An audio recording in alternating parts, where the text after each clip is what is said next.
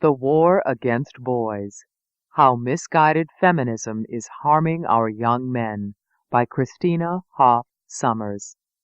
Copyright 2000 by Christina Hoff Sommers.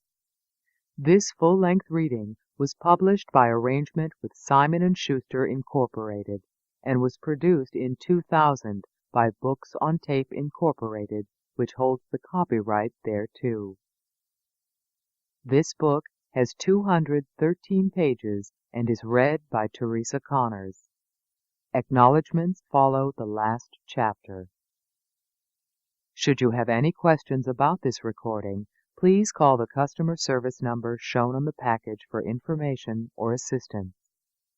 The following material appears on the dust jacket of the book. It's a bad time to be a boy in America. As the century drew to a close, the defining event for American girls was the triumph of the U.S. women's soccer team. For boys, the symbolic event was the mass killing at Columbine High School. It would seem that boys in our society are greatly at risk. Yet the best-known studies and the academic experts say that it's girls who are suffering from a decline in self-esteem. It's girls, they say, who need extra help in school and elsewhere in a society that favors boys. The problem with boys is that they are boys, say the experts. We need to change their nature. We have to make them more like girls. These arguments don't hold up to scrutiny, says Christina Hoff Sommers in this provocative, fascinating book. She analyzes the work of the leading academic experts, Carol Gilligan and William Pollack, and finds it lacking in scientific rigor. There is no girl crisis, says Sommers. Girls are outperforming boys academically, and girls' self-esteem is no different from boys. Boys lag behind girls in reading and writing ability, and they are less likely to go to college. The girl crisis has been seized upon by some feminists and has been suffused with sexual politics. Under the guise of helping girls, many schools have adopted policies that penalize boys, often for simply being masculine. Sommers says that boys do need help, but not the sort they've been getting. They need help catching up with girls academically. They need love, discipline, respect, and moral guidance. They desperately need understanding. They do not need to be rescued from masculinity. Christina Hoff Sommers is the W. H. Brady Fellow at the American Enterprise Institute in Washington, D.C.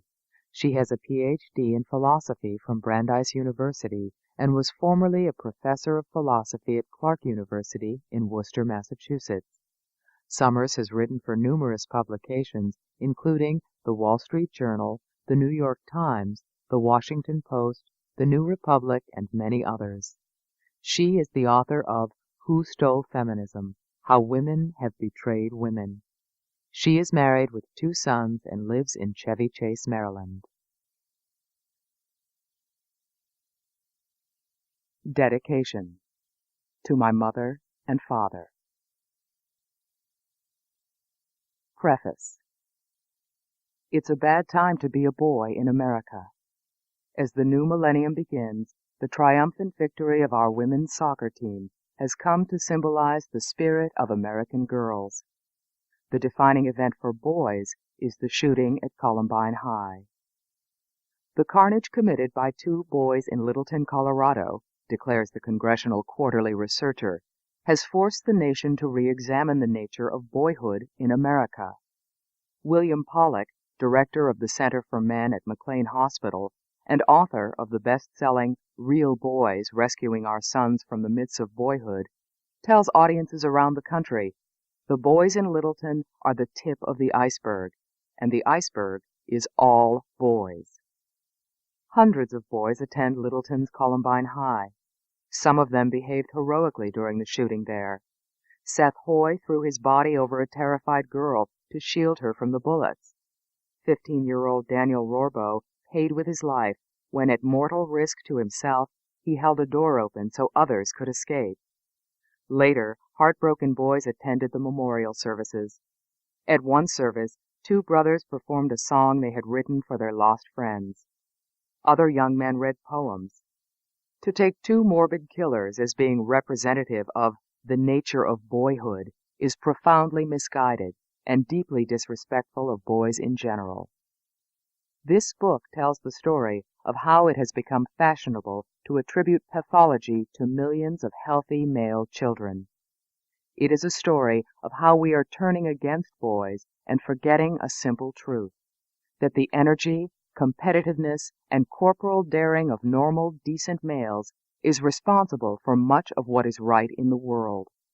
No one denies that boys' aggressive tendencies must be checked and channeled in constructive ways. Boys need discipline, respect, and moral guidance. Boys need love and tolerant understanding. They do not need to be pathologized. That boys are in disrepute is not accidental. That did not happen all at once. For many years, women's groups have been complaining that boys are benefiting from a school system that favors boys and is biased against girls. Schools shortchange girls, declared the American Association of University Women. Teachers pay more attention to boys, their learning styles, needs, and futures, than to girls in all grades and all subjects, complains the Misc Foundation for Women. A stream of girl-partisan books and pamphlets cites research showing that boys are classroom favorites, given to schoolyard violence and sexual harassment.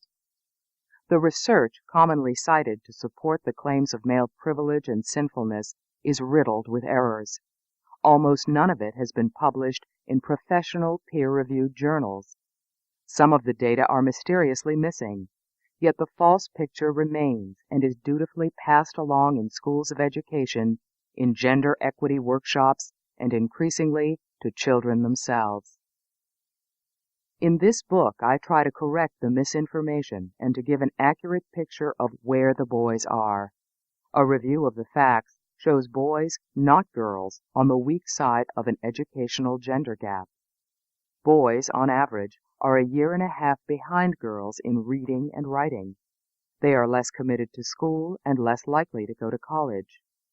In 1997, college full-time enrollments were 45% male and 55% female. The U.S. Department of Education predicts that the ratio of boys' entry into college will continue to worsen. But none of this has affected the official view that our schools are failing at fairness to girls. Diane Ravitch, a fellow at the Brookings Institution and former Assistant Secretary of Education, has aptly remarked, "When will it be fair? When women are 60% or 75% of college enrollments? Perhaps it will be fair when there are no men at all."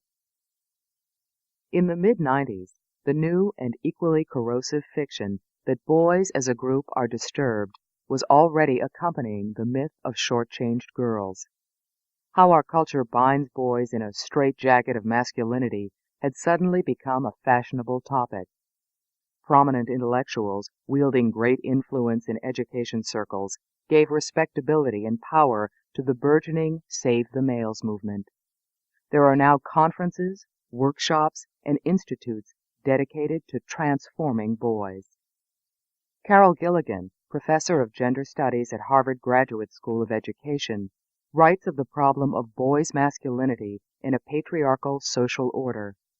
Barney Brower, director of the Boys Project at Tufts University, told Education Week, "We've deconstructed the old version of manhood, but we've not yet constructed a new version." In the spring of 2000, the Boys Project at Tufts offered 5 workshops on reinventing boyhood. The planners promised emotionally exciting sessions. We'll laugh and cry, argue and agree, reclaim and sustain the best parts of the culture of boys and men, while figuring out how to change the terrible parts. Questions abound. What sort of credentials do the critics of masculinity bring to their project of reconstructing the nation's schoolboys? How well do they understand and like boys? Who has authorized their mission? American boys face genuine problems that cannot be addressed by constructing new versions of manhood. They do not need to be rescued from their masculinity. On the other hand, too many of our sons are languishing academically and socially. The widening education gap threatens the futures of millions of American boys. We should be looking not to gender experts and activists for guidance, but to the example of other countries that are focusing on boys' problems and dealing with them constructively. Like American boys, boys in Great Britain and Australia are markedly behind girls academically, notably in reading and writing. They, too, get most of the failing grades and are more likely to be alienated from school. The big difference is that British educators and politicians are 10 years ahead of Americans in confronting and specifically addressing the problem of male underachievement. The British government has introduced a highly successful Back to Basics program into primary schools called the Literacy Hour. Its explicit purpose is to help boys catch up with the girls. The British are also experimenting with all-male classes in co-ed public schools. They are again allowing gender stereotypes in their educational materials. They have found that boys enjoy and will read adventure stories with male heroes. War poetry is back. So is classroom competition. The plight of Britain's schoolboys was an issue in the 1997 election. Estelle Morris, a Labour MP who is now the British Education Minister, said, "If we do not start to address the problem young men and boys are facing, we have no hope." So who in the United States is working to improve boys' achievement? No one. No national organizations alert the public to boys' academic shortcomings. No politically powerful groups lobby Congress to help boys. The climate for American boys is unfriendly.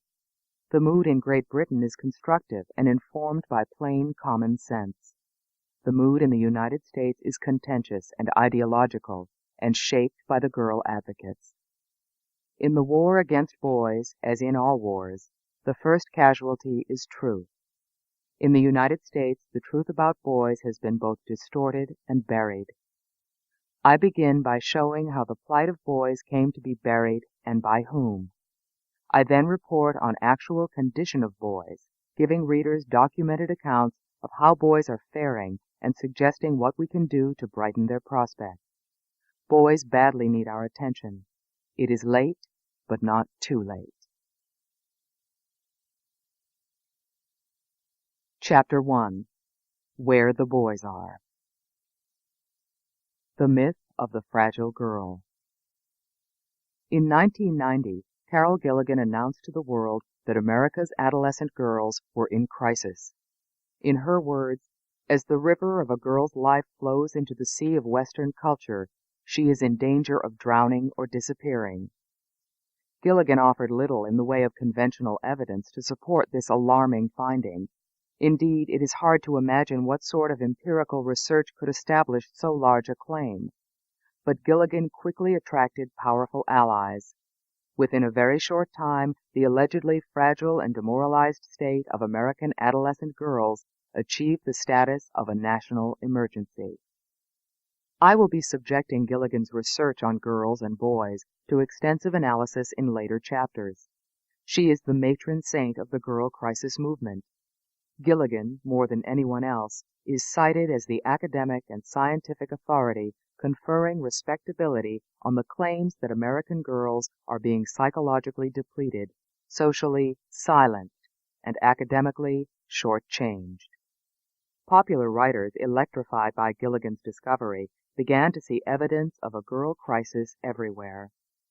Former New York Times columnist Anna Quindlen recounted how Gilligan's research cast an ominous shadow on the celebration of her daughter's second birthday. "My daughter is ready to leap into the world as though life were chicken soup and she a delighted noodle."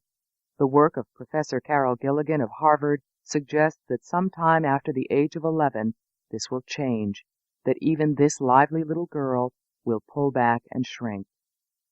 Soon there materialized a spate of popular books with titles such as Failing at Fairness, How America's Schools Cheat Girls, Reviving Ophelia, Saving the Selves of Adolescent Girls, Schoolgirls, Self-Esteem and the Confidence Gap.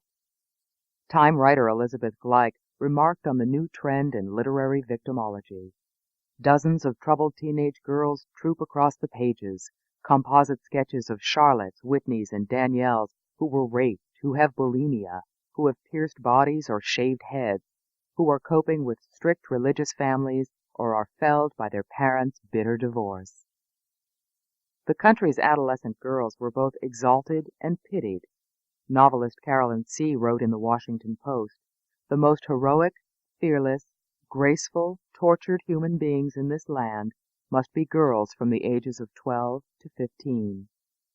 In the same vein, Myra and David Sadker, in Failing at Fairness, predicted the fate of a lively 6-year-old girl on the top of a playground slide.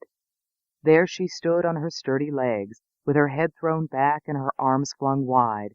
As ruler of the playground, she was at the very zenith of her world. But all would soon change. If the camera had photographed the girl at 12 instead of 6, she would have been looking at the ground instead of the sky. Her sense of self-worth would have been an accelerating downward spiral." The picture of confused and forlorn girls struggling to survive would be drawn again and again, with added details and increasing urgency. In Mary Piper's Reviving Ophelia, by far the most successful of the girl crisis books, girls undergo a fiery demise. Something dramatic happens to girls in early adolescence, just as planes and ships disappear mysteriously into the Bermuda Triangle. So do the selves of girls go down in droves. They crash and burn. The description of America's teenage girls as silenced, tortured, voiceless, and otherwise personally diminished is indeed dismaying, but there is surprisingly little evidence to support it. If the nation's girls are in the kind of crisis that Gilligan and her acolytes are describing, it has escaped the notice of conventional psychiatry. There is, for example, no mention of this epidemic in the Diagnostic and Statistical Manual of Mental Disorders, DSM-4, the official desk reference of the American Psychiatric Association. The malaise that comes closest to matching the symptoms mentioned by the crisis writers is a mood disorder called dysthymia. Dysthymia is characterized by low self-esteem, feelings of inadequacy, depression, difficulty in making decisions, and social withdrawal. According to DSM-4, it occurs equally in both sexes among children, and while it is more common in adult women than men, it is still relatively rare. No more than 3 or 4% of the population suffers from it. Scholars who abide by the conventional protocols of social science research describe adolescent girls in far more optimistic terms. Dr. Ann Peterson, a former professor of adolescent development and pediatrics at the University of Minnesota and now senior vice president for programs at the W.K. Kellogg Foundation, reports the consensus of researchers working in adolescent psychology. It is now known that the majority of adolescents of both genders successfully negotiate this developmental period without any major psychological or emotional disorder, develop a positive sense of personal identity, and manage to forge adaptive peer relationships at the same time they maintain close relationships with their families. Daniel Offer, professor of psychiatry at Northwestern University, concurs with Peterson. He refers to a new generation of studies that find a majority of adolescents, 80%, normal and well-adjusted.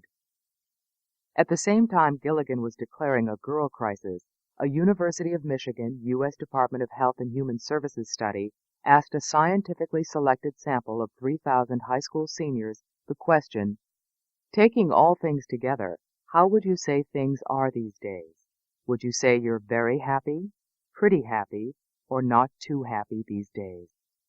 Nearly 86% of girls and 88% of boys responded that they were pretty happy or very happy.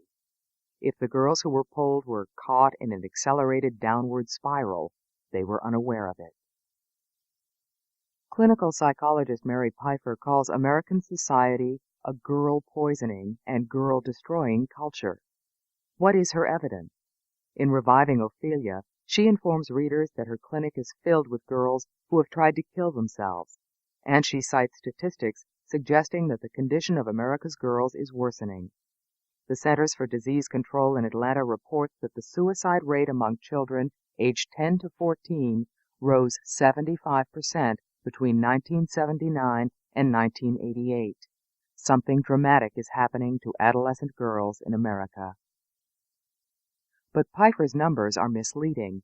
Insofar as anything dramatic is happening to America's children with respect to suicide, it is happening to boys. A look at the sex breakdown of the CDC's suicide statistics reveals that for males aged 10 to 14, the suicide rate increased 71% between 1979 and 1988. For girls, the increase was 27%. Furthermore, the actual number of children aged 10 to 14 who killed themselves is small. A grand total of 48 girls in that age group committed suicide in 1979 and 61 in 1988.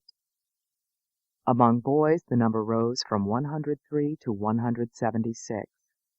All of these deaths are tragic, but in a population of 9 million 10 to 14-year-old girls, an increase in female child suicide by 13 is hardly evidence of a girl-destroying culture.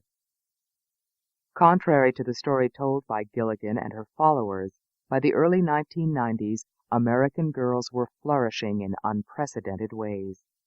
To be sure, some, among them those who found themselves in the offices of clinical psychologists, felt they were drowning in the sea of Western culture. But the vast majority of girls were occupied in more constructive ways, moving ahead of boys academically in the primary and secondary grades, applying to colleges in record numbers, filling the more challenging academic classes, joining sports teams, and generally enjoying more freedoms and opportunities than any young women in human history. An American Tragedy. Gilligan's ideas had special resonance in women's groups already committed to the proposition that our society is unsympathetic to women. Such organizations were naturally receptive to bad news about girls. The interest of the venerable and politically influential American Association of University Women, AAUW in particular, was piqued. Officers at the AAUW were reported to be intrigued and alarmed by Gilligan's findings. Wanting to know more, they commissioned a polling firm to study whether American schoolgirls were being drained of their self-confidence. In 1991, the AAUW announced the disturbing results. Most girls emerged from adolescence with a poor self-image. Anne Bryant, then executive director of the AAUW and an expert in public relations, organized a media campaign to spread the word that an unacknowledged American tragedy had been uncovered.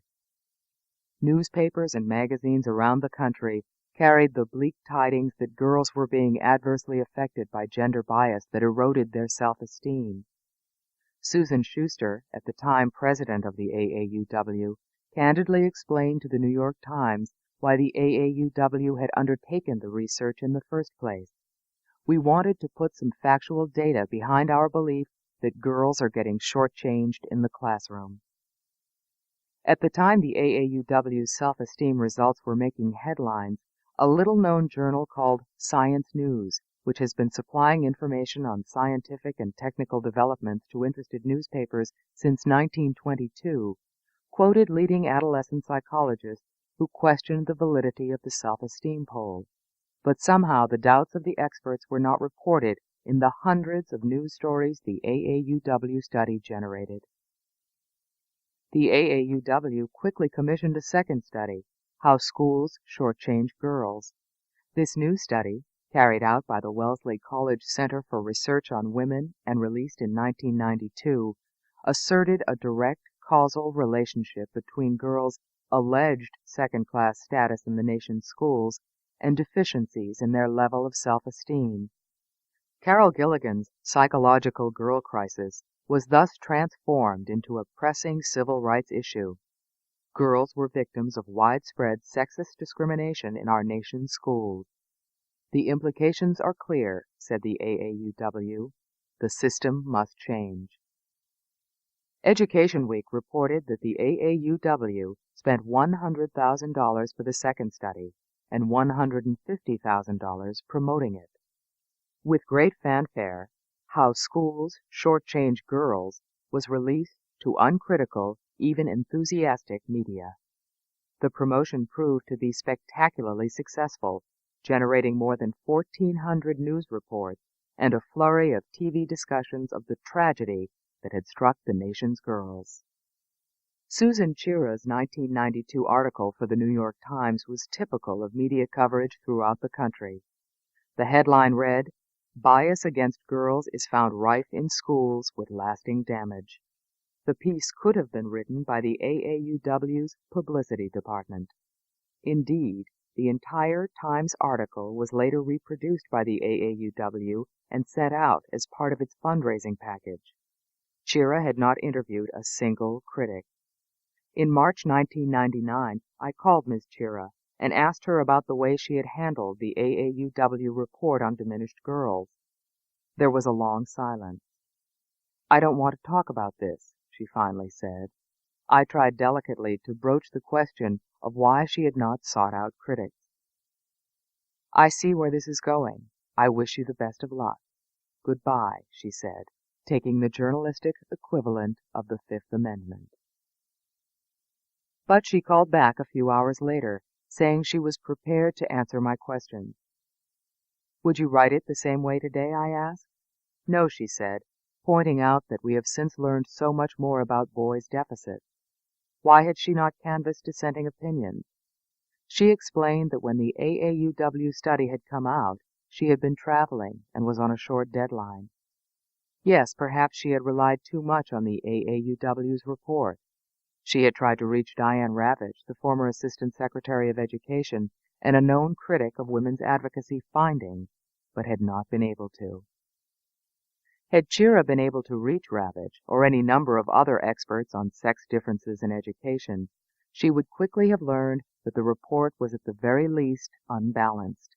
It highlighted studies in support of the short-changed girl thesis and downplayed studies that contradicted it. 6 years after the release of How Schools Shortchange Girls, the New York Times ran a story that, for the first time, questioned the validity of the report. By then, of course, most of the damage to the truth about boys and girls was irreparable.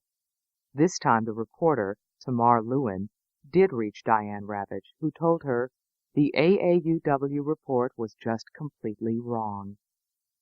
What was so bizarre is that it came out right at the time that girls had just overtaken boys in almost every area.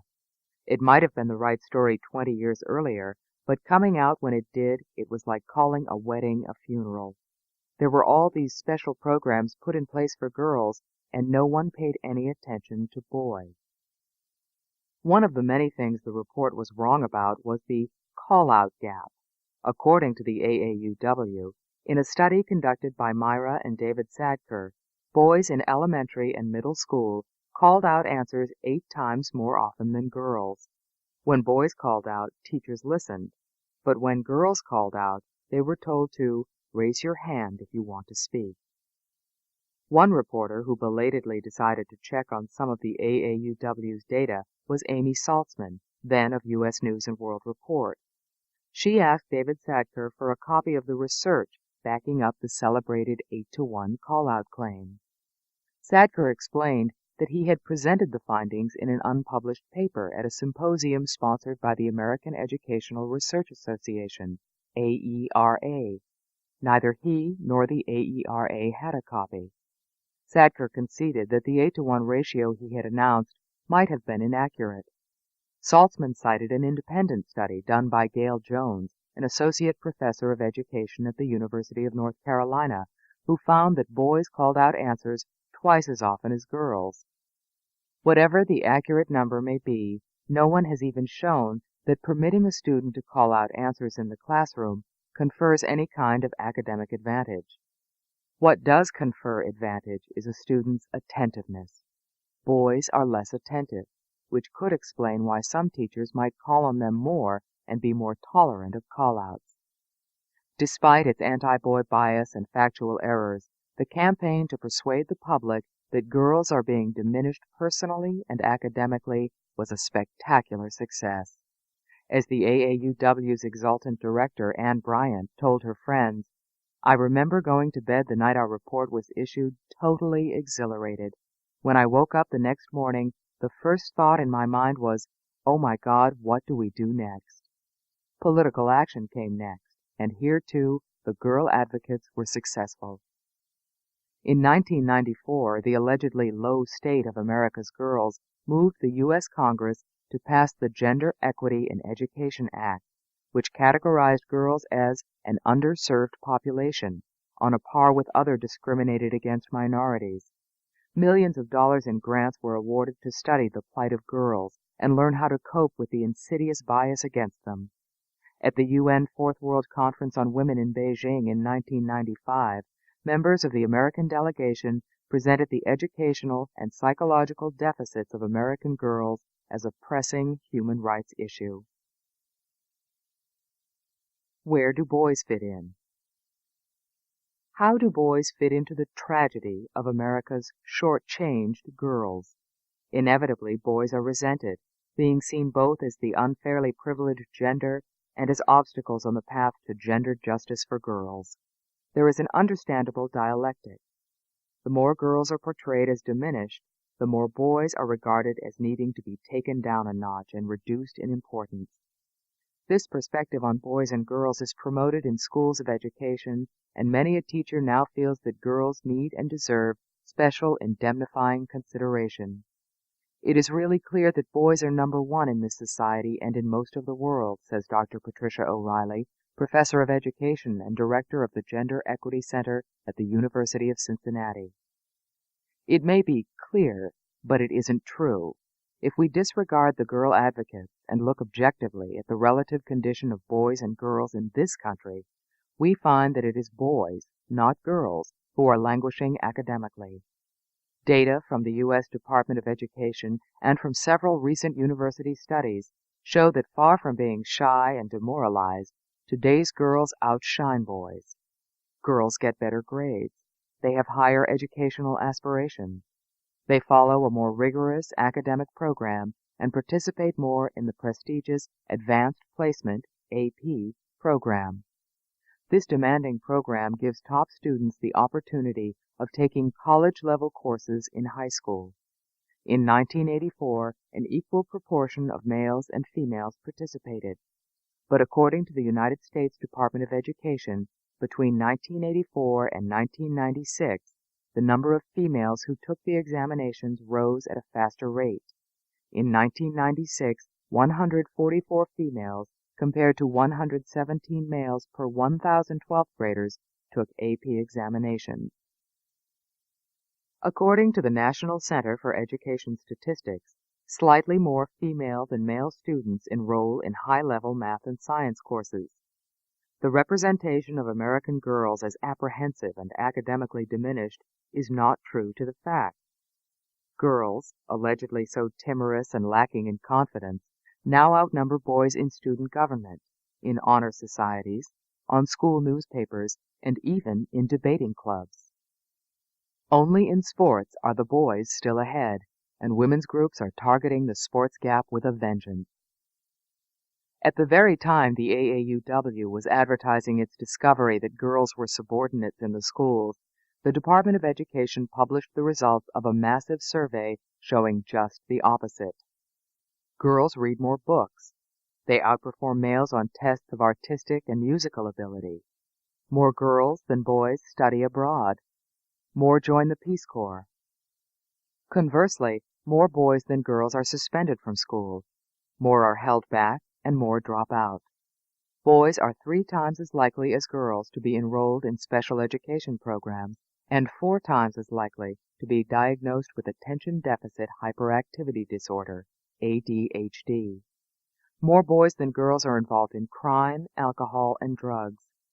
Girls attempt suicide more than boys, but it is boys who actually kill themselves more often. In a typical year, 1997, there were 4,493 suicides of young people between the ages of 5 and 24, 701 females, 3,792 males. Boys are trailing. Quietly, some educators will tell you that it is boys, not girls, who are on the fragile side of the gender gap. In 1997, I met the president of the Board of Education of Atlanta, Georgia. Who is faring better in Atlanta's schools, boys or girls? I asked. Girls, he replied without hesitating. In what areas? I asked. Just about any area you can mention. A high school principal from Pennsylvania tells of the condition of boys in his school. Students who dominate the dropout list, the suspension list, the failure list, and other negative indices of non-achievement in school are males at a wide ratio. 3 years ago, Scarsdale High School in New York State held a gender equity workshop for its faculty. It was the standard girls are being shortchanged fare, with one notable difference. A male student gave a presentation in which he pointed to evidence suggesting that girls at Scarsdale High were well ahead of boys. David Green, a social studies teacher, thought the student must be mistaken, but when he and some colleagues analyzed department grading patterns, they saw that the student was right. They found that in advanced placement social studies classes, there was little or no difference in grades between boys and girls. But in standard classes, the girls were doing a lot better. Green also learned from the school's athletic director that its girls' sports teams were far more successful in competition with other schools than the boys' teams were. Of the 12 athletes from Scarsdale High named as All-American in the past 10 years, for example, 3 had been boys, 9 girls. Green came away with a picture flatly at odds with the administrator's preconception, one of ambitious girls and relatively disaffected boys who were willing to settle for mediocrity. Like schools everywhere, Scarsdale High has been strongly influenced by the girl crisis climate. The belief that girls are systematically deprived prevails on the school's Gender Equity Committee. It is the rationale for the schools offering a special senior elective class on gender equity. Green has tried gingerly to broach the subject of male underperformance with his colleagues. Many of them concede that in the classes they teach, the girls seem to be doing better than the boys, but they do not see this as part of a larger pattern. After so many years of hearing about the silenced, diminished girls, the suggestion that boys are not doing as well as girls is not taken seriously, even by teachers who see it with their own eyes in their own classrooms. School engagement. A 1999 Congressional Quarterly Researcher article about male and female academic achievement takes note of a common parental experience. Daughters want to please their teachers by spending extra time on projects, doing extra credit, making homework as neat as possible. Sons rush through their homework assignments and run outside to play, unconcerned about how the teacher will regard the sloppy work. In the technical language of education experts, girls are academically more engaged. School engagement is a critical measure of student success. The U.S. Department of Education gauges student commitment by the following criteria. How much time do students devote to homework each night? Do students come to class prepared and ready to learn? Do they bring books and pencils? Have they completed their homework? That boys are less committed to school than girls was already well documented by the Department of Education in the 80s and 90s. Higher percentages of boys than of girls reported they usually or often come to school without supplies or without having done their homework. Surveys of 4th, 8th, and 12th grades show girls consistently reporting that they do more homework than boys. By 12th grade, males are 4 times as likely as females not to do homework. Here we have a genuinely worrisome gender gap, with boys well behind girls. It is this gap that should concern educators, parents, school boards, and legislators. Engagement with school is perhaps the single most important predictor of academic success. But boys' weaker commitment is not addressed at the equity seminars and workshops around the country. Instead, the fashionable but spurious self-esteem gap continues to be the prevailing concern. The gap that the AAUW, in its zeal to know more about Carol Gilligan's findings, claims to have exposed. There are some well-tested ways of re-engaging boys, improving their study habits, and interesting them in learning and achievement. I'll discuss what works with boys in later chapters. But until boys' problems are acknowledged, they cannot be addressed. And until they are addressed, another educational disparity is likely to persist. Far more girls than boys go on to college. The college gap. The U.S. Department of Education reports that in 1996 there were 8.4 million women, but only 6.7 million men enrolled in college. It also shows women holding on to and improving this advantage well into the next decade. According to one department prediction, by 2007 there will be 9.2 million women in college and 6.9 million men. Girl partisans offer ingenious, self-serving arguments for why the higher enrollment of women in college should not count as an advantage for women. According to feminist essayist Barbara Ehrenreich, one of the reasons why fewer men are going to college may be because they suspect that they can make a living just as well without a college education. In other words, they still have such an advantage over women in the non-professional workforce that they don't require an education. Ehrenreich is suggesting that a 17 or 18-year-old boy about to graduate from high school with no plans for college may still be better off than the college-bound girl sitting next to him. There may be a handful of enterprising high school students for whom this is true, but for the vast majority of boys, a college education allows entrance into the middle class, to say nothing of the personal benefits of a liberal arts education. In recent years, the economic value of a college education has increased dramatically. An economist at the American Enterprise Institute, Marvin Costers, has quantified the trend. The average wage of a mature, adult, college graduate was about 25% higher in 1978 than the wage of a high school graduate. By 1995, the difference had more than doubled, to an average wage of more than 50% higher for the college-educated worker. Someone should have noticed that the boys were lagging behind. The college gap was a genuine and dangerous trend. But at just the time the girls were surpassing the boys in this critical way, the gender activists in the Department of Education, the AAUW, the Wellesley Center, and the Misc Foundation chose to announce the short-changed girl crisis. For the next several years, the gender gap in college enrollment continued to widen, but the attention of the American public and government was focused on the nation's underserved girls. Why do boys test better?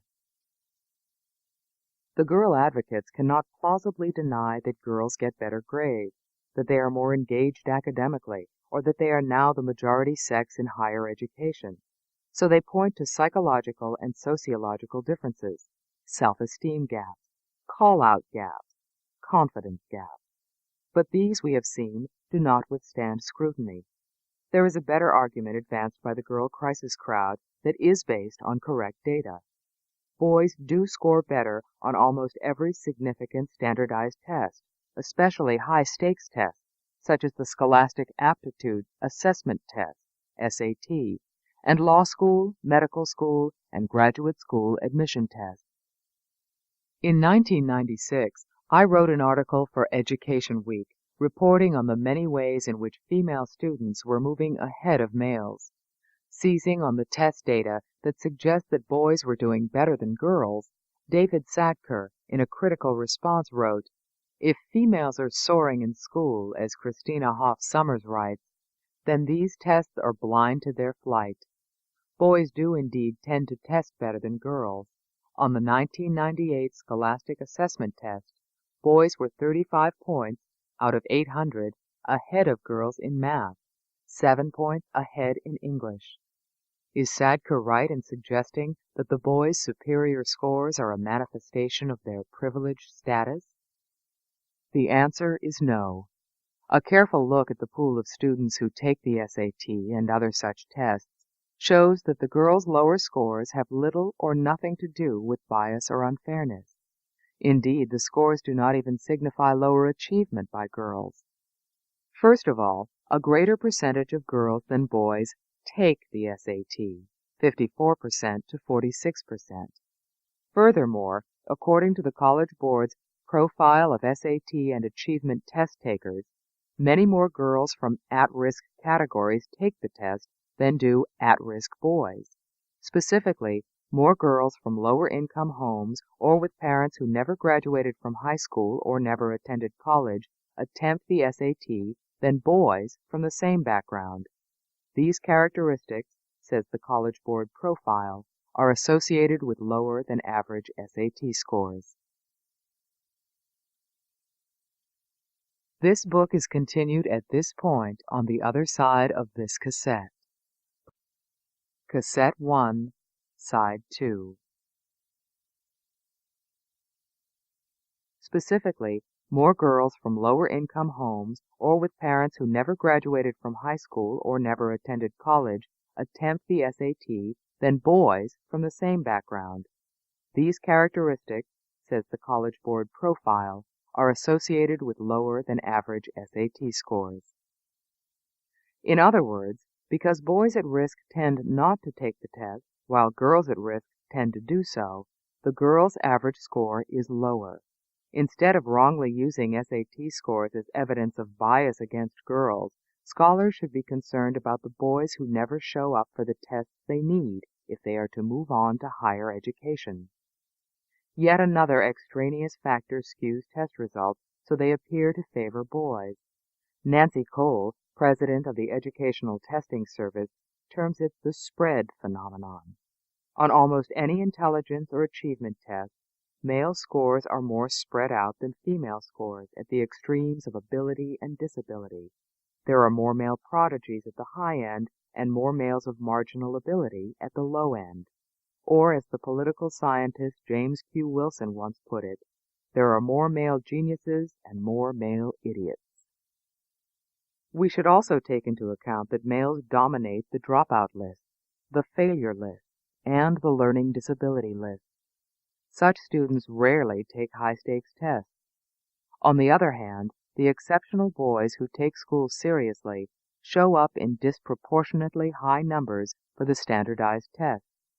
Gender equity activists such as Sadker ought to apply their logic consistently.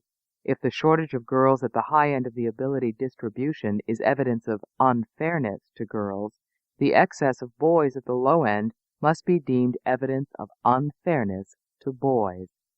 Suppose we were to turn our attention away from the highly motivated, self-selected 2/5 of high school students who take the SAT, and instead consider a truly representative sample of American schoolchildren. How would girls and boys then compare?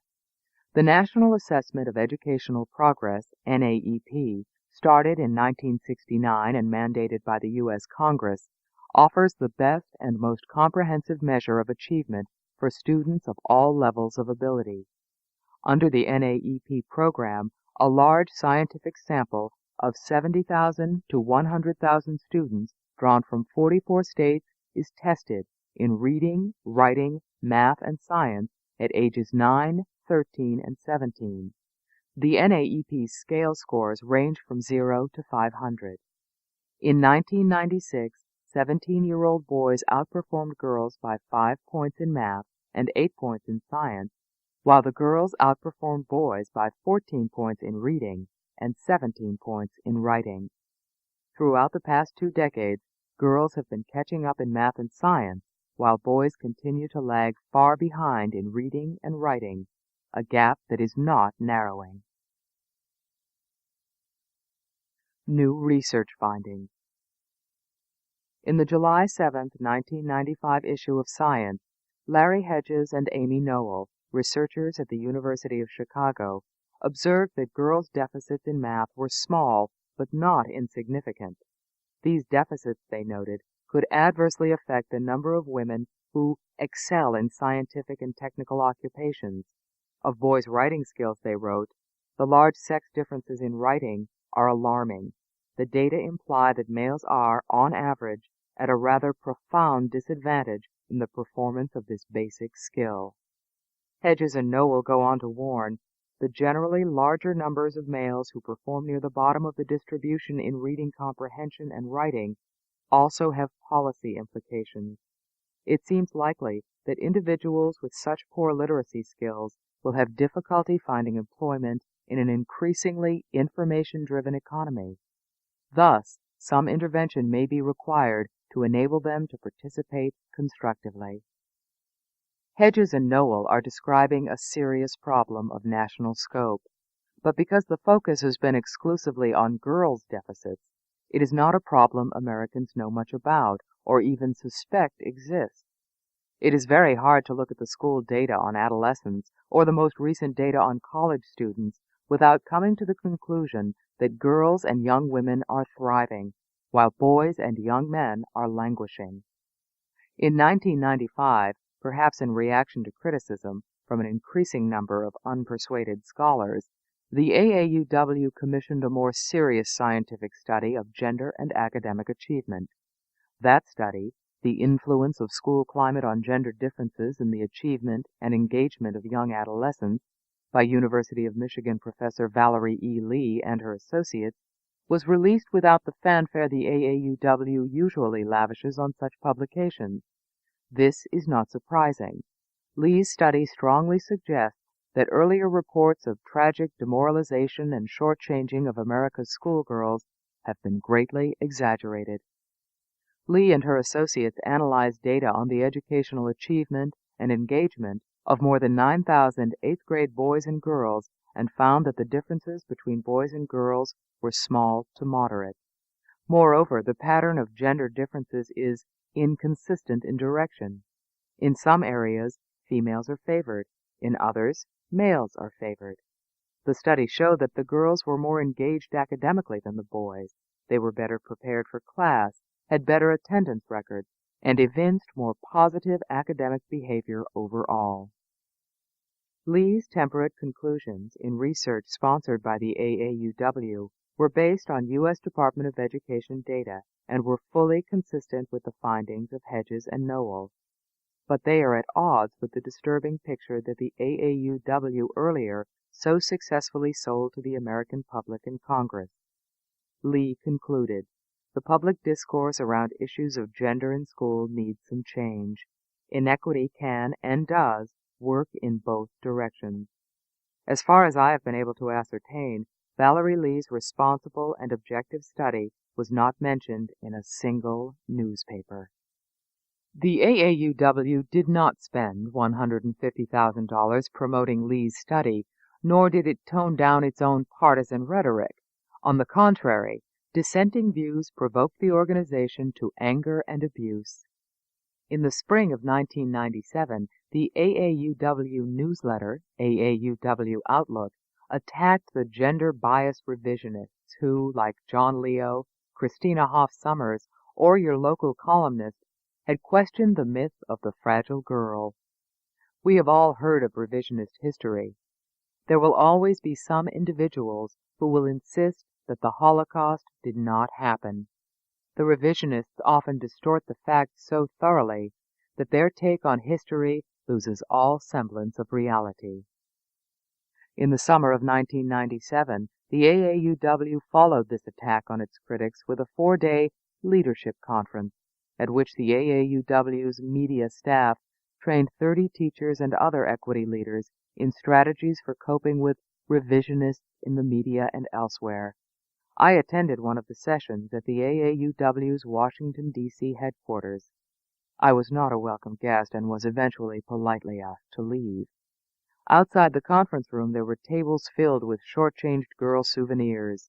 The teachers could buy equity teddy bears, coffee mugs, and T-shirts bearing the slogan, "When we shortchange girls, we shortchange America."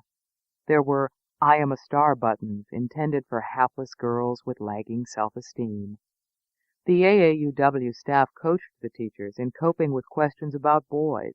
In a special training workshop entitled, "Why Focus on Girls?" teachers rehearsed their answers to queries about boys, and AAUW personnel critiqued their performance. One AAUW equity trainer advised the teachers to use key AAUW words and phrases as often as possible in their answers, especially the AAUW all-time favorite, shortchanged girls. Trainers advised the teachers to practice using confident language such as "research shows that." Although the AAUW headquarters where this conference took place was the epicenter of the girl crisis movement, some of the teacher fellows had the temerity to speak up for boys.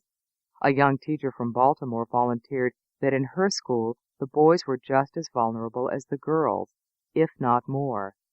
And, in a discussion of how to defend the girls-only character of Take Our Daughters to Work Day, 4 teachers protested that boys should be included. In both instances, the AAUW equity experts gently guided the discussion back to girls. More dissonant notes. The girl partisans love to gather in groups to tell stories about how girls are being victimized. In November 1997, the Public Education Network, PEN, a council of organizations that support the public schools, sponsored a conference entitled Gender, Race, and Student Achievement. The conference's honored celebrities were Carol Gilligan and Cornel West, a professor of Afro-American Studies and Philosophy of Religion at Harvard University. Gilligan talked about how girls and women lose their voice, how they go underground in adolescence, and how women teachers are absent, having been silenced within the patriarchal structure that governs our schools. Cornel West spoke of having had to overcome his own feelings of male supremacy. Even at this most politically correct of gatherings, the serious deficits of boys kept surfacing.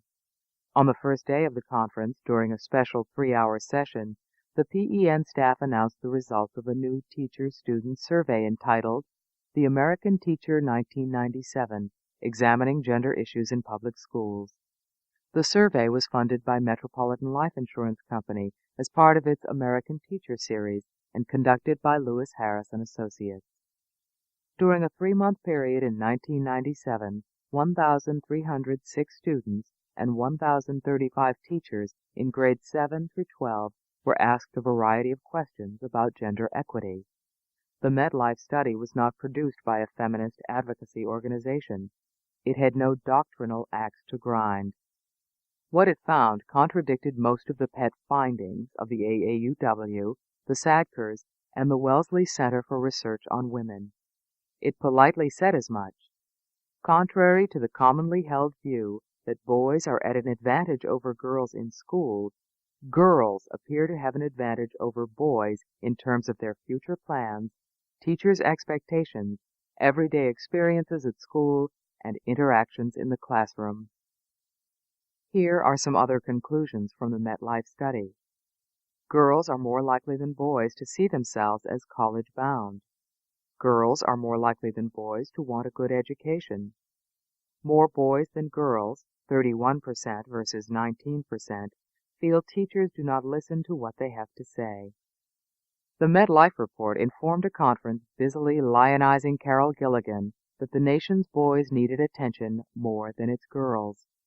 The participants were hearing, many for the first time, that the conventional talk about studies that show girls losing self-confidence and as a result performing less well in school was simply untrue.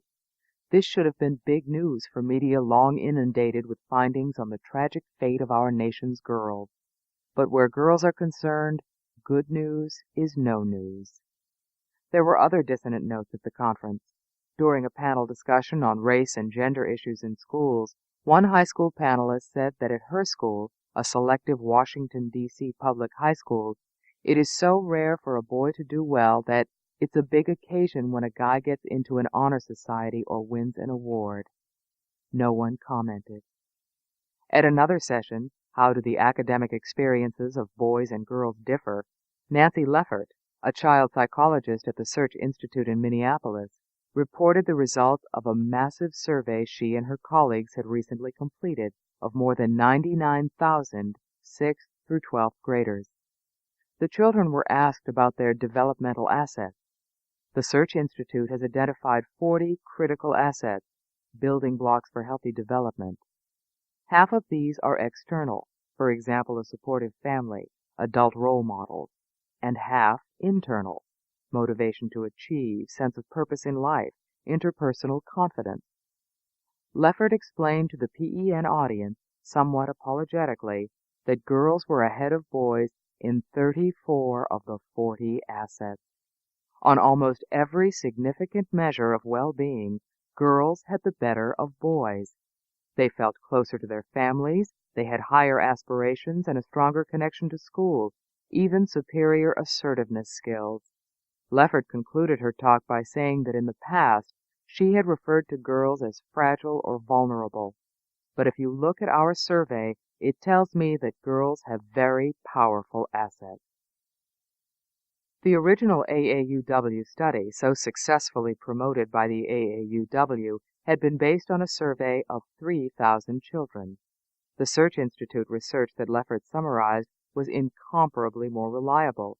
It was based on a survey of nearly 100,000 students. This massive study definitively showed that the shortchanged girls premise, on which the TEN conference was based, was false. Yet no one called this to the attention of the conferees. The allegedly tragic fate of girls in our sexist society remained the dominant motif. Leslie Wolf, president of the Center for Women Policy Studies in Washington, D.C., duly denounced the hidden curriculum of sexism in the schools. "We must teach boys that male supremacy is unacceptable," said Wolf.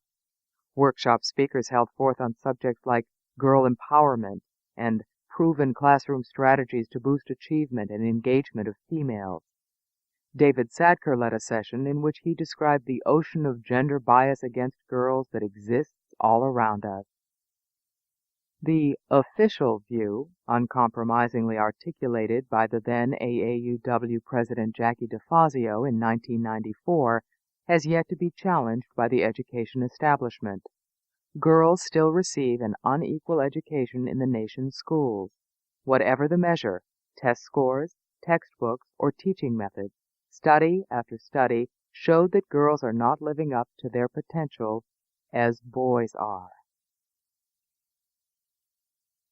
British concern, American neglect. Britain has no Carol Gilligan, no Mary Pfeiffer, no AAUW. It is therefore unsurprising that in Britain the plain truth about male underperformance has been reaching an informed and concerned public. For almost a decade, British newspapers and journals have been reporting on the distressing scholastic deficits of British schoolboys. The Times of London warned the prospect of an underclass of permanently unemployed, unskilled men. "What's wrong with boys?" asked the Glasgow Herald. The Economist referred to boys as tomorrow's second sex. In Britain, the public, the government, and the education establishment are well aware of the increasing numbers of underachieving young males, and they are looking for ways to help them. They have a name for them, the Sink Group, and they call what ails them laddism. The difference between Britain and the United States is perhaps most striking in government policy. At a time when the British government is confronting and constructively dealing with boys' underachievement as a serious national problem, American government agencies are behaving like resource-rich chapters of the AAUW, dutifully pursuing policies of girl advocacy, including initiatives to raise girls' self-esteem and help them find their voices. The U.S. Department of Education disseminates more than 300 pamphlets, books, and working papers on gender equity, none of these aimed at helping boys achieve parity with girls in the nation's schools. As the plight of boys grows, with no relief in sight, programs for girls multiply. One recent initiative is Girl Power. In 1997, U.S. Health and Human Services Secretary Donna Shalala launched Girl Power to raise public awareness about the needs of America's demoralized girls. The National Science Foundation spends millions each year to offer remedial programs to help girls with their science and math skills. The idea of special reading and writing classes for boys rarely surfaces. In schools, boys are the gender at risk, but no one is asking for money to cope with their academic shortfalls. In this climate so inhospitable to boys, American educators who wish to help boys face formidable obstacles. Prince George's County, Maryland, just outside Washington, D.C., includes several poor, mostly black public schools. According to one school board member, many of the boys are at the bottom in every respect, in every academic indicator, every social development indicator. To help such boys, the county organized a Black Male Achievement Initiative. Beginning in the early 90s, approximately 40 young men met 2 weekends a month with a group of professional men for tutoring and mentoring. The program was popular and effective. But in 1996, it was radically restructured by order of the U.S. Department of Education Office of Civil Rights, which found that it discriminated against girls. The woman who chaired the Prince George's County School Board was pleased. The point here is that we were shortchanging female students, and we're not going to do that anymore. In the United States, a proposal to do something special for boys usually gets plowed under before it has a chance to take root. In 1996, New York City Public Schools established the Young Women's Leadership School, an all-girls public school in East Harlem. The school is a great success, and many, including the New York Times, urged then-school's chancellor Rudy Crew to establish a similar island of excellence for boys. Crew rejected the idea of a comparable all-boys school. He regarded the girls' school as reparatory for past educational practices that neglected girls. That made it permissible. As he told the Times, this is a case where the existence of the all-girls school makes an important statement about the viable education of girls. I want to continue to make that statement. Presumably, the statement would lose its force and point if an all-boys school were allowed to exist alongside. What do such statements say to the boys in East Harlem? For the record, African American women vastly outnumber African American men in higher education. According to the Journal of Blacks in Higher Education, Black women in the United States account for nearly all of the gains in black enrollment in higher education over the past 15 years. In 1994, for example, African American women earned 63% of bachelor's degrees and 66% of master's degrees awarded to African Americans. At historically black colleges, women comprise 60% of enrollments and make up 80% of the honor roll. The disparities are worsening. One wonders what happened to black males between the early 80s and the late 90s. It would be an apt question for another PEN conference to explore. It would have been an apt question for Chancellor Crew to consider. But in gender equity circles, that question is of little interest, if not altogether taboo. The truth about boys. Despite the anti-boy climate generated by the girl partisans, concern over boys was growing, and in the late 1990s, the myth of the fragile girl was showing some signs of unraveling. Articles about boys' educational deficits began to appear in American newspapers with headlines much like those in the British press. U.S. colleges begin to ask, where have the men gone? How boys lost out to girl power. Survey shows girls setting the pace in school, and girls overtake boys in school performance. Studies showing the existence of a serious educational gender gap adverse to boys began to surface. This time, the media took notice. The Horatio Alger Association, a 50-year-old organization devoted to promoting and affirming individual initiative and the American dream, released its annual back-to-school survey in 1998. It contrasted two groups of students, the highly successful, approximately 18% of American students, and the disillusioned, approximately 15% of students. The students in the successful group work hard, choose challenging classes, make schoolwork a top priority, get good grades, participate in extracurricular activities, and feel that their teachers and administrators care about them and listen to them. According to the report, the successful group is 63% female and 37% male. At the other extreme, the disillusioned students are pessimistic about their own futures, get low grades, have minimal contact with their teachers, and believe that there is no one they can turn to for help. The disillusioned group could accurately be characterized as demoralized. According to the report, nearly 7 out of 10 are male. In the spring of 1998, Judith Kleinfeld, a psychologist at the University of Alaska, published a thorough critique of the schoolgirl research entitled "The Myth That Schools Shortchange Girls: Social Science in the Service of Deception." Kleinfeld exposed a number of errors and concluded that the AAUW Wellesley Center research on girls was politics dressed up as science. Kleinfeld's report prompted several newspapers, including the New York Times and Education Week, to take a second look at the earlier claims that girls were in a tragic state. The AAUW did not adequately respond to any of Kleinfeld's substantive objections. Instead, its president, Maggie Ford, complained in the New York Times Letters column that Kleinfeld was reducing the problem of our children to this petty, who is worse off, boys or girls, which gets us nowhere. From the leader of an organization that spent nearly a decade promoting the proposition that America's girls are being shortchanged, this comment is rather remarkable. The association's executive director, Janice Weinman, added a more candid explanation for the persistent neglect of boys' problems. "We're the American Association of University Women," she said, "and our mission is to look at education for girls and women." That would be fair enough had the girl partisans not relentlessly promoted the idea that boys were unfairly advantaged while girls were neglected.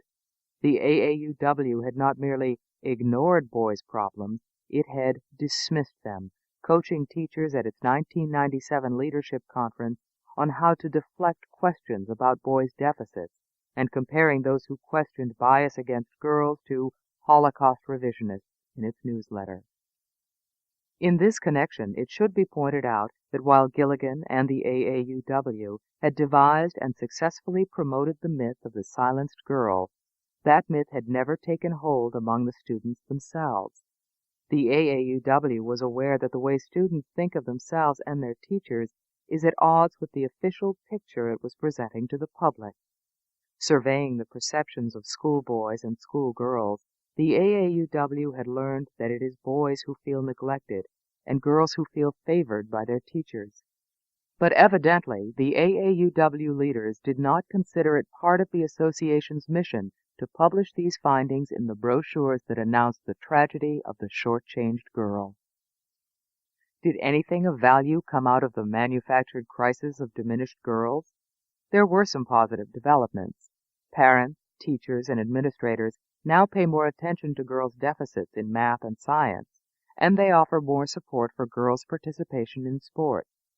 But these benefits could and should have been achieved without promulgating the myth of the incredible shrinking girl or presenting boys as the unfairly favored sex.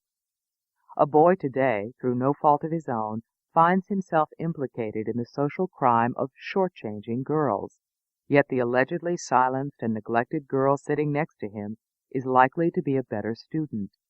She is not only more articulate, she is probably a more mature, engaged, and well-balanced human being. He may be uneasily aware that girls are more likely to go on to college. He may believe that teachers prefer to be around girls and pay more attention to them.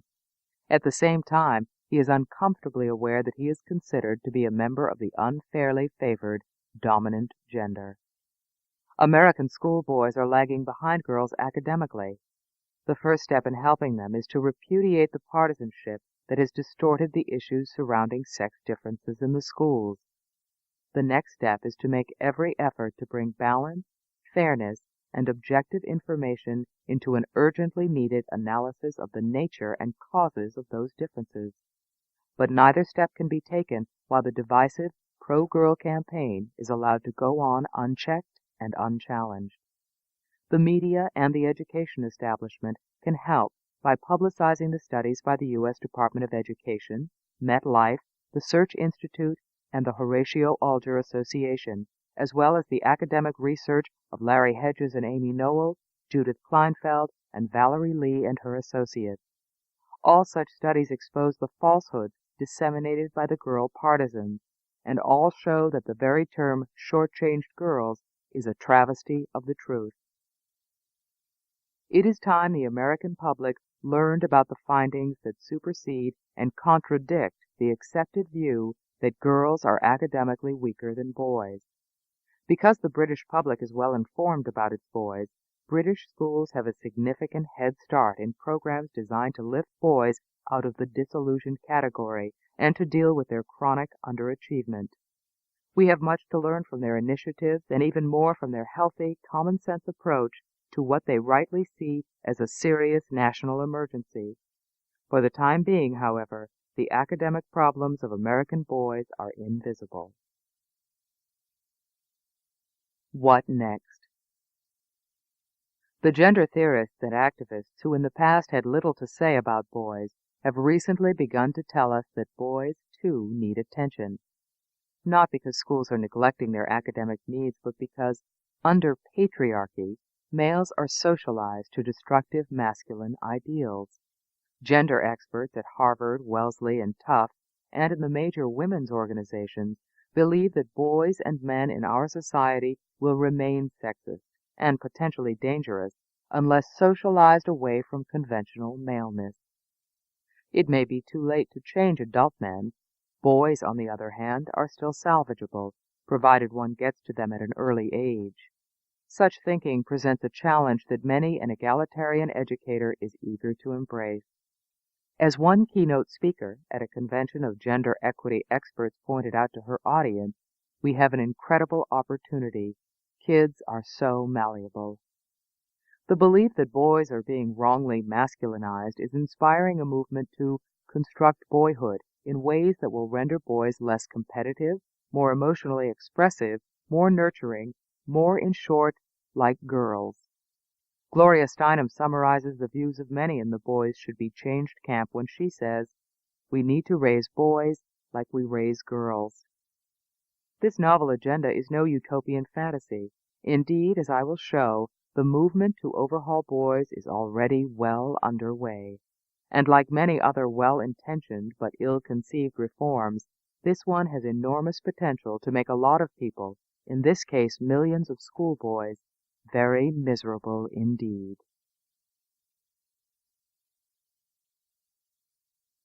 Chapter 2. Re-educating the Nation's Boys. This general evil they maintain, all men are bad, and in their badness reign. Shakespeare, Sonnet 121. Take Our Daughters to Work Day, the school holiday for girls introduced by the Misc Foundation for Women, is now in its 9th year. For the first few years, it was a girls-only event. But as the holiday grew more successful, protests multiplied. Increasingly, parents and teachers asked, why not include boys? Indeed, in recent years, many participating companies have changed the name to Take Our Children to Work Day. For their part, the Ms. organizers remain adamantly opposed to including boys. They have been constantly trying to find ways to preserve the feminist purity of the day. In 1996, Marie Wilson, president of the Ms. Foundation, began working with some feminist men's groups to design a separate holiday for boys. If boys had their own day, the pressure would be off.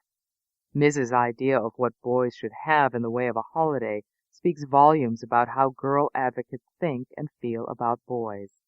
The first Son's Day was planned for Sunday, October 20th, 1996.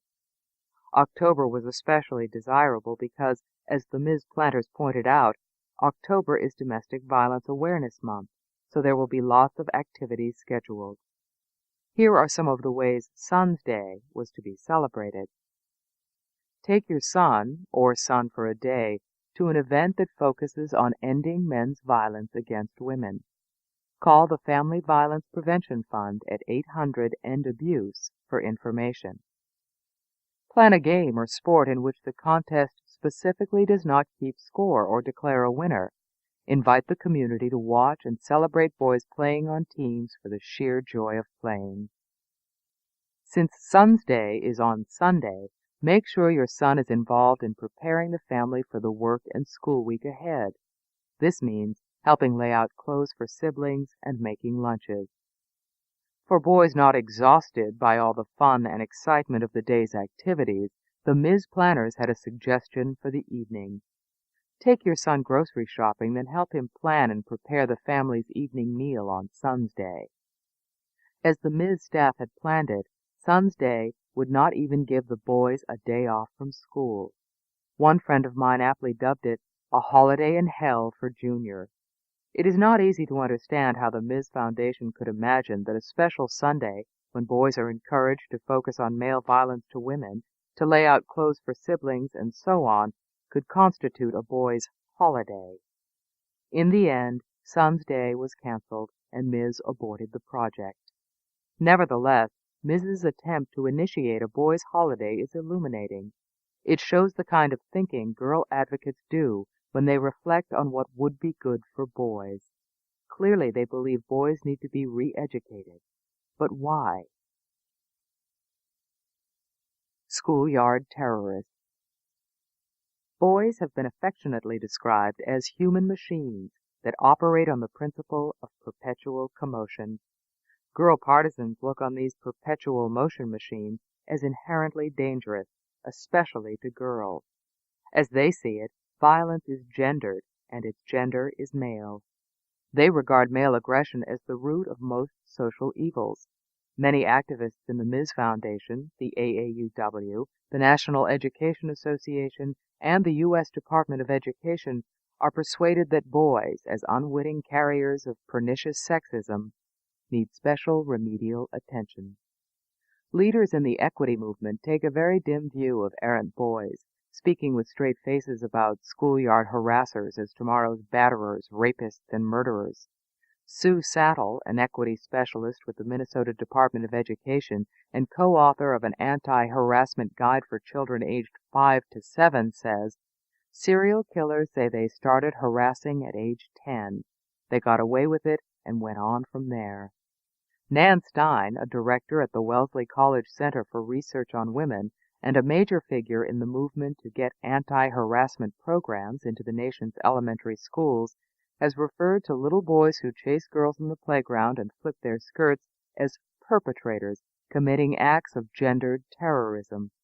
What motivates the girl partisans to sow their bitter seeds? The views of a prominent equity specialist shed some light on this question. The heart and mind of a gender fairness leader. Katherine Hansen is director of the Women's Educational Equity Act, WEEA, Publishing Center. The WEEA Center serves as a national clearinghouse for and publisher of gender fair materials. It is also the primary vehicle by which the U.S. Department of Education promotes gender equity. As director, Hansen works with schools and community organizations to infuse equity into all education policies, practices, and materials. In February 1998, an exultant Hansen announced that the WEEA Center had just been awarded a new 5-year contract with the Department of Education that offered exciting new opportunities to become a more comprehensive national resource center for gender equity. She also told WEEA subscribers that her center had been commissioned by the Department of Education to write a report for Congress on the status of women and girls in schools. Hansen wrote, "The approach of the 21st century is a good time to examine our past and present. As part of our WEEA contract, we are developing a national report on the status of education for women and girls for the U.S. Department of Education. This is an exciting opportunity for the education field, the department, Congress, and the nation to explore the successes, challenges, and complexity of gender-equitable education." Who is Katherine Hansen, and what are her credentials for educating Congress and the nation on gender equity? Judging from Hansen's writing, she seems to share the view of Nan Stein, Sue Sattle, and the Ms. Foundation's would-be creators of Son's Day, that early intervention in the male socialization process is critical if we are to stem the tide of male violence. Underscoring the need for radical changes in how we raise young males, Hansen offers some horrifying statistics concerning violence in the United States. Every year, nearly 4 million women are beaten to death. Violence is the leading cause of death among women. The leading cause of injury among women is being beaten by a man at home. There was a 59% increase in rapes between 1990 and 1991. This culture of violence, says Hansen, stems from cultural norms that socialize males to be aggressive, powerful, unemotional, and controlling. She urges us to honestly and lovingly re-examine what it means to be a male or a female in our society. And just as honestly and lovingly, we must help our young people develop new and more helpful models. One old and unhelpful model of maleness that needs to be re-examined is found in Little League Baseball. Writes Hansen, one of the most overlooked arenas of violence training within schools may be the environment that surrounds athletics and sports, beginning with Little League games where parents and friends sit on the sidelines and encourage aggressive, violent behavior. History is one long lesson in the dangers of combining moral fervor with misinformation. So the first question we should ask is, does Hansen have her facts right? Her organization, under the auspices of the U.S. Department of Education, sends out more than 350 publications on gender equity and distributes materials to more than 200 education conferences each year. I have written a book about feminist misinformation. Katherine Hansen's facts are the most outrageously distorted I have yet come across. If Hansen were right, the United States would be the site of an atrocity unparalleled in the 20th century. 4 million women beaten to death by men every year. In fact, the total number of annual female deaths in the entire country from all causes combined is approximately 1 million. Only a minuscule fraction of these deaths is caused by violence, and an even tinier fraction is caused by battery. According to the FBI, the total number of women who died by murder in 1996 was 3,631. But according to Director Hansen, 11,000 American women are beaten to death every day. I spoke to Hansen in June 1999 to ask about her sources. Where did she get the statistic about 4 million American women being fatally beaten each year? Or the information that violence is the leading cause of death for women? She explained that those were pulled from the research. What research? I asked. They are from the Justice Department. I inquired about her academic background. She told me she had been trained as a journalist and had done many things in the past, including studies in theology. She has been with the WEEA program since 1984. Hansen, Stein, and other gender-fair activists regularly whip themselves into an anti-male frenzy with their false statistics. They use these lurid facts to devise and justify programs and curricula spreading the gospel of gender equity. The leading cause of injury among women is being beaten by a man at home. Violence is the leading cause of death for women. Shockers like these are used by some advocates to make the case for radically re-socializing boys. For the record, the leading cause of death among women is heart disease, approximately 370,000 deaths per year, followed by cancer, approximately 250,000. Female deaths from homicide, approximately 3,600, are far down the list after suicide, approximately 6,000. Male violence is also far down the list of causes of injury to women. 2 studies of emergency room admissions, one by the U.S. Bureau of Justice Statistics and one by the Centers for Disease Control and Prevention, suggest that approximately 1% of women's injuries are caused by male partners. Hansen's other factoids are no more reliable. Between 1990 and 1991, rapes increased by 4%, not 59%, and the number has gone down steadily since. Hansen, who clearly believes her own propaganda, is convinced that our educational system is a primary carrier of the dominant culture's assumptions, and that dominant culture, Western, patriarchal, sexist, and violent, is sick. Since the best cure is prevention, re-educating boys is a moral imperative. She gratefully quotes the words of male feminist Haki Madhubuti.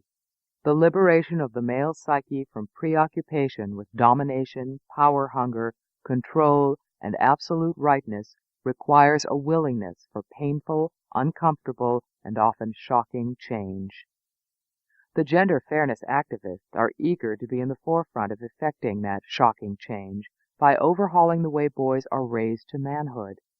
To that end, Hansen and her taxpayer-funded organization are working to make classrooms a place for radically changing boys. Should we be permitting Hansen and her fellow equity professionals to subject boys to their liberating ministrations without being reasonably sure that their program has at least a minimal grounding in fact and common sense? By all indications, the would-be reformers of boys lack both. This book is continued on Cassette 2, Side 1. Cassette 2, Side 1.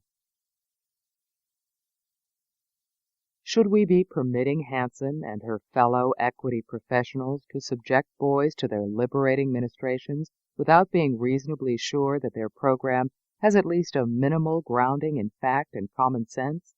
By all indications, the would-be reformers of boys lack both. A small percentage of boys are destined to become batterers and rapists. Boys with severe conduct disorders are at high risk of becoming criminal predators. Such boys do need strong intervention. The earlier, the better. But this small number of boys cannot justify a gender-bias industry that looks upon millions of normal male children as pathologically dangerous. What is at stake? How much does it matter that equity experts in the Department of Education, the WEEA, and the Wellesley Center disseminate so much false information about males in our patriarchal culture? Does it matter that they assume that men must be violent, that some think of little boys as proto-batterers in need of intervention programs and a new kind of socialization that avoids masculine stereotypes? None of these things would be of much moment if the zealous women promoting these views were not a major force in American education. Schools have to listen to Hansen, Stein, Sattel, and their colleagues to avoid running afoul of complicated federal laws concerning sex equity. Title IX of the Education Amendments of 1972 prohibits sex discrimination in any educational institution that receives public funds. The WEEA Center's mission is to provide assistance to enable educational agencies to meet the requirement of Title IX. Eager to avoid charges of discrimination that trigger the punitive provisions of Title IX, many schools and school districts have hired trained equity coordinators. Since 1980, the Women's Educational Equity Program, which funds the Equity Center, has received approximately $75 million in federal funds. This and several other federal equity programs have created a cottage industry of gender-bias specialists. Researchers at the Wellesley Center received WEEA grants, as did Myra and David Sadker, and staff at the National Organization for Women Legal Defense and Education Fund.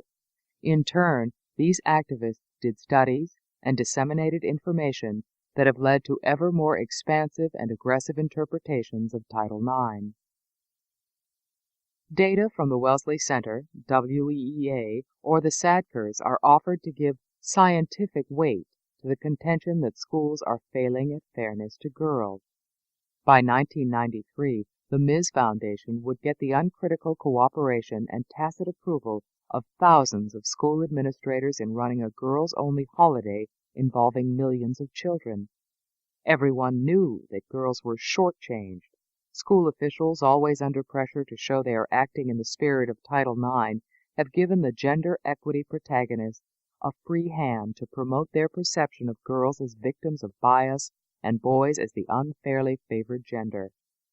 The promoters of gender fairness have a great deal of power in our schools, but they are far too reckless with the truth, far too removed from the precincts of common sense, and far too negative about boys to be properly playing any role in the education of our children. Yet their influence is growing. In 1998, the WEEA Center received a new 5-year government contract. At the same time, the Wellesley College Center for Research on Women was chosen by the Centers for Disease Control and Prevention to co-direct its new National Center on Prevention of Violence Against Women. Nan Stein, who is co-directing the research, explains, "My focus will be to strengthen collaboration between school personnel and sexual assault and domestic violence staff working in schools." Supportive officials in the Department of Education and at the CDC do not appear to mind that Hansen and Stein and Company are committed gender warriors.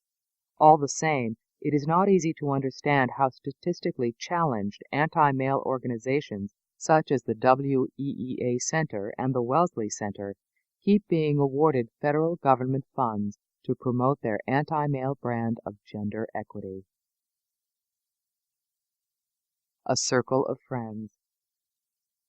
Convinced that we are living in a girl-destroying, male-dominated society, and empowered by schools that reasonably fear running afoul of Title IX, the gender-bias researchers and coordinators are engaged in reforming the nation's sexist boys. Most parents have no idea what their children are facing in the gender-charged atmosphere of the public schools. Quit It, a 1998 K-3 anti-harassment and anti-violence teacher guide and curriculum, is the joint effort of several groups, including WEEA, the Wellesley Center, and the National Education Association. Its authors explain why children as young as 5 need this kind of special training.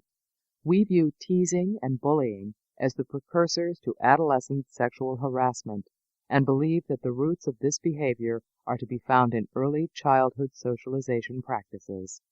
Quit It includes many activities designed to render little boys less volatile, less competitive, and less aggressive.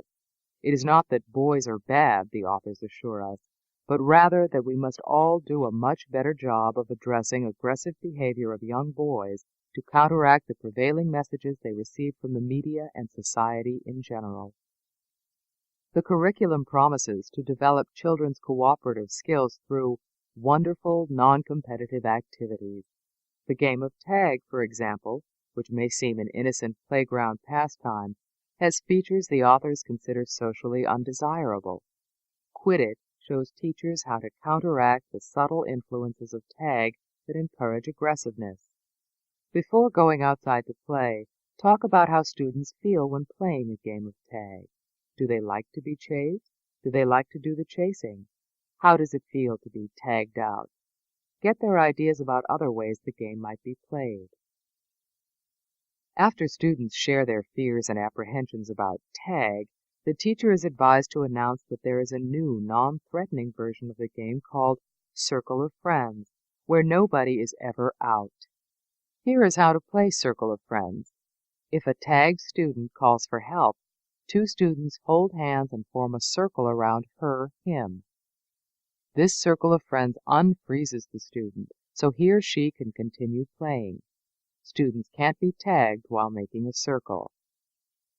Should students become overexcited by Circle of Friends, the guide suggests that once back in the classroom, the teacher use stress relief exercises to help the transition from active play to focused work.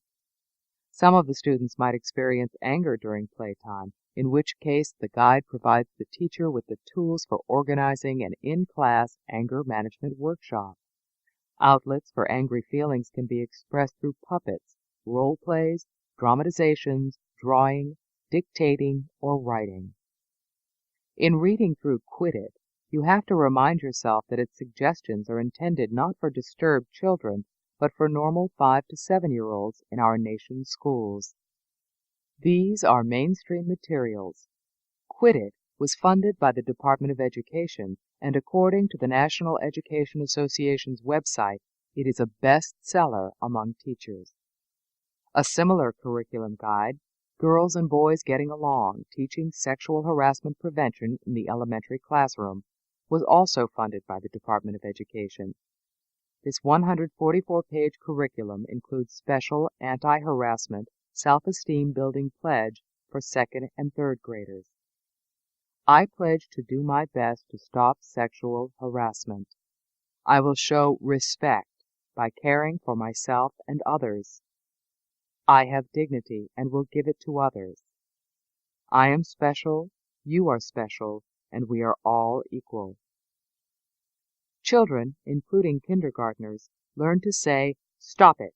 That's sexual harassment, and sexual harassment is against the law." The curriculum guide is right that peer harassment is against the law.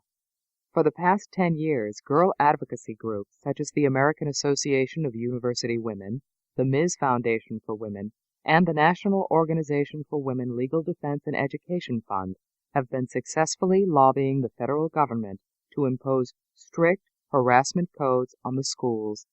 In August 1996, the U.S. Department of Education's Office of Civil Rights issued a 26-page guideline on the subject of peer harassment. No age limits were specified.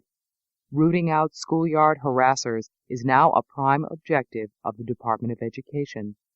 Local schools are sensitive to this policy and know that the Education Department's national policies have rendered them vulnerable to litigation. The National School Board Association has complained that the Education Department's guidelines appear to be more involved with trying to help plaintiffs' attorneys win cases against school districts. That does not perturb the harassment activists. On the contrary, it heartens them. Nan Stein, the Wellesley Center's schoolyard harassment expert and contributor to Quit It, appears in an anti-harassment video produced by the National Education Association. When she was asked how school administrators are reacting to government policies on sexual harassment, she smiled and replied, "I'd say they are in a panic. There have been so many lawsuits with so many monetary damages, they are panicked." Panicky schools. The fear of ruinous lawsuits is forcing schools to treat normal boys as sexist culprits. Young boys in schools throughout the country are punished when they show signs of incipient misogyny. The climate of anxiety helps explain why in 1996, 6-year-old Jonathan Prevett, who kissed a female classmate, was punished as a harasser. In another unpublicized case, a mother in Worcester, Massachusetts, who came to pick up her son, was told he had been reprimanded and made to sit in the time-out chair for having hugged another child. "He's a toucher," she was told. "We are not going to put up with it." That little boy was 3 years old. Older children face more punitive consequences. In 1997, at the Glebe Elementary School in Arlington, Virginia, a 9-year-old boy already had a reputation as a potential harasser. He had been caught drawing a picture of a naked woman in art class, following a school trip to the National Gallery of Art. When he was accused of deliberately rubbing up against a girl in the cafeteria line, school officials notified the police. The boy was charged with aggravated sexual battery and was handcuffed and fingerprinted. The family's lawyer, Kenneth Rosenau, said, "This is really a case of political correctness run amok. A 9-year-old bumps into a girl in the lunch line while reaching for an apple, and all of a sudden you've got World War III declared against a 4th grader." Eventually, the charges were dropped. Sharon Lamb, a committed feminist and professor of psychology, was shocked to hear that her 10-year-old son and a friend had been charged with sexual harassment. A girl had overheard them comment that her dangling belt looked like a penis. "It's against the law," the teacher informed the mother. This moved the mother to ask, if the message, the only message to boys, is that their sex and sexuality is potentially harmful to girls, how will we ever raise them to be full partners in healthy relationships? In early October 1998, Jerry, a 17-year-old at a progressive private school in Washington, D.C., received the customary greeting card from the school director on his birthday. It was affectionately inscribed, "To Jerry, you are a wonderful person, a gift to all of us." 2 weeks later, this same director would expel him after Jerry was accused of harassing a classmate, and school officials would urgently advise his parents to get him professional attention. A female classmate accused Jerry of verbally harassing her. On one occasion, the girl claims he said to her, "Why don't you give so-and-so a blowjob?" She also alleged that he licked his lips in a suggestive way. He denied these allegations. Finally, and this may have been the last straw, someone overheard him ask another boy on the bus, referring to the other boy's girlfriend, "Did you get into her pants yet?" When these 3 alleged transgressions came to the notice of the school administration, Jerry was ordered off school property. Following a hasty investigation, he was thrown out of the school. All this happened in little more than 24 hours. His parents were appalled. They don't defend Jerry's behavior. "He's a great kid with a big mouth," says his mother. "If he really said those things, he should be punished." His mother explains that she would have understood and fully accepted it had the school reprimanded him, even suspended him. It was a teachable moment. But what was he to learn from being expelled without a single warning, in October of his junior year, from the school he had attended since 9th grade? Why did the school react with so draconian a punishment? Schools rightly fear lawsuits, and many feel they cannot afford to tolerate the antics of teenage boys, however natural or understandable. "He's being punished for being an adolescent boy," says his mother. And she is right. What she may not know is that no school today can afford to take the risk of being charged with tolerating behavior that offends a female student. The prudent school policy is to act the moment a girl accuses a boy of having made her sexually uncomfortable. Parents of boys like Jerry, and the other boys mentioned in this chapter, are always surprised at the punishments meted out for their sons' behavior. They have been rudely made aware that schools today are under pressure to act quickly to eliminate any trace of a hostile environment for girls. As for the girl advocates, they apparently believe that the misery or ruin of a few boys who, in their judgment, disregard the feelings of girls is more than justified by the gains achieved. Anything that weakens the sex-gender system is worth the cost, for that system fosters male violence and misogyny. More harassment curricula. In the meantime, the equity experts continued to crusade against boy culprits. Quit It was published in 1998. The following year, Nan Stein and her colleagues at the Wellesley Center brought out Gender Violence, Gender Justice, an anti-harassment guide for students in grades 7 to 12.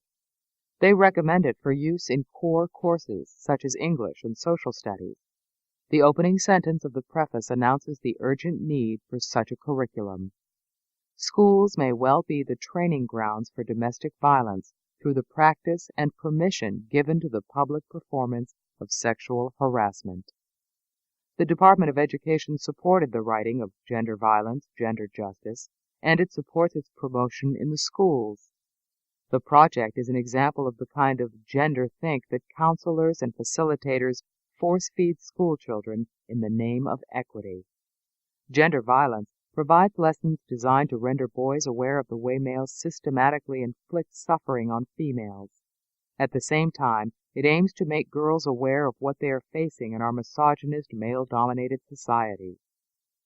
Some of the consciousness-raising exercises designed for the boys seem better suited for convicted sex criminals than for 7th graders.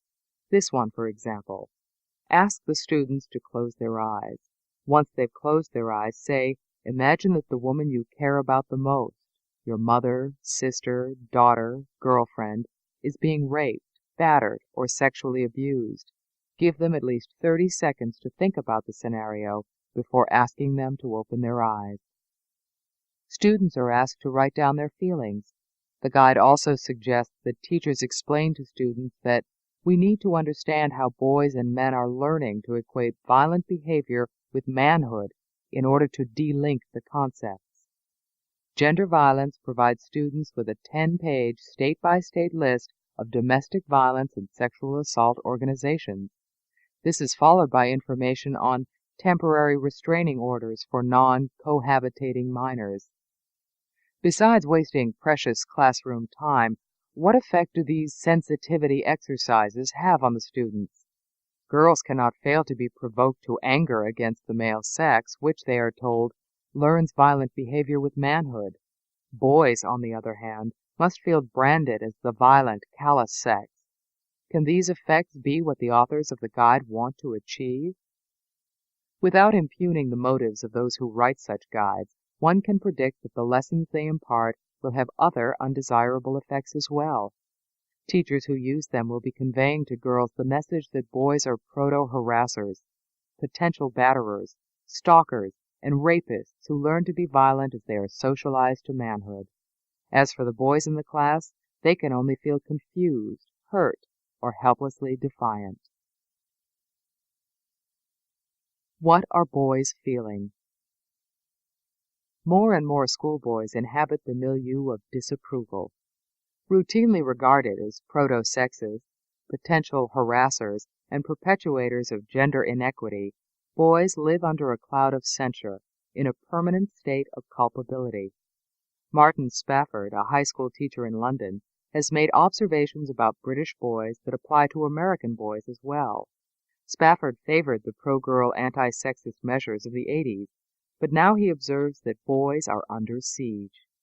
Boys feel continually attacked for who they are. We have created a sense in school that masculinity is something bad.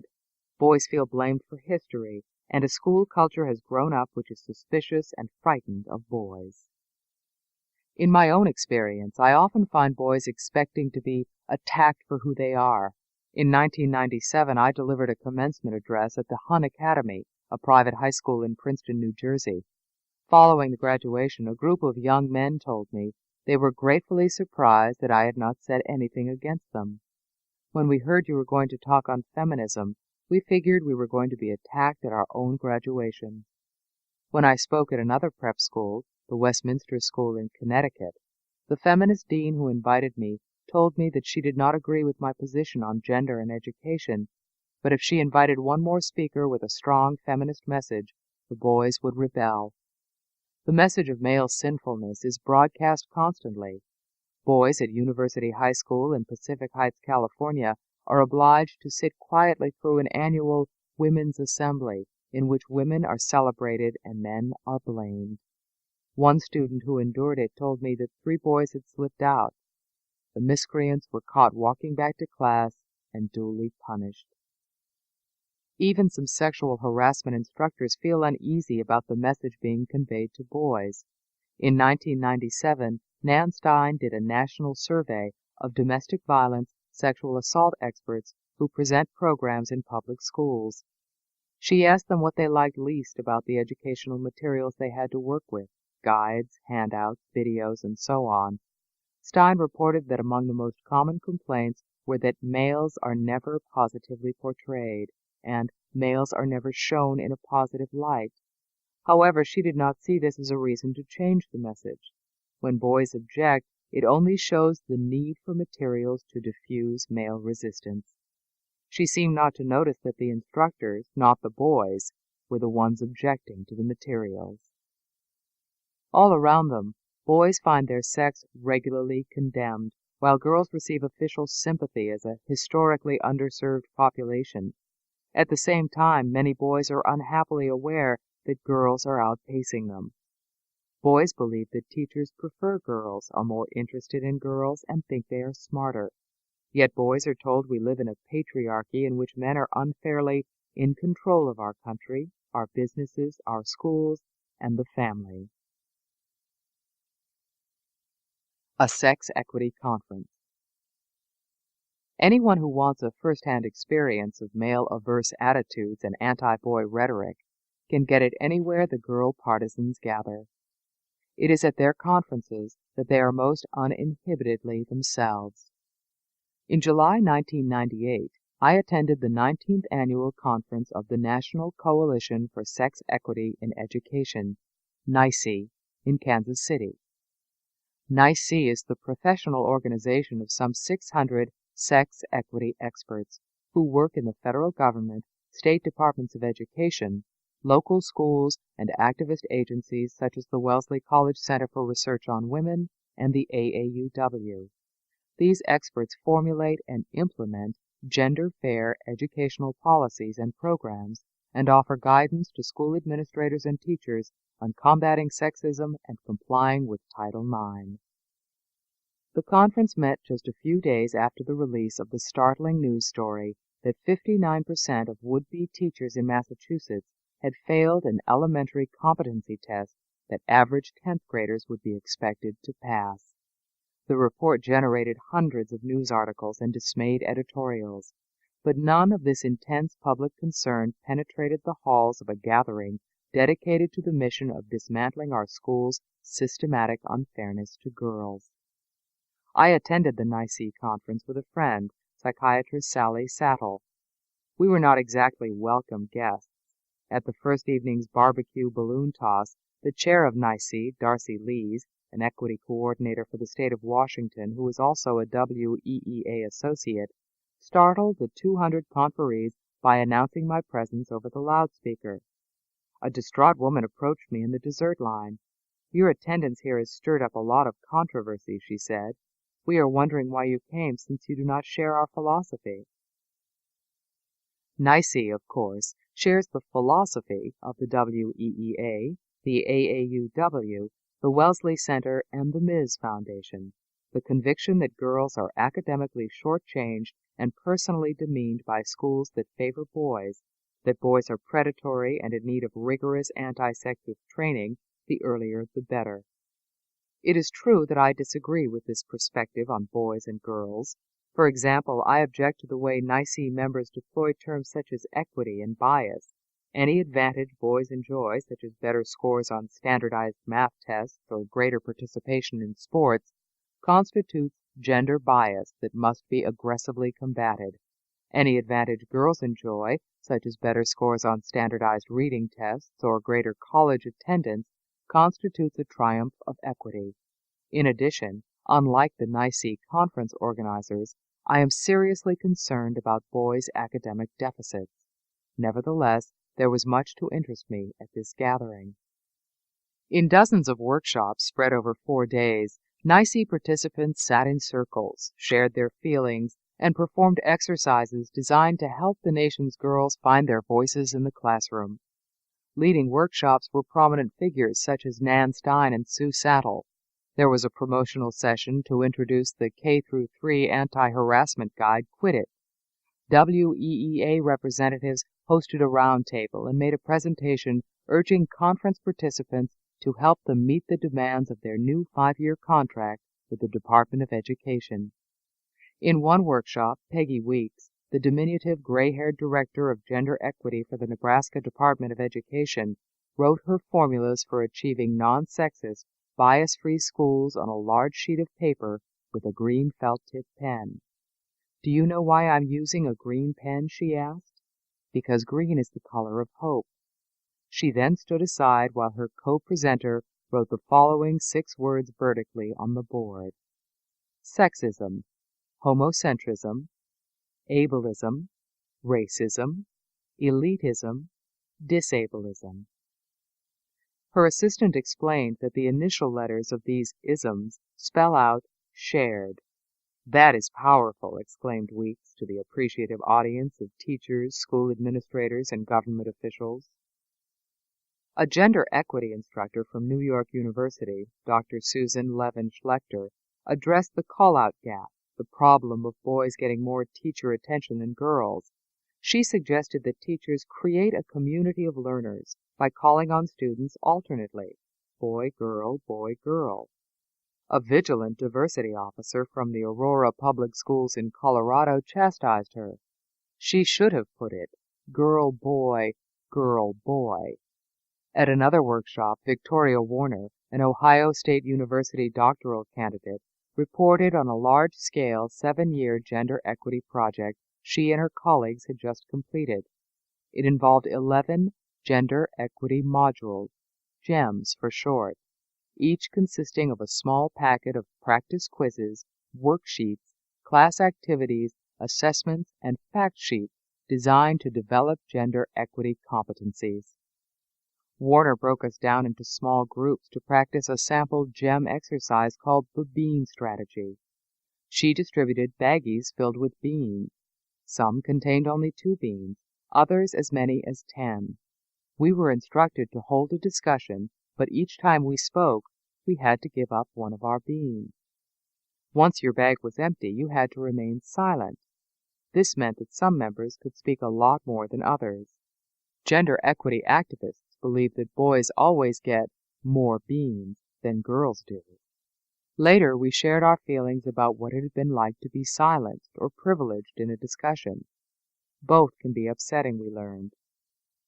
I asked whether at any time during or after the 7-year development of the project there had been a follow-up evaluation of the GEMS to learn whether the activities actually improved student achievement or succeeded in reducing children's bias. The good-natured Warner smiled and said disarmingly, "We have never done that. I have no idea if this stuff works." Although the Misc conference ignored boys' academic failings, it did not ignore the menace boys pose. Male violence was a major topic of concern. On the first day, Jackson Katz, a self-described male feminist, led a 3-hour workshop on gender violence prevention. He spent the first hour teaching participants how to avoid what he called the patriarchal universe of discourse. Katz distributed a handout that included a lot of alarming but false statistics on domestic violence, including some of WEEA's specious numbers. When my friend Sally politely pointed out the factual errors, Katz and several audience members were indignant. "This is not a discussion about statistics," cried one angry woman. The group, including Katz, was far more appreciative of a remark by another participant. "Men fear that women will laugh at them. Women fear that men will kill them." At the end of his 3 hours, Katz told us, "I know very few healthy men." Katz announced that he and Nan Stein were inaugurating a new equity program called Gender Justice, Boys Speak Out. Despite its name, this is not a program to give boys a forum to talk about how schools may be failing them. Instead, Boys Speak Out honors boys who have distinguished themselves in their schools or communities by supporting girls. The purpose of Boys Speak Out is to encourage boys and young men to become feminist activists. That is the gender equity movement's idea of a suitable program for boys.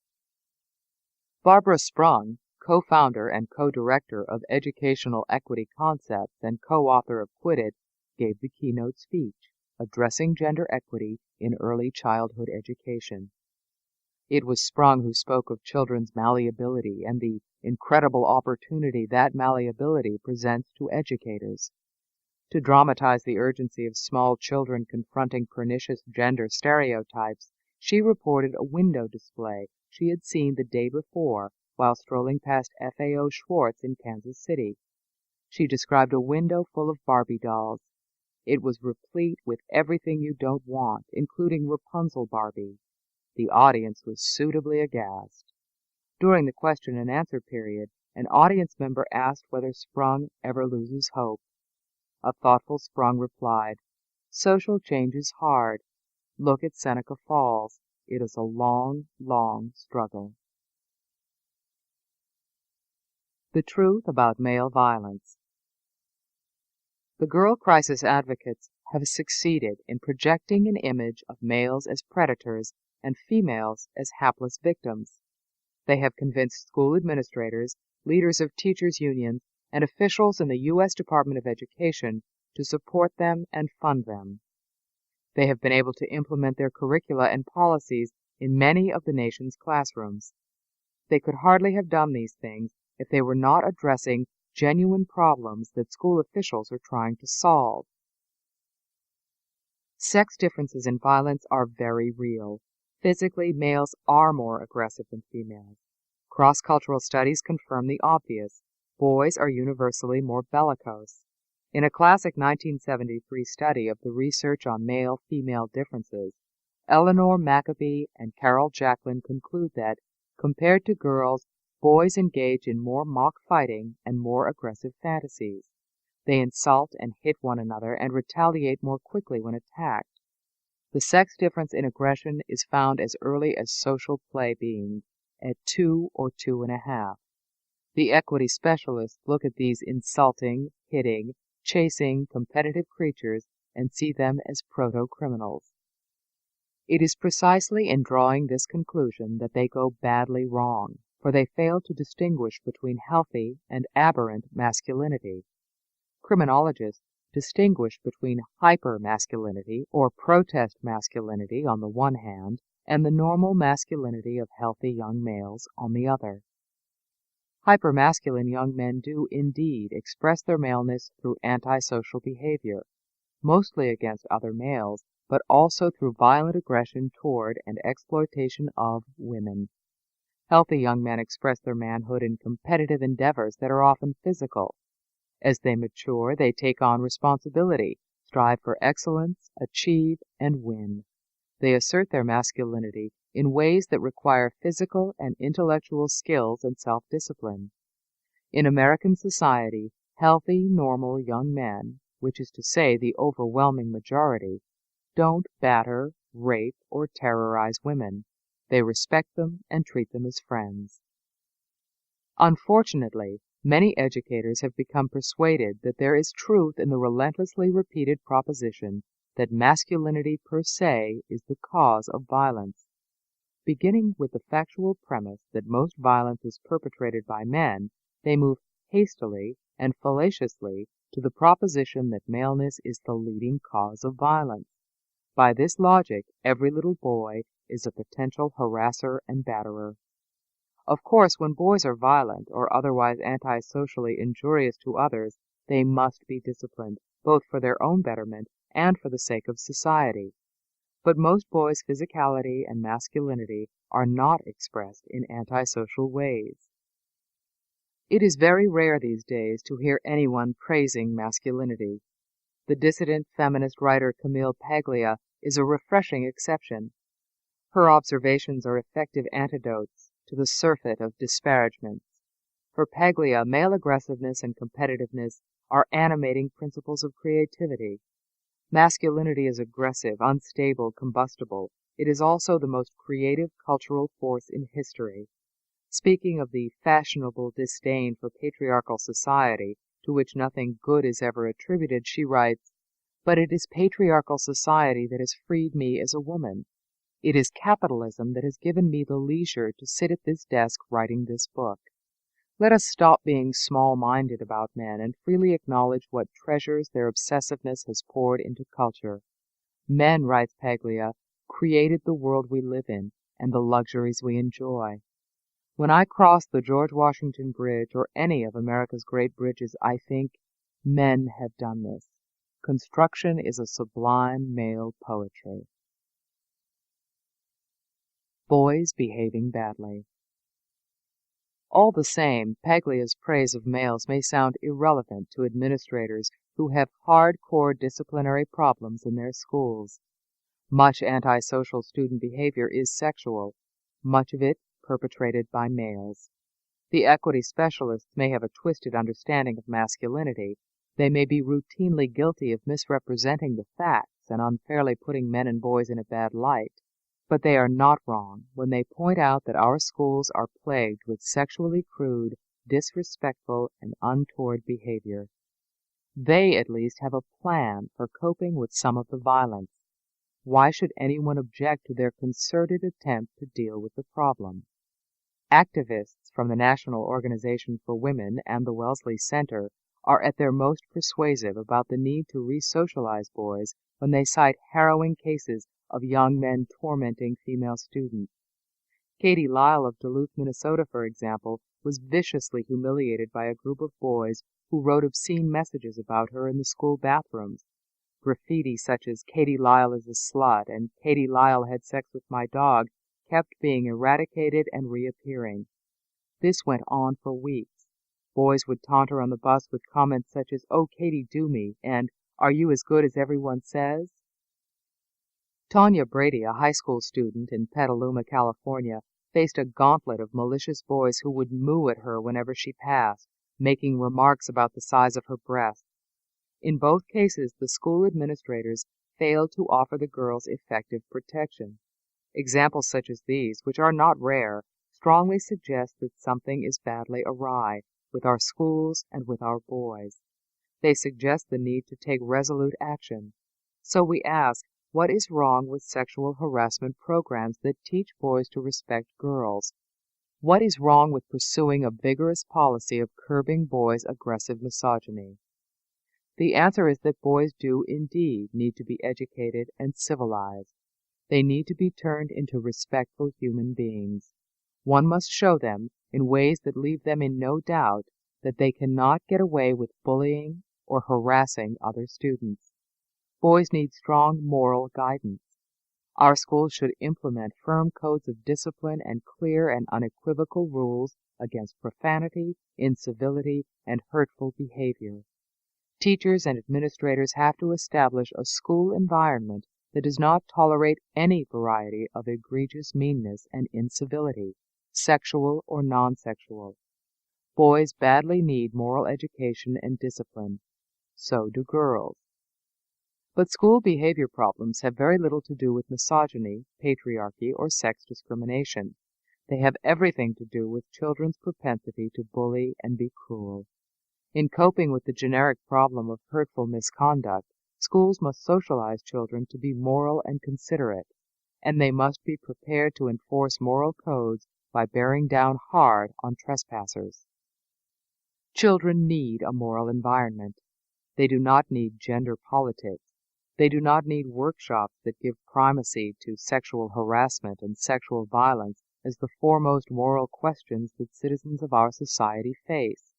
Nor do children of any age need specious advocacy statistics that sensationalize the horrid things some men do to women.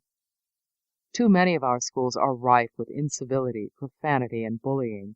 Most of the hurtful behavior and intimidation is in fact non-sexual, and girls do their share of it. Almost any junior high school girl will tell you that girls can create as much misery as boys, especially among other girls. What we are facing in the schools transcends sex, but even when the misconduct is specifically sexual, it is not a manifestation of the sexist oppression of women. Hostile Hallways is the best-known study of harassment in grades 8 through 11. It was commissioned by the AAUW in 1993 and is a favorite of many harassment experts. But this survey revealed that girls do almost as much touching, grabbing, and graffiti writing as boys. According to the study, 85% of girls and 76% of boys surveyed say they have experienced unwanted and unwelcome sexual behavior that interferes with their lives. 4 scholars at the University of Michigan did a careful follow-up study of the AAUW data and concluded the majority of both genders, 53%, described themselves as having been both victim and perpetrator of harassment. That is, most students had been harassed and had harassed others. And these researchers draw the right conclusion. Our results led us to question the simple perpetrator-victim model. The simple male perpetrator-female victim model is, of course, the bread and butter of the gender equity activist. Consider another celebrated school harassment case, this one also in Petaluma, California. Students at Kenilworth Junior High spread a rumor that 7th grader Jane Doe had had sex with a hot dog. Jane could not walk in the hall without someone making the accusation. By 8th grade, the hot dog taunts became so bad that Jane's parents were forced to move away from the district. They eventually sued the school for violating Title IX of the Education Act by failing to protect Jane from sexual harassment. The case was settled out of court. But when Los Angeles Times writer Nina Easton took a closer look at the case, she discovered that Jane's worst tormentors were other girls. According to Easton, Jane's lawsuit focuses on the behavior of boys, but it is clear from her own words that the most vicious bullies were the Kenilworth girls who wore Raiders jackets and too much makeup and ran together as the tough crowd. Why did she become a target? Easton explains. One former Kenilworth student said in a deposition that Jane became a target simply because she had started the hot dog rumor about someone else the year before. In her deposition, Jane acknowledged hearing the rumor from an out-of-state friend and passing it on to girlfriends. Bullies. Schoolyard bullying is the generic problem of which sexual harassment is only one species. Bullying is a moral problem, and its effects on a child can be appalling. Consider the case of Curtis Taylor, an honor student at Oak Street Middle School in Burlington, Iowa. Here is a description of his plight that appeared in Psychology Today. For 3 years, other boys had been tripping him in the hallways, knocking things out of his hands. They had even taken his head in their hands and banged it into a locker. Things were now intensifying. The name-calling was harsher. Some beloved books were taken. His bicycle was vandalized twice. Kids even kicked the cast that covered his broken ankle. And in front of his classmates, some guys poured chocolate milk down the front of his sweatshirt. Curtis blamed himself for other kids not liking him. That night, Curtis went into a family bedroom, took out a gun, and shot himself to death. Of course, this is an extreme example of schoolyard sadism. All the same, it's the sort of thing that can go on when teachers, administrators, and parents abdicate their responsibility to shape the moral atmosphere of a school. In too many schools, bullying goes unchecked by authorities. Most bullying and harassment are non-sexual in nature, but their effect, as this example shows, can be devastating. Dan Olwens, a psychologist who has done some of the most careful research on bullying, estimates that 8 or 9% of kids are the targets of bullies. Boys are targeted more often than girls, but as we see from cases such as those of Katie Lyle, Tanya Brady, and Jane Doe, girls too are maliciously victimized. Schools today are not meeting their responsibilities to protect our children from peer cruelty. This book is continued at this point on the other side of this cassette. Cassette 2, Side 2. Schools today are not meeting their responsibilities to protect our children from peer cruelty. The girl advocates have succeeded in calling attention to the sexual mistreatment of girls, and they have succeeded in getting many anti-sexual harassment programs into the schools, but they have done so at the cost of distracting us from the generic problem of incivility and active malice that makes school life today a nightmare for many children. In contrast to European schools, where programs devoted to the problem of bullying are commonplace, many American schools have allocated most of their moral budget to the problem of eliminating sexual harassment. It is as if all indignation must be directed at sexual slights and harms suffered by girls at the hands of boys, since such sufferings serve as examples of how our sexist society harms women. There are, in consequence, many anti-sexual harassment programs in the schools and few genuine anti-bullying programs. In the past few years, some of the girl advocates have paid lip service to the generic problem of bullying. One very popular teacher's guide, published by the National Education Association, is Bully Proof, a teacher's guide on teasing and bullying for use with 4th and 5th grade students. One Wellesley research associate estimates that it is used by approximately 10,000 teachers. But this supposed anti-bullying guide devotes more than half of its lessons to sexism and sexual harassment. Students using it practice writing protest letters about sexual harassment to imaginary perpetrators. They draft sexual harassment policies. The guide instructs teachers to ask students to read aloud from the sexual harassment handout and, as they read along, to circle words they do not understand. Why should a curriculum designed to help 10 and 11-year-old children cope with bullying and meanness be so resolutely focused on sexism and sexual harassment? The answer is that the anti-bullying content is simply a cover under which the girl advocates promote their own disquieting view of social reality. Getting into the schools with their harassment prevention programs gives them a platform from which to teach boys and girls that our society is male-dominated and sexist. Although that gets the feminist point across, it is an ineffective, expensive, distracting, and socially divisive substitute for the kind of moral education and safe environment that children so badly need. Unfortunately, a recent Supreme Court ruling makes it quite likely that children are going to get more divisive gender politics and less genuine ethics education, for the time being anyway. A verdict of her own. On May 24, 1999, a bitterly divided Supreme Court ruled 5-4 in favor of applying sexual harassment laws to school children. In the case before the court, Davis versus Monroe County Board of Education, Aurelia Davis sued the Monroe, Georgia School Board for $500,000 because her daughter, LaShonda, a 10-year-old in Forsyth, had suffered what she described as a 5-month barrage of sexual harassment and abuse from a classmate identified as GF. According to Ms. Davis, 10-year-old GF, who sat next to her daughter, had propositioned her, grabbed her breast, and generally tormented her. The suit charges school officials with having failed to enforce LaShonda's civil rights to be protected from sexual discrimination, as guaranteed under Title IX of the Education Amendments of 1972. Justice Sandra Day O'Connor, joined by Justices Ruth Bader Ginsburg, Stephen Breyer, John Paul Stevens, and David Souter, wrote the majority opinion. Students, she wrote, must not be denied access to educational benefits and opportunity on the basis of gender. O'Connor pointed out that peer sexual harassment may be so severe, pervasive, and objectively offensive that it effectively bars the victim's access to an educational opportunity or benefit.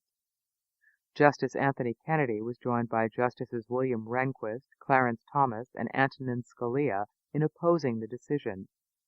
Kennedy, who wrote the dissent, was so outraged by the majority's decision that he took the unusual measure of standing up and reading passages of his dissenting opinion from the bench.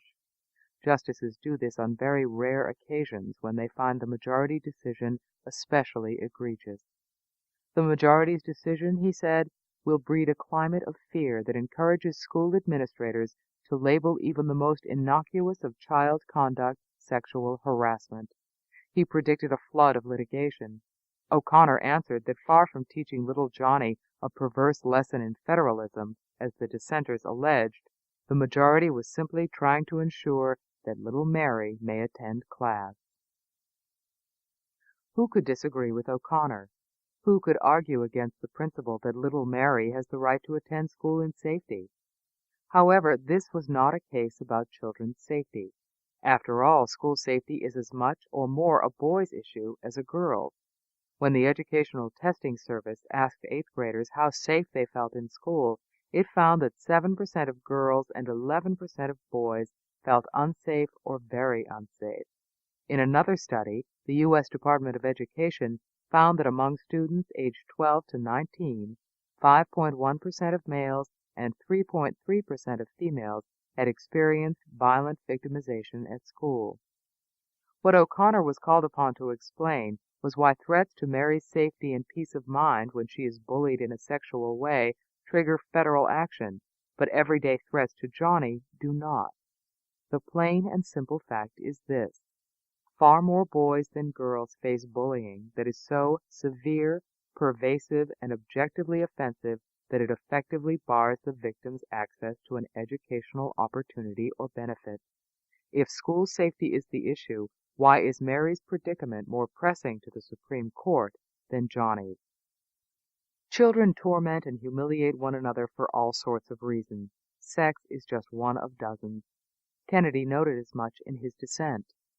The girl who wants to skip recess because she is teased by the boy is no different from the overweight child who skips gym class because other children tease her about her size in the locker room, or the child who risks flunking out because he refuses to wear glasses to avoid the taunts of Four Eyes, or the child who refuses to go to school because the school bully calls him a scaredy cat at recess.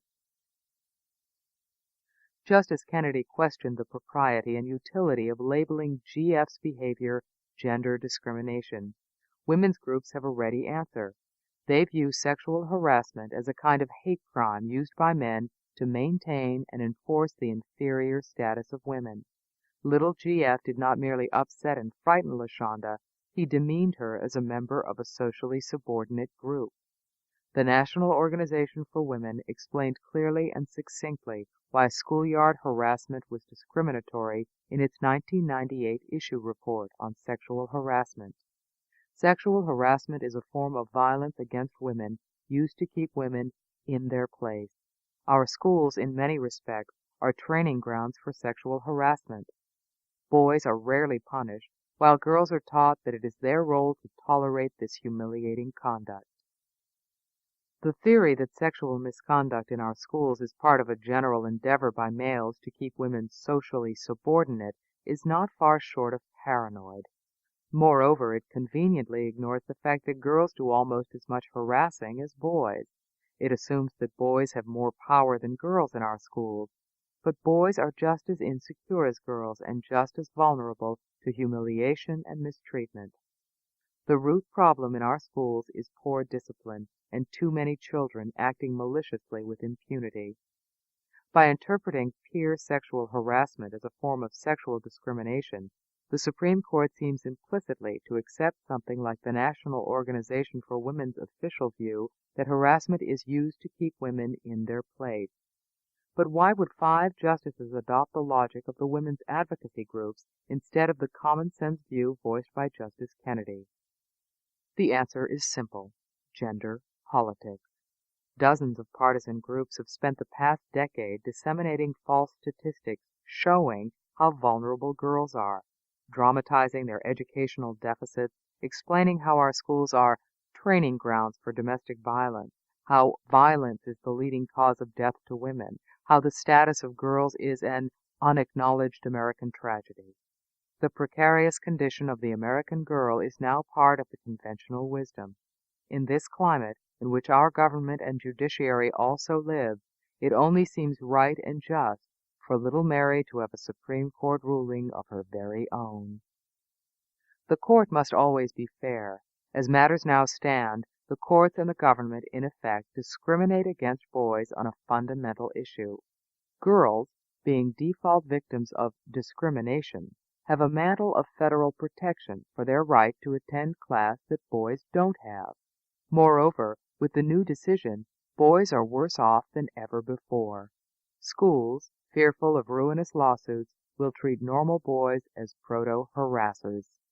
The Supreme Court ruling will no doubt generate more quit-its, more workshops with rape imaging exercises, and more readings on temporary restraining orders for 7th graders.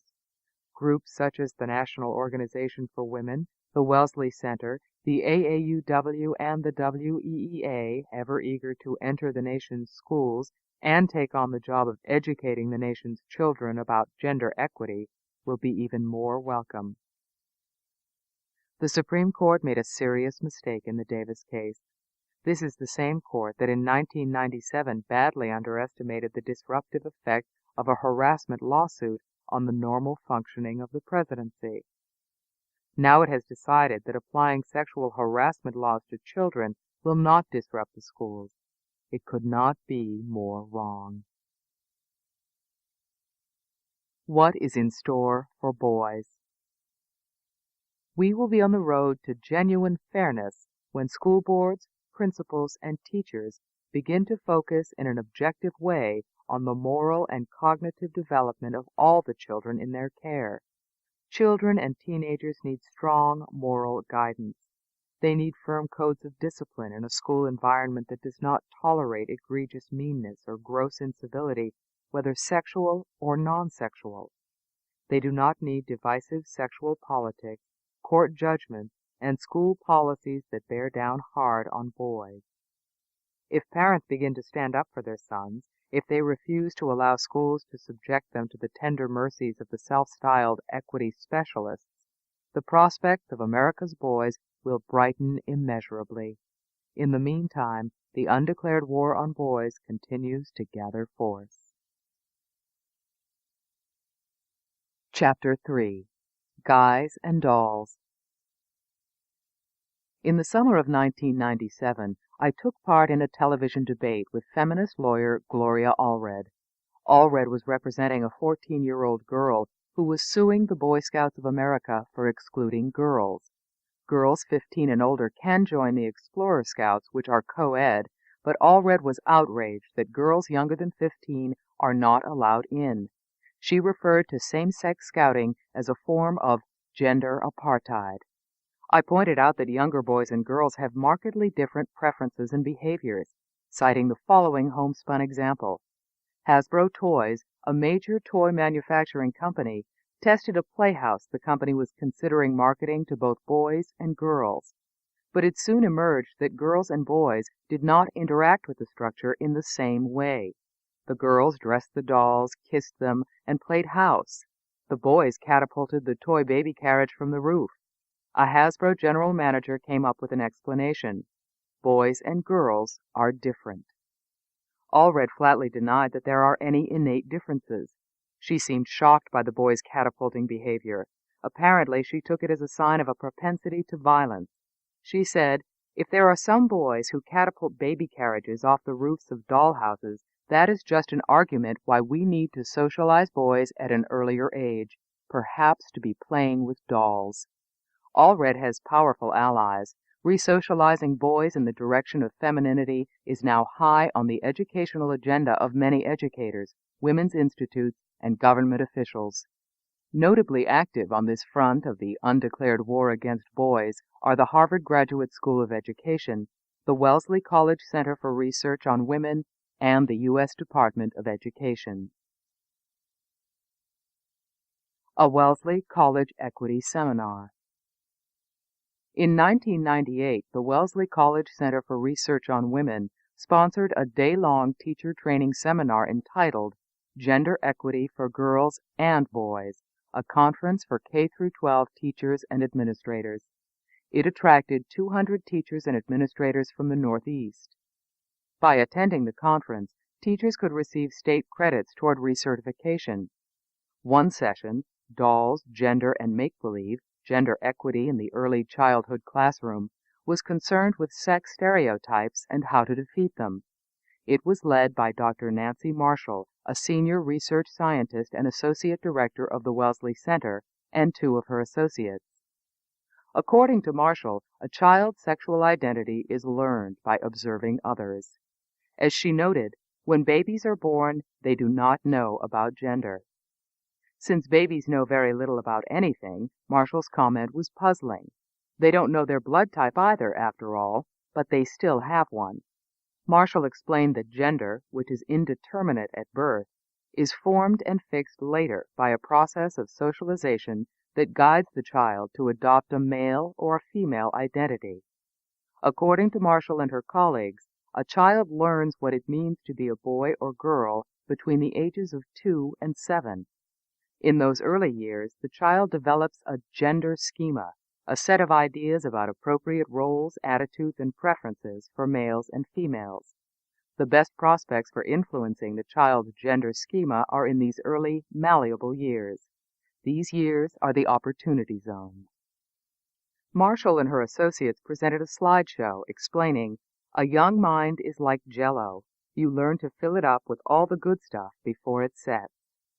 What counts as good stuff for the Wellesley pedagogues is making children as comfortable as possible participating in activities traditionally associated with the other gender.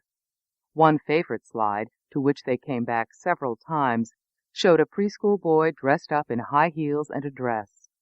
"It's perfectly natural for a little boy to try on a skirt," they said. Perhaps, but what is the teacher who is promoting this activity trying to achieve? The group leaders suggested that teachers use water and bathing to encourage boys to play with dolls. Acknowledging that preschoolers tend to prefer same-sex play, which reinforces gender stereotypes, they advised teachers in the audience to force boy-girl mixed pairs. In a follow-up discussion, one of the participating teachers boasted of her success in getting boys in her kindergarten class to dress up in skirts. Another proudly reported that she makes a point of informing boys that their action figures are really dolls. At no time during this 8-hour conference did any of the 200 participating teachers and administrators question the assumption that gender identity is a learned characteristic. Nor did anyone mention the large and growing body of scientific literature from biologists and developmental psychologists, which I will survey later in this chapter, showing that many male-female differences, beyond the obvious physical ones, are natural, healthy, and by implication best left alone. On the contrary, everyone assumed that preschool children are as malleable as putty and can easily be socialized to adopt one or the other gender identity to suit the ends of equity and social justice. Early interventions. The U.S. Department of Education is very involved in promoting gender equity in the schools. The Women's Educational Equity Act Publishing Center, the National Resource Center for Gender Fair Materials maintained by the Department of Education, distributes pamphlets that confidently assert the social origins of gender. Here, for example, is a passage from the center's guide entitled Gender Equity for Educators, Parents, and Community. We know that biological, psychological, and intellectual differences between males and females are minimal during early childhood. Nevertheless, in our society, we tend to socialize children in ways that serve to emphasize gender-based differences. In fact, we know no such thing. A recent special issue of Scientific American reviewed the growing evidence that children's play preferences are, in large part, hormonally determined. Doreen Kaimura, a psychologist at Vancouver's Simon Fraser University, writes, "We know, for instance, from observations of both humans and non-humans, that males are more aggressive than females, that young males engage in more rough-and-tumble play, and that females are more nurturing. How do these and other sex differences come about? It appears that perhaps the most important factor in the differentiation of males and females is the level of exposure to various sex hormones early in life." Department of Education personnel engaged in promoting gender equity in the schools ignore this scientific research, assuming, along with Allred and the Wellesley Center experts, that typical male and female play preferences are caused by faulty socialization. The Department of Education's Office of Educational Research and Improvement, for example, supported the development of a model curriculum guide for daycare teachers, Creating Sex-Fair Family Daycare, which offers concrete suggestions on how to change current male and female sex role stereotyping in early childhood.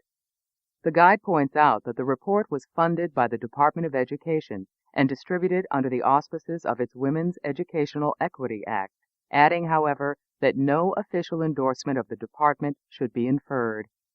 Nevertheless, with Office of Educational Research and Improvement, U.S. Department of Education on the front cover, most readers will naturally assume that the booklet has the imprimatur of the government. Indeed, it is easy to mistake it for an official government document.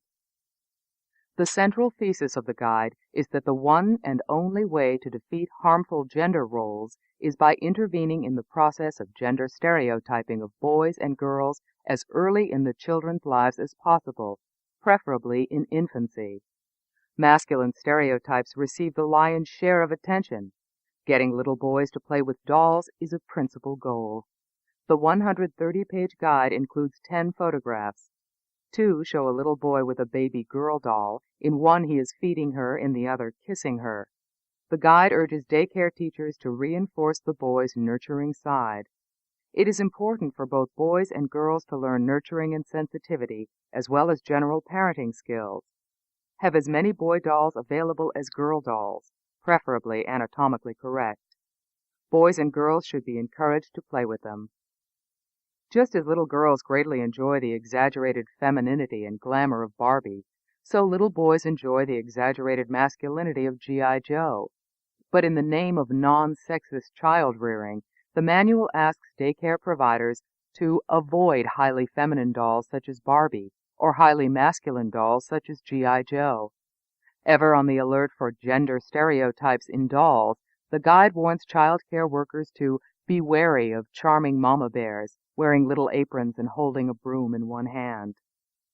A vigilant egalitarianism is the order of the day. One nursery rhyme recommended by the guide is the second verse for the popular Jack and Jill rhyme. In addition to being egalitarian, the second stanza evens things out by putting Jill's name first. It has the virtue of promoting safety awareness, something glaringly missing in the first verse. Jill and Jack went up the track to fetch the pail again. They climbed with care, got safely there, and finished the job they began. This government-sponsored daycare guide also urges vigilant monitoring of children's fantasy play. Watch your children at play. Are stereotypes present in the fantasies and situations they act out? Intervene to set the record straight. Why don't you be the doctor, Amy, and you the nurse, Billy?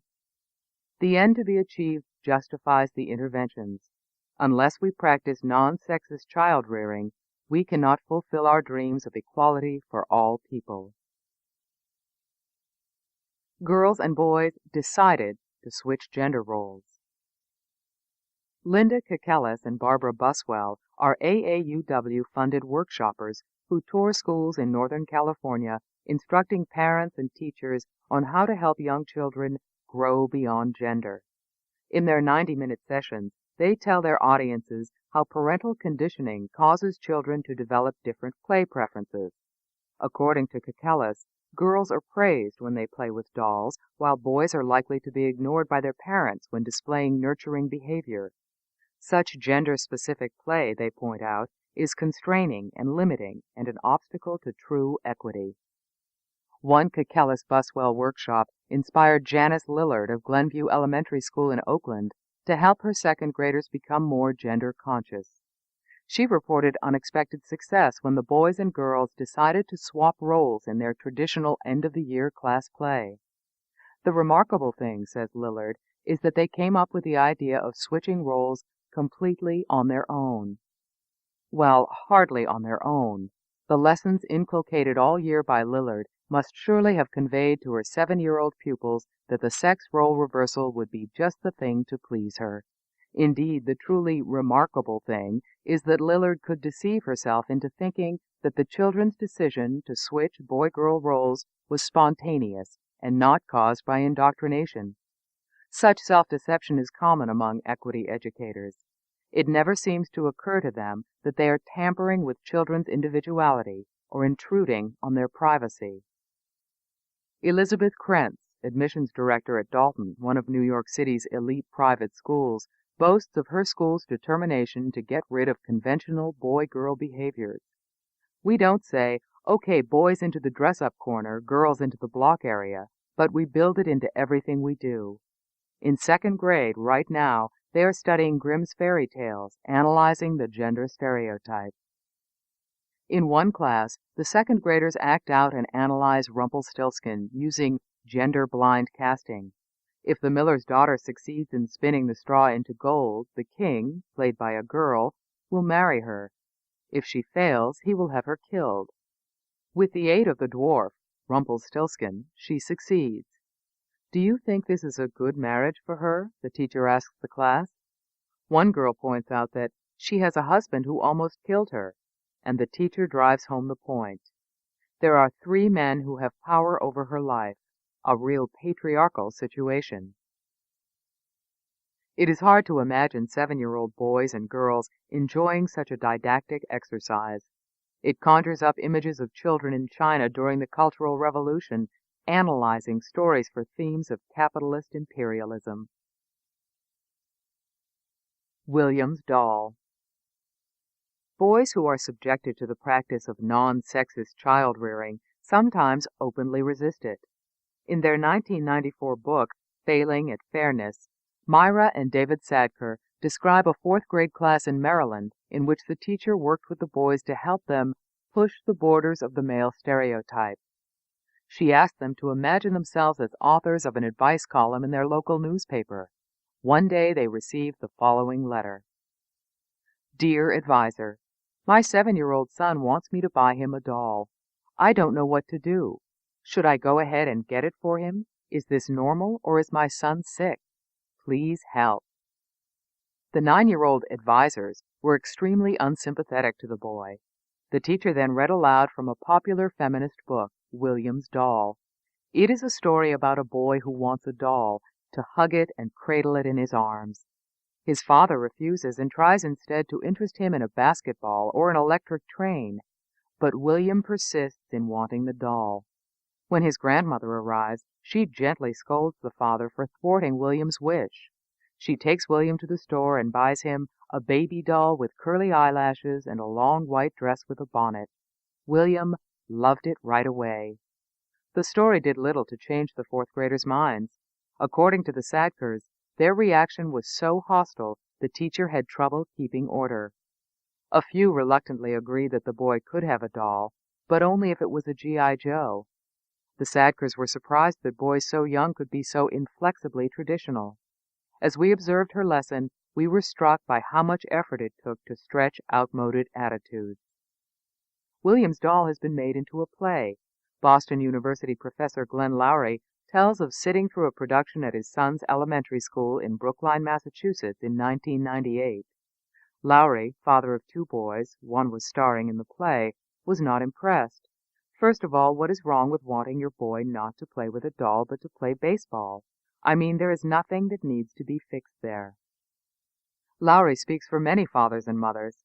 However, his voice and sensibility count for naught with the gender scholars in our schools of education or the equity experts at Wellesley and Harvard and in the U.S. Department of Education who are determined to release boys from their straitjacket of masculinity.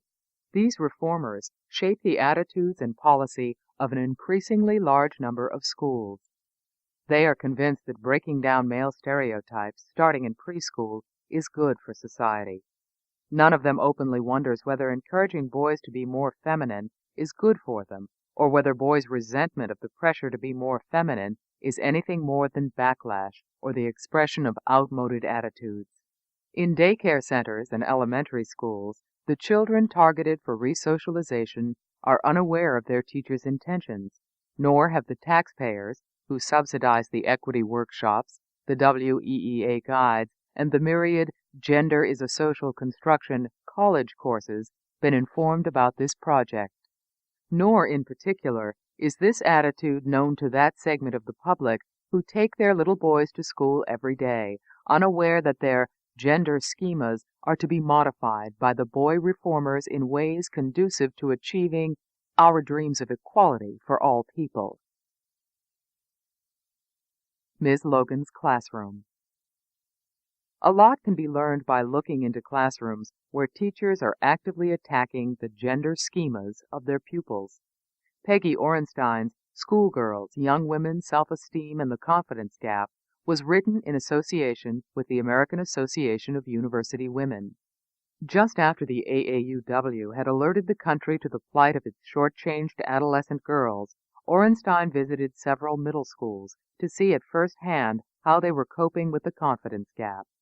As a trusted insider, Orenstein was given full access to classrooms where teachers are preoccupied with raising the gender consciousness of students.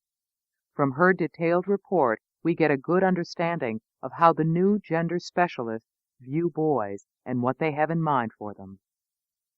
The climactic section of Schoolgirls is entitled, Anita Hill is a Boy, Tales from a Gender-Fair Classroom. There, Orenstein describes the classroom of Ms. Judy Logan, an award-winning English and social studies teacher at the Everett Middle School, a public school in San Francisco.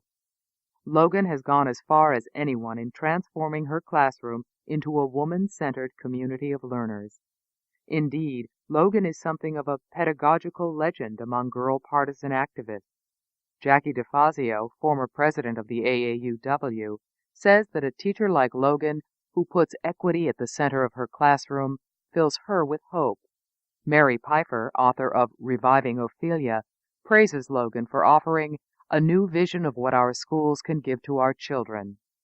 Susan Faludi, author of Backlash, The Undeclared War Against Women, and Stiffed, The Betrayal of the American Man, urges everyone who cares about the future of our next generation to read Orenstein's book, saying it powerfully illuminates the forces that break the precarious confidence of American girls. I agree it should be read, but for reasons different from Faludi's. Schoolgirls is must-reading for anyone who cares about the future of the nation's boys. When Orenstein stepped into Logan's classroom for the first time, she found it somewhat of a shock. There are images of women everywhere. The faces of Abigail Adams, Rachel Carson, Faye Wattleton, and even a fanciful future woman, smile out from 3 student-made quilts that are draped on the walls. Reading racks overflow with biographies of Lucretia Mott, Ida B. Wells, Sally Ride, and Rigoberta Menchú. There is a section on Pele, the Hawaiian goddess of volcanoes. At first, Orenstein found herself wondering, where are the men? But then, in one of those characteristic click moments that feminists often report, the explanation dawned and all became clear. In Miss Logan's class, girls may be dazzled by the reflection of the women that surround them, and perhaps for the first time, the boys are the ones looking through the window. In her 6th grade social studies class, Logan asked each student to assume the role of a prominent African American and to deliver a dramatic monologue in that person's voice. She found that boys never chose to be women, so she started requiring 2 presentations, one as a woman, the other as a man. When Orenstein visited the class, it was Jeremy's turn to perform. Jeremy had chosen blues singer Etta James as his subject. He spoke of her great achievements in music, as well as her struggles with drugs. He then turned on a tape recorder and began to lip-sync a song. Some of the boys could not resist giggling, and soon Jeremy himself dissolved in laughter. Miss Logan was not pleased, saying, "Class, I'd like you to understand the interaction between the audience and the performer. If you laugh, it is very hard for Jeremy to stay in character, but if you support him, he can take risks." Soon it was Nick's turn. This thin boy with carrot-colored hair, milky skin, and freckles had chosen to be Anita Hill. He ended the monologue by declaiming, "I had to have the courage to speak out against sexual harassment for other women in this country, so they could speak out too and become strong." Logan was overjoyed. "Dr. Hill," she said to Nick, "I am a great admirer of yours. Give her a hand, everyone."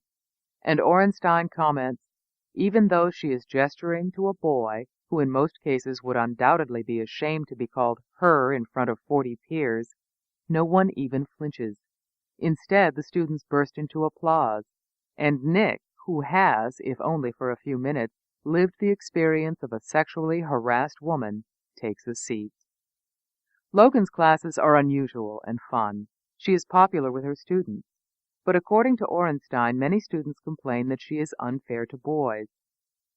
One 6th grader, Holly, said, "Sometimes I worry about the boys, that they kind of get ignored." Another said that her brother had taken one of Miss Logan's classes, and all she ever talked about was women, women, women, and he did not like it. Even the girls get tired of all the women-centeredness. Orenstein reports one as complaining, "Miss Logan, I feel like I am not learning anything about men, and I do not think that is right." Orenstein attributes the girls' objections to their low self-esteem. Because of the hidden curriculum, girls have already become used to taking up less space, to feeling less worthy of attention than boys. In one history class, the girls take over the discussion and go after the boys for being sexual predators. As the girls get angrier, Logan gets more animated. The girls' anger is the sign that her pedagogy is working. This is very important, scary, and profound conversation you are having. What do the boys have to say for themselves? One boy tries to placate the girls. It's true that some guys are assholes in school, but there are nice people too. During a subsequent male-bashing session, a Latino girl points out that though sexual harassment happens to girls more often, girls do it to boys as well. We go up and feel on guys too. "That's a good point," says Logan, but not one she chooses to pursue. She soon stops the discussion. "We've gotten a lot done on this, but the class isn't about sexual harassment. It's American women making history." But later she will return to the topic of sexual harassment and explain to her students how it is a part of a hidden curriculum that teaches girls to be second-class citizens. They learn to become silent, careful, not active or assertive in life. Logan's pedagogy turns out to have its own hidden curriculum, which she teaches in every class, no matter what the subject. It is unflattering to males, and they learn the lesson. Luis, a 7th grader, later confessed to Orenstein, "I couldn't really defend myself because it's true. Men are pigs, you know." As a final unifying project, Logan's sixth-grade social studies class made a quilt to celebrate women we admire. Logan was alarmed by Jimmy's muslin square. He had chosen to honor the tennis player Monica Seles, who in 1993 was stabbed on court by a deranged man. Jimmy had stitched a bloody knife on a tennis racket. It's not the sort of thing a girl would think of. Jimmy's square may be unique in the history of quilting, but Ms. Logan did not appreciate its originality.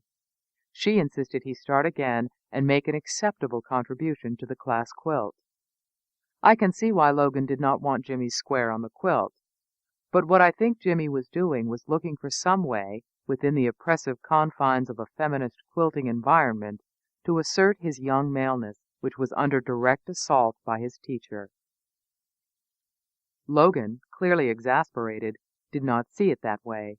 She confided to Orenstein, "When boys feel like they're being forced to admire women, they try to pick one that they think behaves sort of like a man."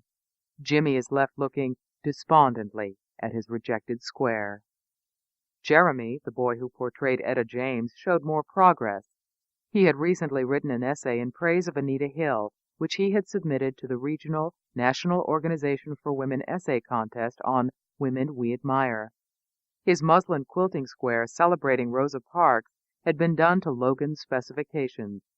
When he handed it in, Logan turned to Orenstein saying, "This is how you teach about gender. You do it one stitch at a time." Much taken by that remark, Orenstein used it to end her book. Feminizing Boys. Judy Logan openly practices a feminizing pedagogy that embodies the goals and ideals of the gender equity movement. If that movement continues in its current direction, more and more schools will be valorizing females, teaching history in a woman-centered way, inspiring boys to revere Anita Hill and to enjoy quilting. Few teachers are as extreme or committed as Logan, but the world of gender equity workshops is her world, and teachers everywhere are exposed to it and encouraged to move in this direction. In practice, this comes down to monitoring and policing boys' stereotypical masculine behavior and getting them to participate in characteristically feminine activities. In the name of gender equity, the tolerant adage, "boys will be boys," is being replaced with "down with la différence." Here is how the Boston Globe describes one gender fair school in Lexington, Massachusetts. 4 years after it created its Gender Equity Committee, Fisk Elementary is rife with signs of raised awareness of gender. A quilt of famous women sewn by fifth-grade boys and girls is displayed in the front hall. A wood sign on Principal Joanne Benton's door declares this to be the Princessipal's office. Benton proudly maintains that "we have no single-sex table in our lunchroom, and at recess, boys and girls play kickball together." Fisk Elementary encourages boys to engage in activities traditionally associated with girls, such as sewing quilts. At the same time, the school discourages activities that are natural and traditional to boys, such as congregating together in the playground to play ball with one another. The pressures for social egalitarianism are unremitting and take various forms. Alex Longo, a second-grade boy in East Windsor, New Jersey, was not allowed to pass out invitations to his birthday party. He had invited only boys, and his teacher and school principal deemed this sexist and discriminatory. Alex still does not understand his offense. Incidents such as this rarely become public, but in this case the father complained and the story got into the press. When a reporter asked the little boy how he felt about the episode, he said, "I went in the cloak closet and cried. I felt really bad." An education professor at the University of North Carolina, Greensboro, and 3 co-investigators observed a class of 5th graders at the elementary school in Guilford, North Carolina. Here are some inequitable interactions they noted in education leadership. "We stayed for lunch that day and observed a sex-segregated 5th grade in the school cafeteria. Boys at one table and girls at another. At recess, boys played kickball and girls huddled around the sidewalk and talked with one another. But as the AAUW pointed out in 1992, most of the students did not show dissatisfaction with the way things were." The observers regarded the children's lack of dissatisfaction as something that needed to be corrected. For the next few months, they staged equity interventions designed to raise the children's gender consciousness. These researchers never questioned the doctrine that gender styles and preferences are socially determined. It did not seriously occur to them that the children's behavior might have little to do with the way they had been socialized and much to do with their nature as boys and girls. These teachers and school administrators in Massachusetts, New Jersey, North Carolina, and New York embraced the belief that gender-fair schools will require a new pedagogy that upsets and neutralizes many behavioral conventions associated with being a boy or a girl. Shaping the gender identities of school children is a heady enterprise, and it is inspired and informed by the ideas of gender experts in some of our great universities. Preeminent among these is Carol Gilligan and her colleagues at the Harvard Graduate School of Education. They see themselves as participating in a profound revolution that will change the way society constructs young males. Once boys are freed of oppressive gender roles, they foresee a change in boys' play preferences. In 1996, the Boston Globe described a joint lecture on boys by Gilligan and her associate Elizabeth DeBold before a standing-room-only crowd in the 250-seat auditorium at a private school in Watertown, Massachusetts. Gilligan and DeBold explained that so-called male behaviors, roughhousing and aggressive competition, are not natural, but are artifacts of culture. According to DeBold, children don't start knowing what boys and girls are. It takes time to learn that boy-girl is a category. Superheroes and macho toys, she said, cause boys to be angry and act aggressively.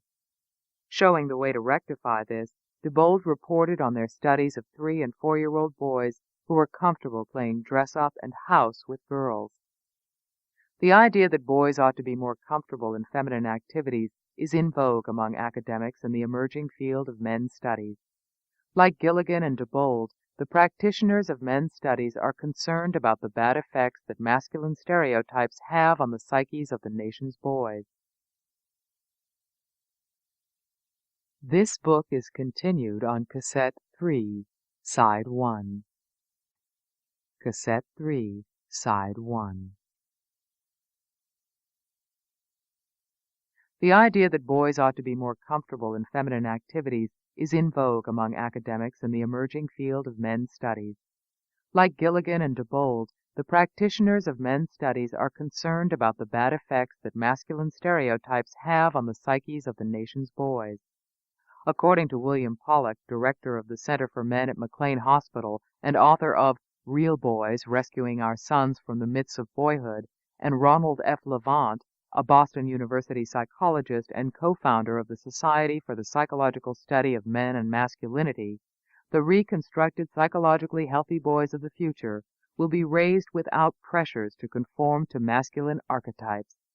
As we raise the next generation, the boys who will become men in the 21st century, we look forward to a time when these boys will be able to safely stay in the doll corner as long as they wish, without being taunted. Where the equity enthusiasts go wrong. The idea that girls and boys are the same, and that masculinity and femininity are simply a matter of social conditioning, have the status of first principles in schools of education, women's studies and gender studies departments, and the U.S. Department of Education. What follows from this is the notion that what society has constructed amiss can be torn down and reconstructed in the right way. It is assumed that, at bottom, we are all essentially androgynous. The feminist philosopher Sandra Lee Bartke speaks for many gender scholars when she says that human beings are born bisexual into our patriarchal society and then, through social conditioning, are transformed into male and female gender personalities, the one destined to command, the other to obey. Even the so-called difference feminists, Carol Gilligan and her school, Sarah Ruddick, and the other feminist philosophers who celebrate certain feminine qualities, such as caring, nurturing, and social sensitivity, believe that these differences are socially constructed and should be constructed differently. This doctrine does not stand up well under critical scrutiny. A growing body of empirical data that is rarely, if ever, mentioned in the gender equity training seminars strongly supports the experience of parents and the wisdom of the ages, that many basic male-female differences are innate, hardwired, and not the result of conditioning. In the past few years, there have been important developments in neuroscience, evolutionary psychology, genetics, and neuroendocrinology that all but refute the social constructionist thesis and point to certain inborn gender differences. Males, for instance, are, on average, better at spatial reasoning than females. They are more adept at rotating three-dimensional geometric figures in their minds, and they perform better on spatial manipulation tests. Males' superior skills in this area give them an advantage in math, engineering, and architecture. Of course, there are females with exceptional abilities in spatial reasoning, but, taken as a whole, males have a slight but distinct edge. Females, on the other hand, have better verbal skills. It has long been known that girls begin talking earlier, and that speech and reading disorders such as dyslexia are more common in males. On most national assessment tests, females are well ahead of males in reading and writing. Unsurprisingly, many more females than males major in English, comparative literature, and foreign languages. Girls' verbal skills may be responsible for their superior emotional expressiveness. Daniel Goleman, a science writer at the New York Times and author of Emotional Intelligence, reports on one explanation that ties early language facility to emotional style. Because girls develop language more quickly than do boys, this leads them to be more experienced at articulating their feelings and more skilled than boys at using words to explore and substitute for emotional reactions such as physical fights. Although Goldman believes girls' verbal skills may give them an emotional edge, he does not believe it makes them nicer than boys. As he sees it, girls' more rapid development of interpersonal skills and boys' physical superiority make for different styles of aggression. By age 13, girls become more adept than boys at artful aggressive tactics like ostracism, vicious gossip, and indirect vendettas. Boys, by and large, simply continue being confrontational when angered, oblivious to these more covert strategies. Go to any large toy mart, and you will find sections for boys and sections for girls, answering to their different preferences. For boys, gadgets and action are the things, while girls prefer dolls, glamour, and playhouses. Many a parent will tell you of failed efforts to get daughters interested in Lincoln Logs and sons in sewing kits. Being differently talented and differently driven, the sexes have characteristically different behavior preferences. The gender equity specialists believe that gender-distinct play preferences are purely a matter of social conditioning. But researchers have confirmed what parents experience all the time. Even without conditioning, indeed even with counter-conditioning, boys and girls show different preferences and gravitate toward different toys. The exceptions only go to prove the rule. One group of girls does consistently prefer trucks over dolls. Girls with congenital adrenal hyperplasia, CAH. This is a genetic defect that results when the female fetus is subjected to abnormally large quantities of male hormones called adrenal androgens. CAH girls tend to grow up to be more aggressive than their non-CAH sisters. UCLA psychologists Sherry Berenbaum and Melissa Hines set up an experiment in which they observed the play behavior of both CAH and non-CAH girls. They found that the CAH girls spent significantly more time playing with boys' toys than did control girls. CAH girls, incidentally, are also better at spatial rotation tests than their unaffected sisters. These sorts of findings, while not definitive, certainly do not square with the crude view that gender is a social construct. If all gender differences were culturally determined, you would expect to find some societies where females are the risk-takers and males play with dolls. There would be societies in which females, on average, would do better in math and young males would be more verbally adept than females. But where are they? The social constructionists have no plausible explanation for the absence of such societies. But there are many plausible explanations for the distinctive gender differences in special aptitudes and characteristic behaviors that are grounded in biology, endocrinology, and evolutionary psychology.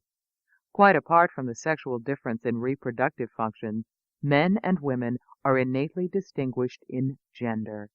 Mother Nature is not a feminist. The natural gender differences between men and women mean we cannot hope to get statistical male-female parity of competence and aptitude in all fields. The same seems true of preferences. There will always be far more women than men who want to stay home with children. There will always be more women than men who want to be kindergarten teachers rather than helicopter mechanics. Boys will always be less interested than girls in dollhouses. This does not mean that our sex rigidly determines our future.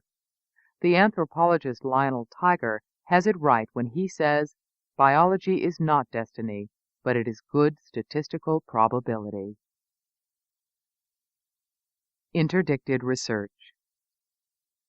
Although common sense is on the side of la différence, scientists studying how psychological sex differences correlate with differences in preferences and aptitudes are subject to angry attacks.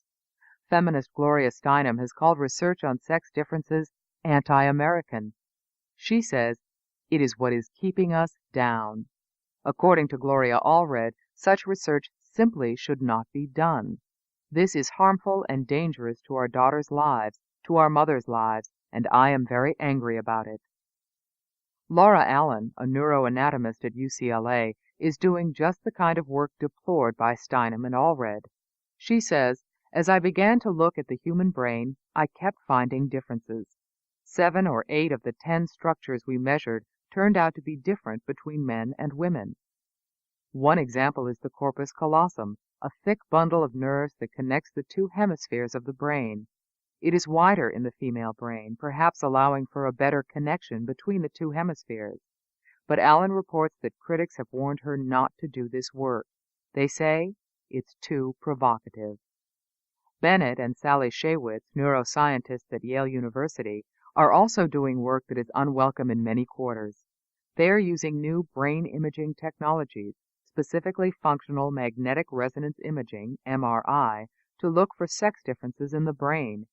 In one experiment, they gave 19 men and 19 women volunteer subjects a simple language task, matching pairs of rhyming nonsense words. The results were striking and were featured on the cover of Nature. In both men and women, the front of the cortex in the left hemisphere lit up brightly, indicating that to be the area where this task is carried out. But in 11 of the 19 women, and none of the men, an area in the right hemisphere also lit up. If 2 parts of the female brain focus on language, this might explain the female advantage in this area.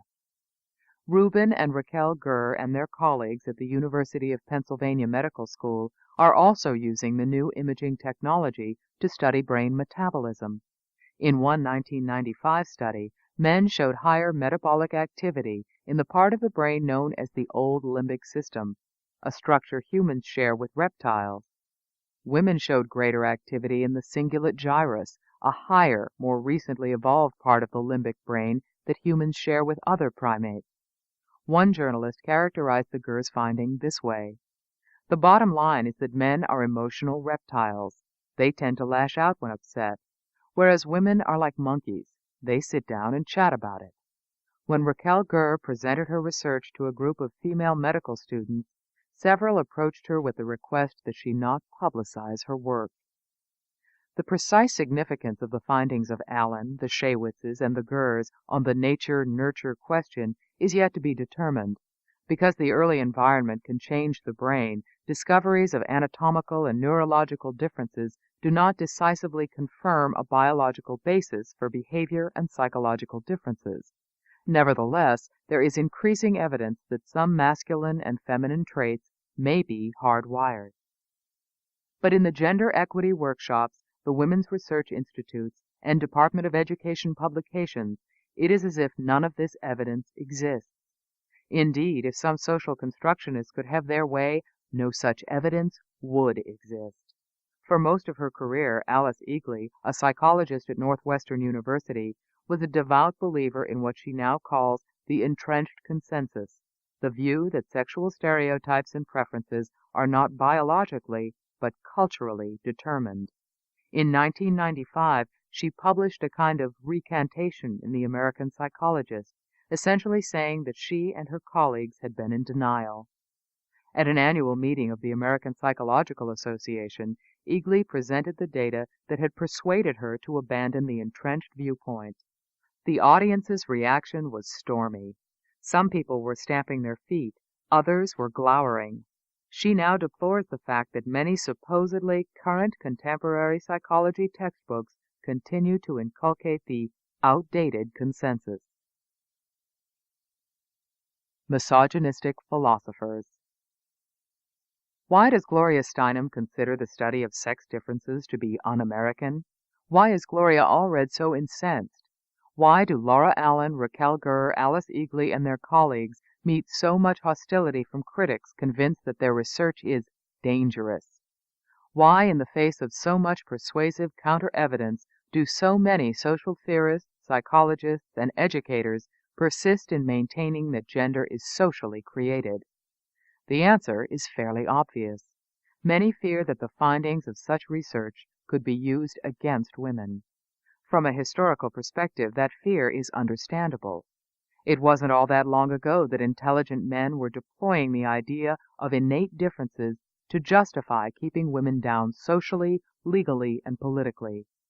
Before the women's movement took root in the 19th century, patriarchal thinking was the unchallenged norm. It was then taken for granted that women were not just innately different, but naturally inferior and naturally subject to men.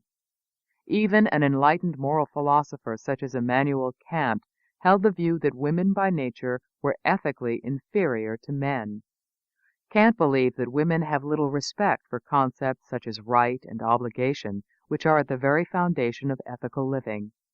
Women will avoid the wicked, not because it is unright, but because it is ugly, and virtuous actions mean to them such as are morally beautiful. Nothing of duty, nothing of obligation. Woman is intolerant of all commands and all morose constraint. They do something only because it pleases them. I hardly believe that the fair sex is capable of principles. It was also widely believed that women are less intelligent than men. Stereotypes that demeaned women were commonly accepted, and women everywhere paid the price. Soon, eminent scientists were weighing in to confirm women's alleged inferiority. In the 19th century, when anatomy and physiology were gaining scientific respectability, Paul Broca, a professor of clinical surgery and pioneer in brain anatomy, concluded that the relatively small size of the female brain depends in part upon her physical inferiority and in part upon her intellectual inferiority. Gustave Le Bon, a French psychologist and contemporary of Broca, went further. In the most intelligent races, as among the Parisians, there are a large number of women whose brains are closer in size to those of gorillas than to the most developed male brains. This inferiority is so obvious that one cannot contest it for a moment. Given the long history of how natural differences between men and women were constantly interpreted as proofs of male superiority, it is understandable that women such as Steinem and Allred react with suspicion to the suggestion that men and women are in any way innately different.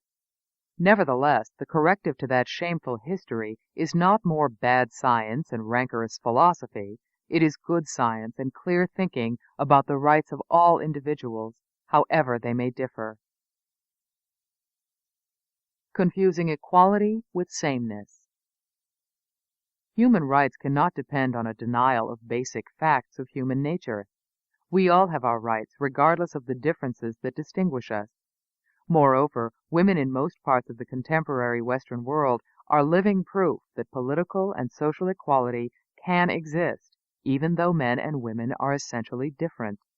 We are, in fact, in a post-egalitarian era, and the prospects for women have never been more exciting.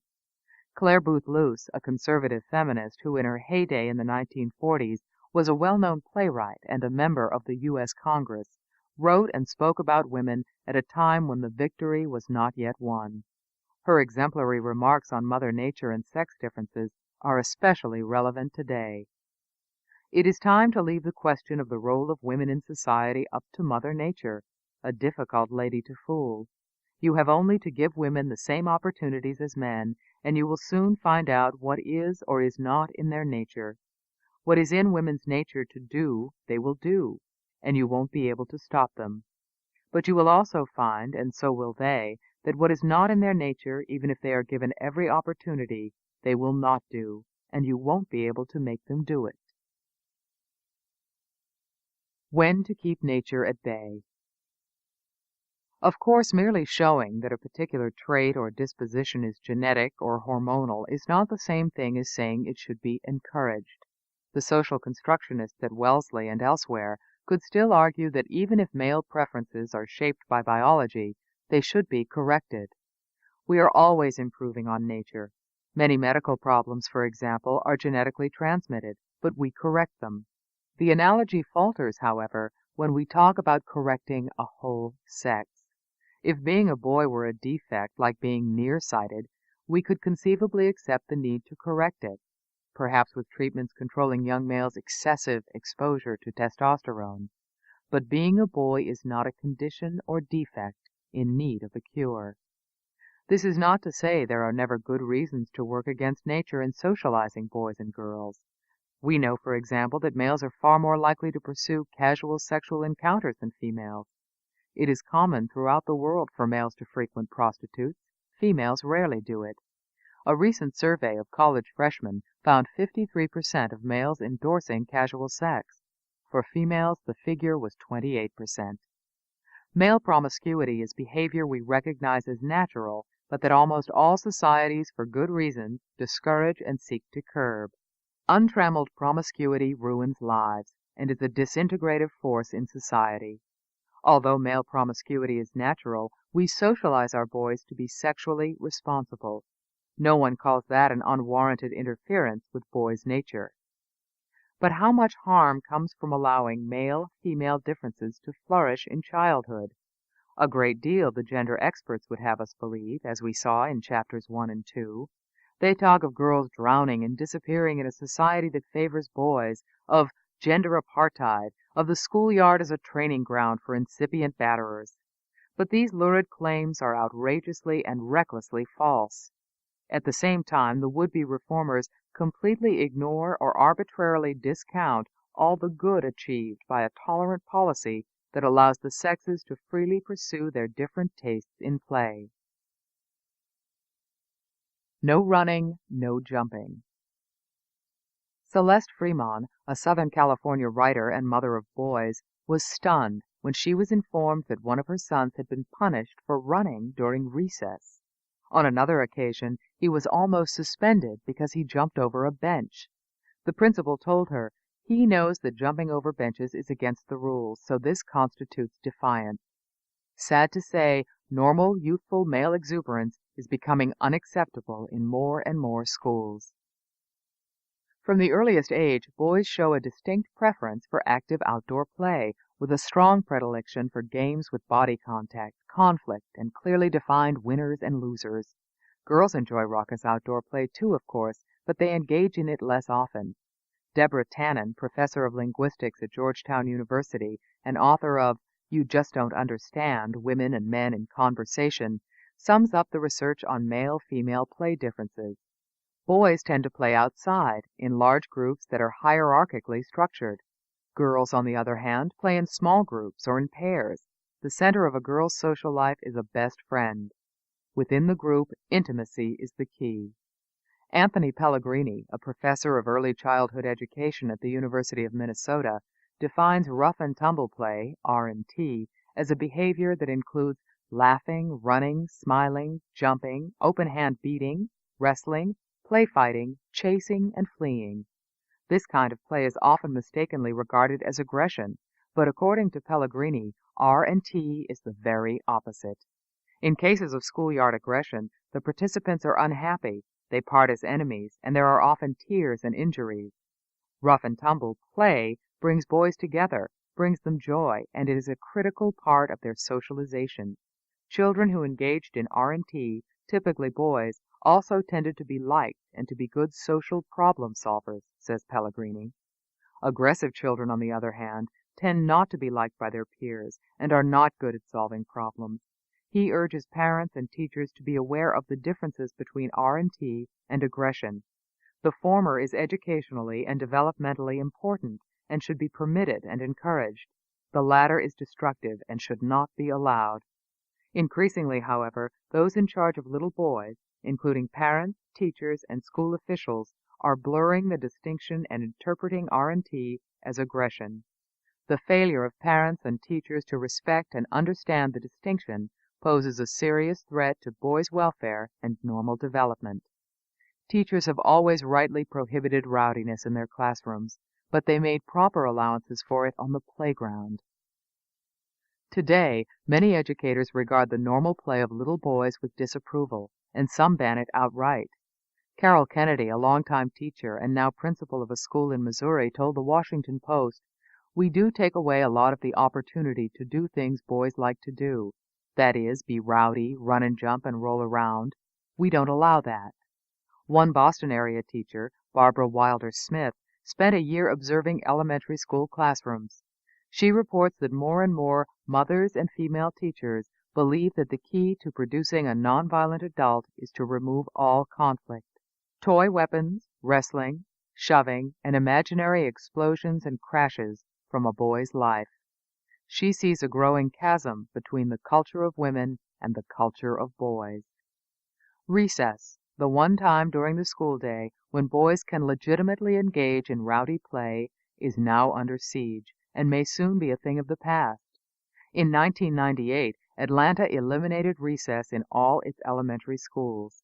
In Philadelphia, school officials have replaced traditional recess with socialized recesses, in which the children are assigned structured activities and carefully monitored.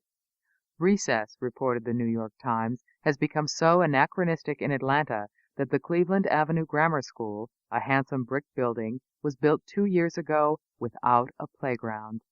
Dr. Benjamin Canada, the Atlanta school superintendent, acknowledges that many parents still don't quite get it. They'll ask, "So when are we getting a new playground?" And I'll say, "There's not going to be a new playground."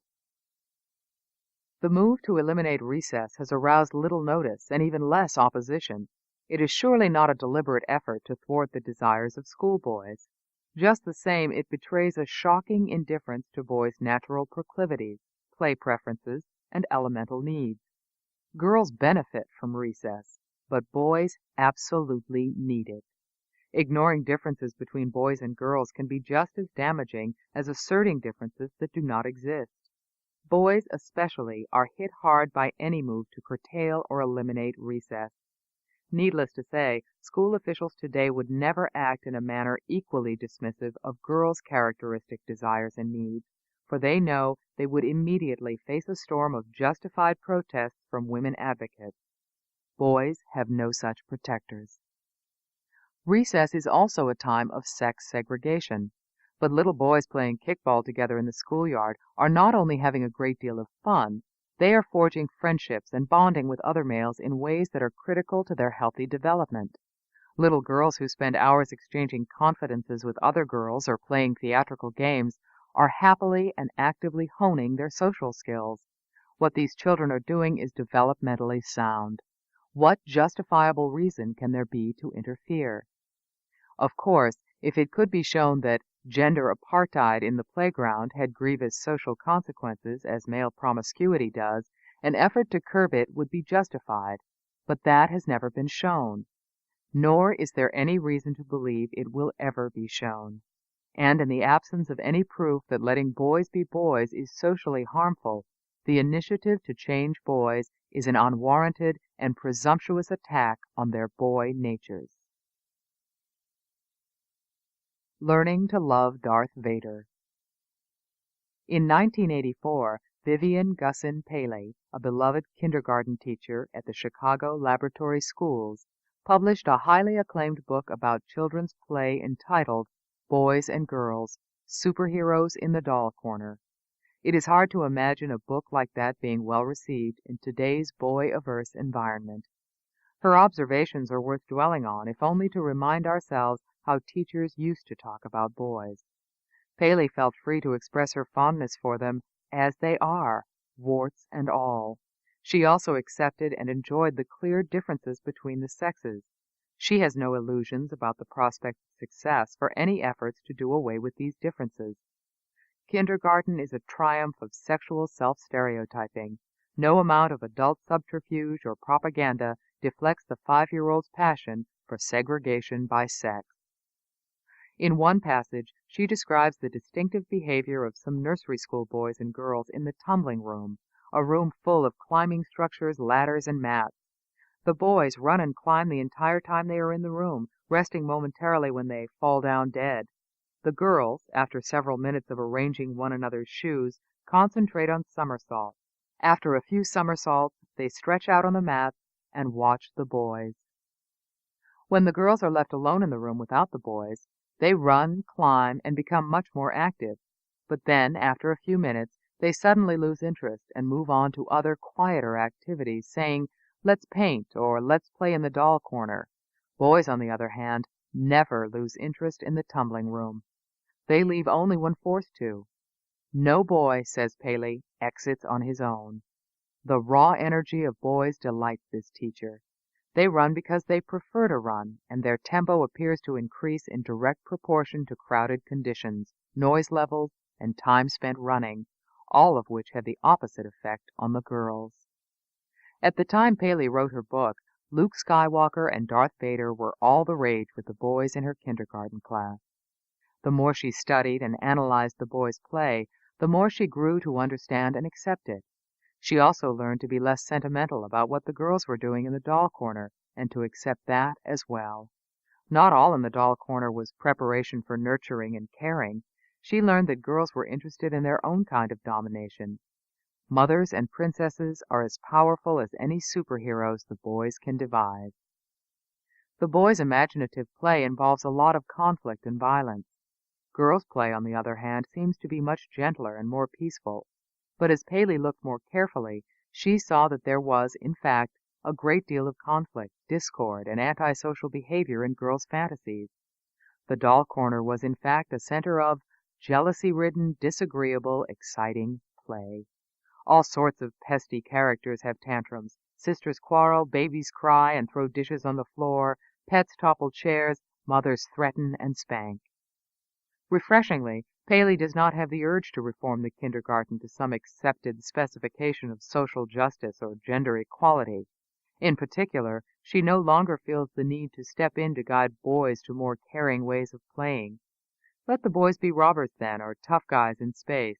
It is the natural, universal, and essential play of little boys. Everything is make-believe except the obvious feelings of well-being that emerge from fantasy play. There are any number of fine teachers like Vivian Paley, but today they rarely give voice to their enthusiasm for boys, for that is not welcomed. More welcome and customary are the voices telling the public about how boys are a danger to themselves and to society. The activist reformers who find boys in their natural state unsatisfactory have been successful in shaping the current attitude to boys. In the drumbeat of boy criticism, the message of teachers who feel as Paley does about boys is no longer getting through. An authoritarian equality. Steinem, Allred, and others who upbraid scientists for studying sex-gender differences are persuaded that such study is dangerous and unethical. I would argue that turning a blind eye to real differences and dogmatically insisting that masculinity and femininity are created by culture pose even more serious dangers of their own. For as we have seen, there are all too many educators and social activists who believe they can do a better job of constructing our children's gender identity than is now done by benighted parents and our sexist culture. This movement to change our children's concept of themselves is unacceptably invasive. Indeed, it is deeply authoritarian. It cannot be justified as furthering any valid social ideal. Yet we find well-intentioned public servants in powerful federal government departments encouraging teachers to modify the gender concepts of the nation's children in order to achieve a new egalitarian social order. This is quite chilling. It is also profoundly unnecessary. Most Americans regard the movement for women's equality as perfectly compatible with an understanding that men and women are innately different and must be allowed to develop in ways that accept and respect that difference. The kind of equality of the sexes most Americans embrace and hold dear is the equality demanded by the founders of the women's movement in the mid-19th century, for women and men to be equal before the law and to be allowed the same freedoms, privileges, and rights. That kind of equality required the vote. It required equal access to public institutions such as universities, but it did not require the kind of social androgyny that is the ideal of so many high-minded contemporary reformers. And it is light years away from the effort to raise boys like we raise girls. The reformers who promote their arcane and undemocratic notion of equality in our schools represent no one but themselves. But they speak with confidence about gender justice, and many American educators have become persuaded that eliminating masculine stereotypes is prerequisite to fulfilling the promise of a democratic equality. The pressure on teachers to eliminate stereotypes in the lower schools is, so far, without effective opposition. Though few teachers or administrators are as single-minded as Judy Logan, Princess Opal Benton, or the Dalton School's Elizabeth Krentz, many are supportive, and almost all are acquiescent. They leave the initiative to all the self-styled change agents inside organizations such as the AAUW and the Wellesley Center and reform-minded officials in the U.S. Department of Education, all of whom are diligently promoting an agenda aimed at transforming the nation's school children into egalitarian citizens of a future gender-fair community.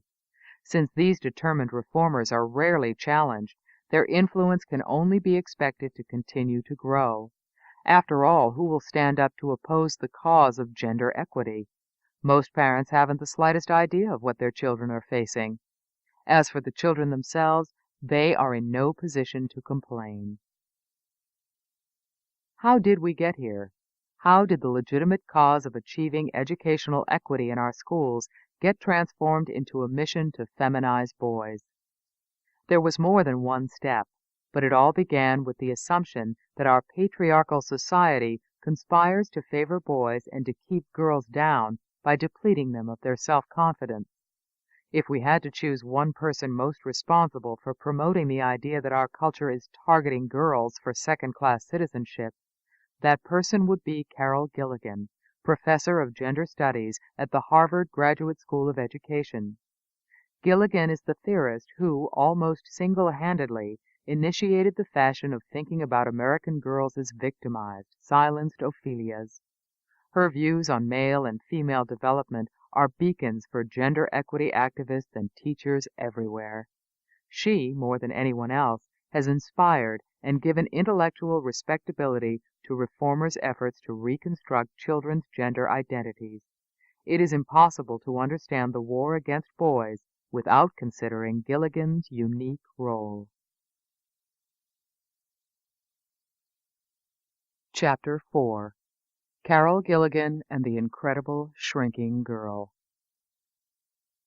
In November 1994, The Atlantic magazine published an article by Gary Taubes debunking the claim that electrical power lines are significantly linked to cancer. Taubes, a contributing correspondent to Science, put the findings on electromagnetic fields, EMF, into the perspective of the history of science, which, he said, is littered with examples of what Irving Langmuir, the 1932 Nobel Prize winner in chemistry, called pathological science, or the science of things that aren't so. Pathological science occurs when researchers report the existence of an illusory effect. According to Langmuir, these are cases where there is no dishonesty involved, but where people are tricked into false results, being led astray by subjective effects, wishful thinking, or threshold interactions. A recent celebrated example is cold fusion. Pathological science, as Langmuir noted, never produces a fruitful research program. No new discoveries are made. Pathological science gets nowhere. It just goes on and on. Quite often it is kept alive by journalists who prefer disseminating sensational claims to looking for dissenting voices. In the early 1990s, fear of electrical power lines was pervasive because of alarming stories in popular magazines. In 1992, Keith Florig, an engineer and public policy analyst at Carnegie Mellon University, estimated that the cost of public anxiety over EMF exceeds $1 billion annually. In 1996, by congressional request, the National Academy of Sciences reviewed more than 500 studies of the health effects of electromagnetic radiation. It concluded that the current body of evidence does not show that exposure to these fields presents a human health hazard. An editorial in the New England Journal of Medicine called for an end to research that has produced considerable paranoia, but little insight and no prevention. Then, in the summer of 1999, a federal investigation revealed that the original research linking power lines with cancer had ignored data that controverted the claim. According to the Office of Research Integrity at the Department of Health and Human Services, the researcher had engaged in scientific misconduct in biomedical research by falsifying and fabricating data and claims about the purported cellular effect of electromagnetic fields. But as the University of Maryland physicist Robert Park notes, the deceptions are frequently unintentional. It is often not deliberate fraud, he told the New York Times. People are awfully good at fooling themselves. They are so sure they know the answer that they do not want to confuse people with ugly-looking data. The mix of bad science, self-deception, and uncritical journalism is even more potent in the human sciences. Carol Gilligan's purported discovery that adolescent American girls are in crisis, their confidence shattered when they hit the wall of Western culture, is a case in point. In that instance, women's advocacy groups joined in sounding the alarm, and the discovery became politically unassailable. Public reaction to the news that our culture was demoralizing its girls has proved far more costly in social terms than the EMF hysteria, with schoolboys bearing the brunt of the costs. Gilligan is Harvard University's first professor of gender studies. Journalists routinely cite her landmark or groundbreaking research on women's distinctive moral psychology. She was Ms. Magazine's Woman of the Year in 1984, and Time magazine put her on its short list of the most influential Americans in 1996. In 1997, she received the $250,000 Heinz Award for transforming the paradigm for what it means to be human. Gilligan's reputation as a media figure is not in doubt. Her scholarly reputation, however, is quite another matter. Transforming the paradigm for what it means to be human would certainly be a feat of great historical importance. But any such achievement would, at the very least, require a great deal of empirical evidence in support of the new paradigm.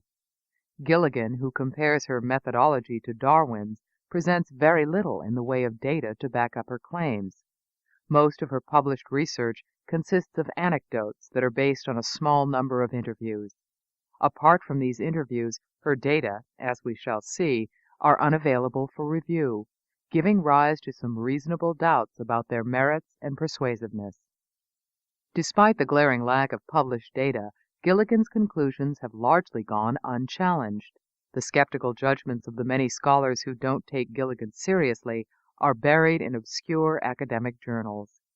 Meanwhile, her bold theories and the groundbreaking empirical research that presumably backs them up are widely referred to and routinely celebrated in the popular media. A lavish tribute. In January 1990, the New York Times Magazine published a flattering feature story on Gilligan. The article, entitled "Confident at 11, Confused at 16, reported that Gilligan had tracked the psychological development of girls as they entered adolescence and had uncovered the dismaying phenomenon of girls being silenced, going underground, and no longer knowing what they once knew. The piece mentioned in passing that Gilligan's research provoked intense hostility on the part of academics, but provided few details. The message that came through was that an eminent Harvard scholar had made a shocking and important empirical discovery. As girls move into adolescence, our society pushes them into the background. Once again, pathological science had met credulous journalism. This New York Times Magazine profile quickly generated a panicky concern for girls that would profoundly affect education policy in the 1990s. The alarming discovery that America's girls were suffering a loss of voice and a drain of confidence was similar to the electromagnetic field scare in producing considerable paranoia but little insight.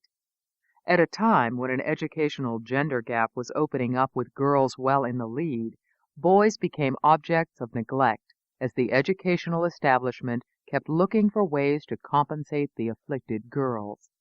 In her New York Times Magazine story on Gilligan, the author, novelist Francine Prose, speculated that Gilligan's new work on girls may well oblige traditional psychology to formulate a more accurate theory of female adolescence. According to Prose, Gilligan believes that girls are pained and frightened by their own insights into the culture.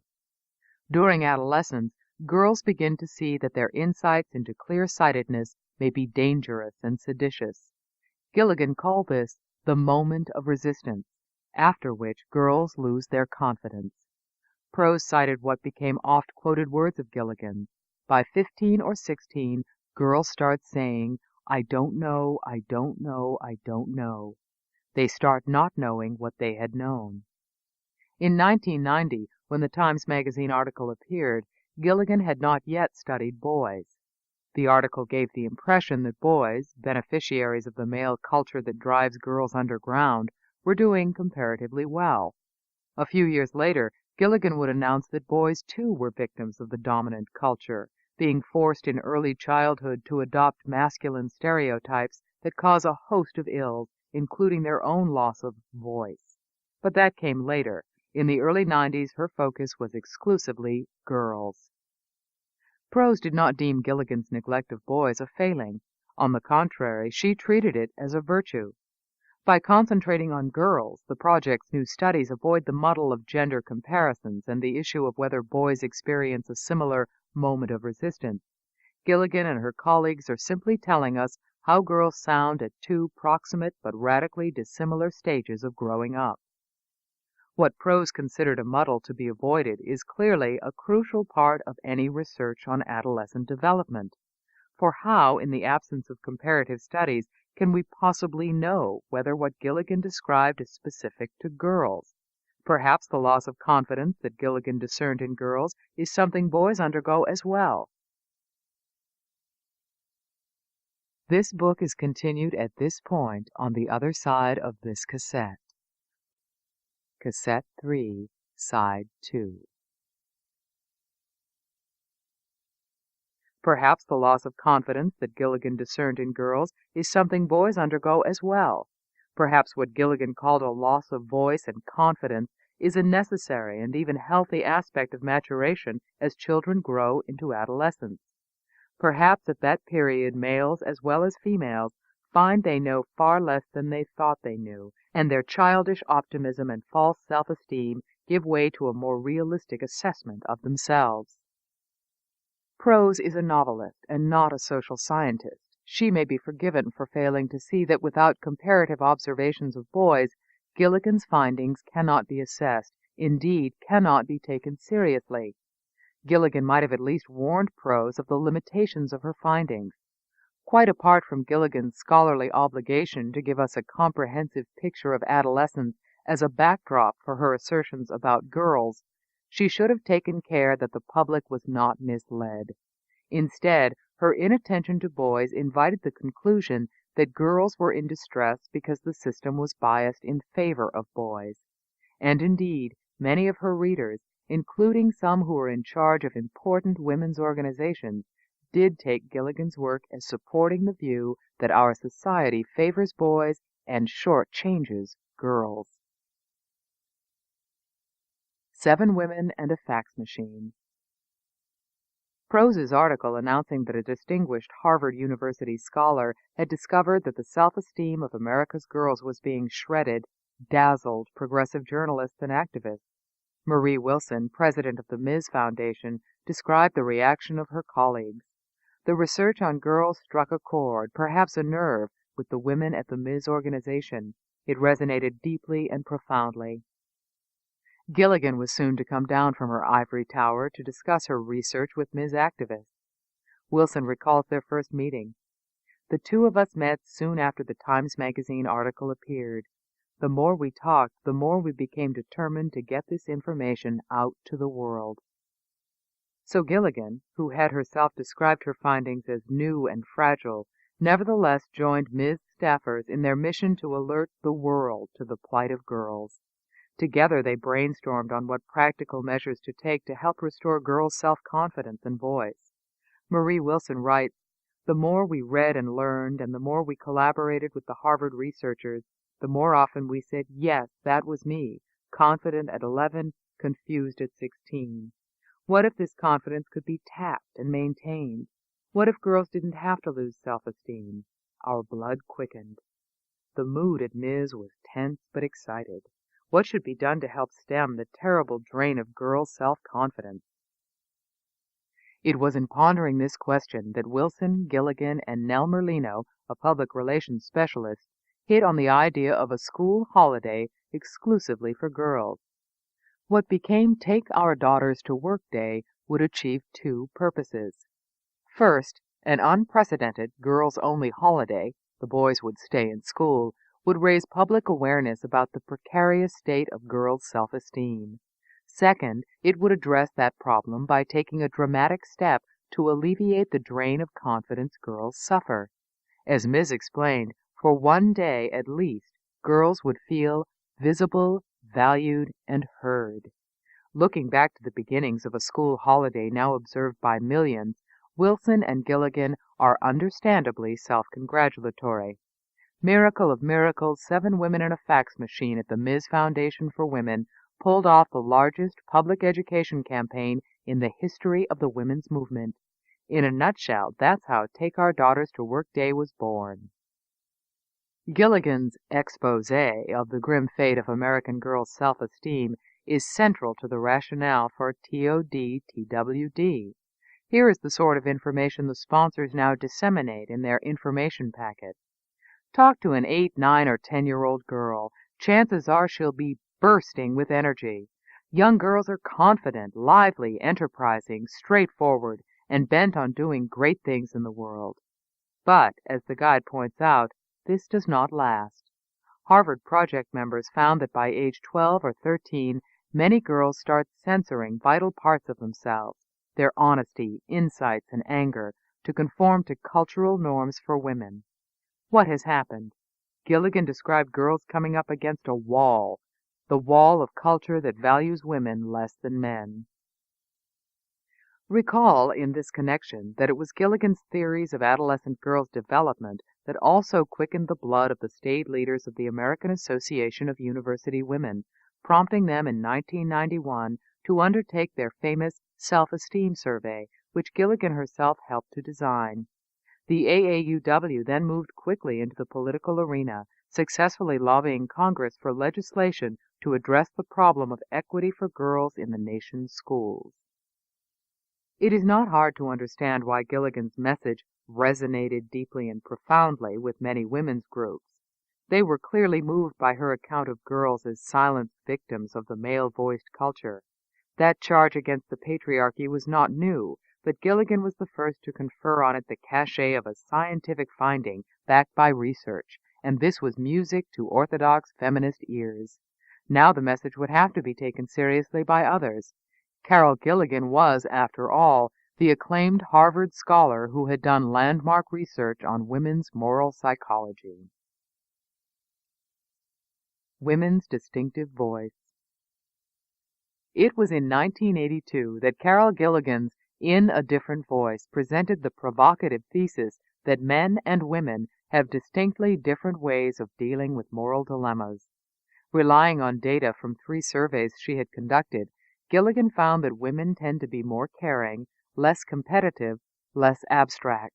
They speak in a different voice. They approach moral questions by applying an ethic of care. In contrast, men tend to approach moral issues by applying rules and abstract principles. Theirs is an ethic of justice. Gilligan argued further that women's moral style had been insufficiently studied by professional psychologists. She complained that the entire field of psychology, as well as the field of moral philosophy, had been built on studies that excluded women. In a Different Voice was an instant success. It sold more than 600,000 copies and was translated into 9 languages. A reviewer at Vogue explained its popular appeal. Gilligan flips old prejudices against women on their ears. She reframes qualities regarded as women's weaknesses and shows them to be human strengths. It is impossible to consider her ideas without having your estimation of women rise. The book received a mixed reaction from feminists. Some, such as philosophers Virginia Held, Sarah Ruddick, and others who would come to be known as difference feminists, were tantalized by the idea that women were different from, and quite probably better than, men. But many academic feminists, who were then in a men and women are exactly the same phase, attacked her for reinforcing stereotypes about women as nurturers and caretakers.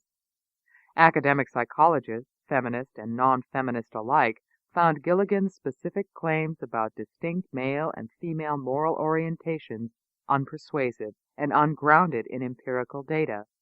In a 1984 review article in Child Development, Lawrence Walker of the University of British Columbia reported on 108 studies of sex difference in solving moral dilemmas. What he found was that sex differences in moral reasoning in late adolescence and youth are rare. In 1987, 3 psychologists at Oberlin College attempted to test Gilligan's hypothesis. They administered a moral reasoning test to 100 male and female students and concluded there were no reliable sex differences in the directions predicted by Gilligan. Concurring with Walker, the Oberlin researchers pointed out that Gilligan failed to provide acceptable empirical support for her model. That is putting it charitably. The more appropriate question is whether she had any significant empirical support for her model.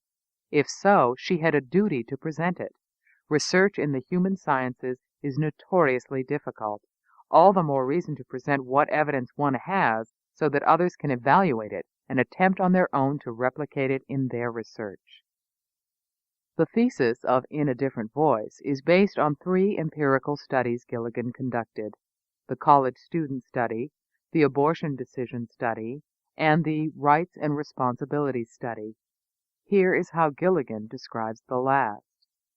This study involved a sample of males and females matched for age, intelligence, education, occupation, and social class at 9 points across the life cycle: ages 6 through 9, 11, 15, 19, 22, 25 through 27, 35, 45, and 60.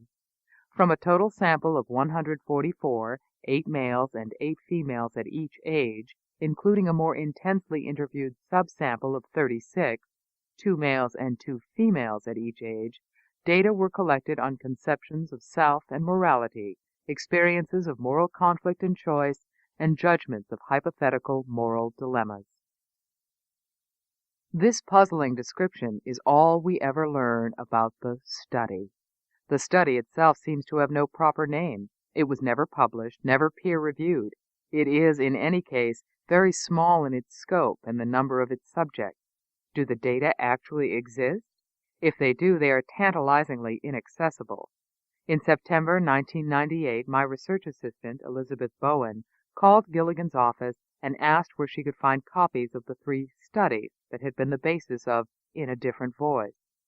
Gilligan's assistant, Tatiana Birch, told her they were unavailable. She explained that the studies were not in the public domain. Because of the sensitivity of the data, especially the abortion study, the information had been kept confidential. When Elizabeth asked where the studies were now kept, Birch explained that the original data were being prepared to be placed in a Harvard library. They are physically in the office. We are in the process of sending them to the archives in the Murray Center. In October 1998, Hugh Liebert, a sophomore at Harvard, who had been my research assistant the previous summer, spoke to Birch again. This time, she told him the data would not be available until the end of the academic year, adding, "They have been kept secret because the issues raised in the study are so sensitive." Birch suggested he check back occasionally. He tried again in March. Ms. Birch informed him, "They will not be available any time soon." On September 21, 1999, Liebert tried one last time. He sent an email message directly to Dr. Gilligan, but it was Birch who sent back this reply. "None of the In a Different Voice studies have been published. We are in the process of donating the college student study to the Murray Research Center at Radcliffe, but that will not be completed for another year, probably. At this point, Professor Gilligan has no immediate plans of donating the abortion or the rights and responsibility studies. Sorry that none of what you are interested in is available." So, more than 15 years after the publication of In a Different Voice, the data on which its bold thesis was based had never been available for public review, peer review, or any other kind of review. Nowhere in the book does Gilligan inform the reader of the whereabouts of the data. Because the book was published by Harvard University Press, and because its author is a professor at that premier university, readers naturally assume that she did genuine studies, with the usual controls and professional review. Brendan Marr is Professor Emeritus at Harvard and former chairman of the psychology department. I told him about the inaccessibility of Gilligan's data and the explanation that their sensitive nature precluded public dissemination. He laughed and said, "It would be extraordinary to say one's data are too sensitive for others to see." He pointed out that there is a standard way of handling confidential materials in research. You leave out the names but report the raw scores. You must do that so others can see if they can replicate your study. You also must disclose such details as how you chose your subjects, how the interviews were recorded, and the method by which you derived meaning from them, your coding system. There is a real risk of bias and prejudice in coding, so it is critical to have 2 or 3 people code the same interview to see if you have inter-rater reliability. Even with all these controls, there is no guarantee that your research is significant or accurate. But without them, what do you have?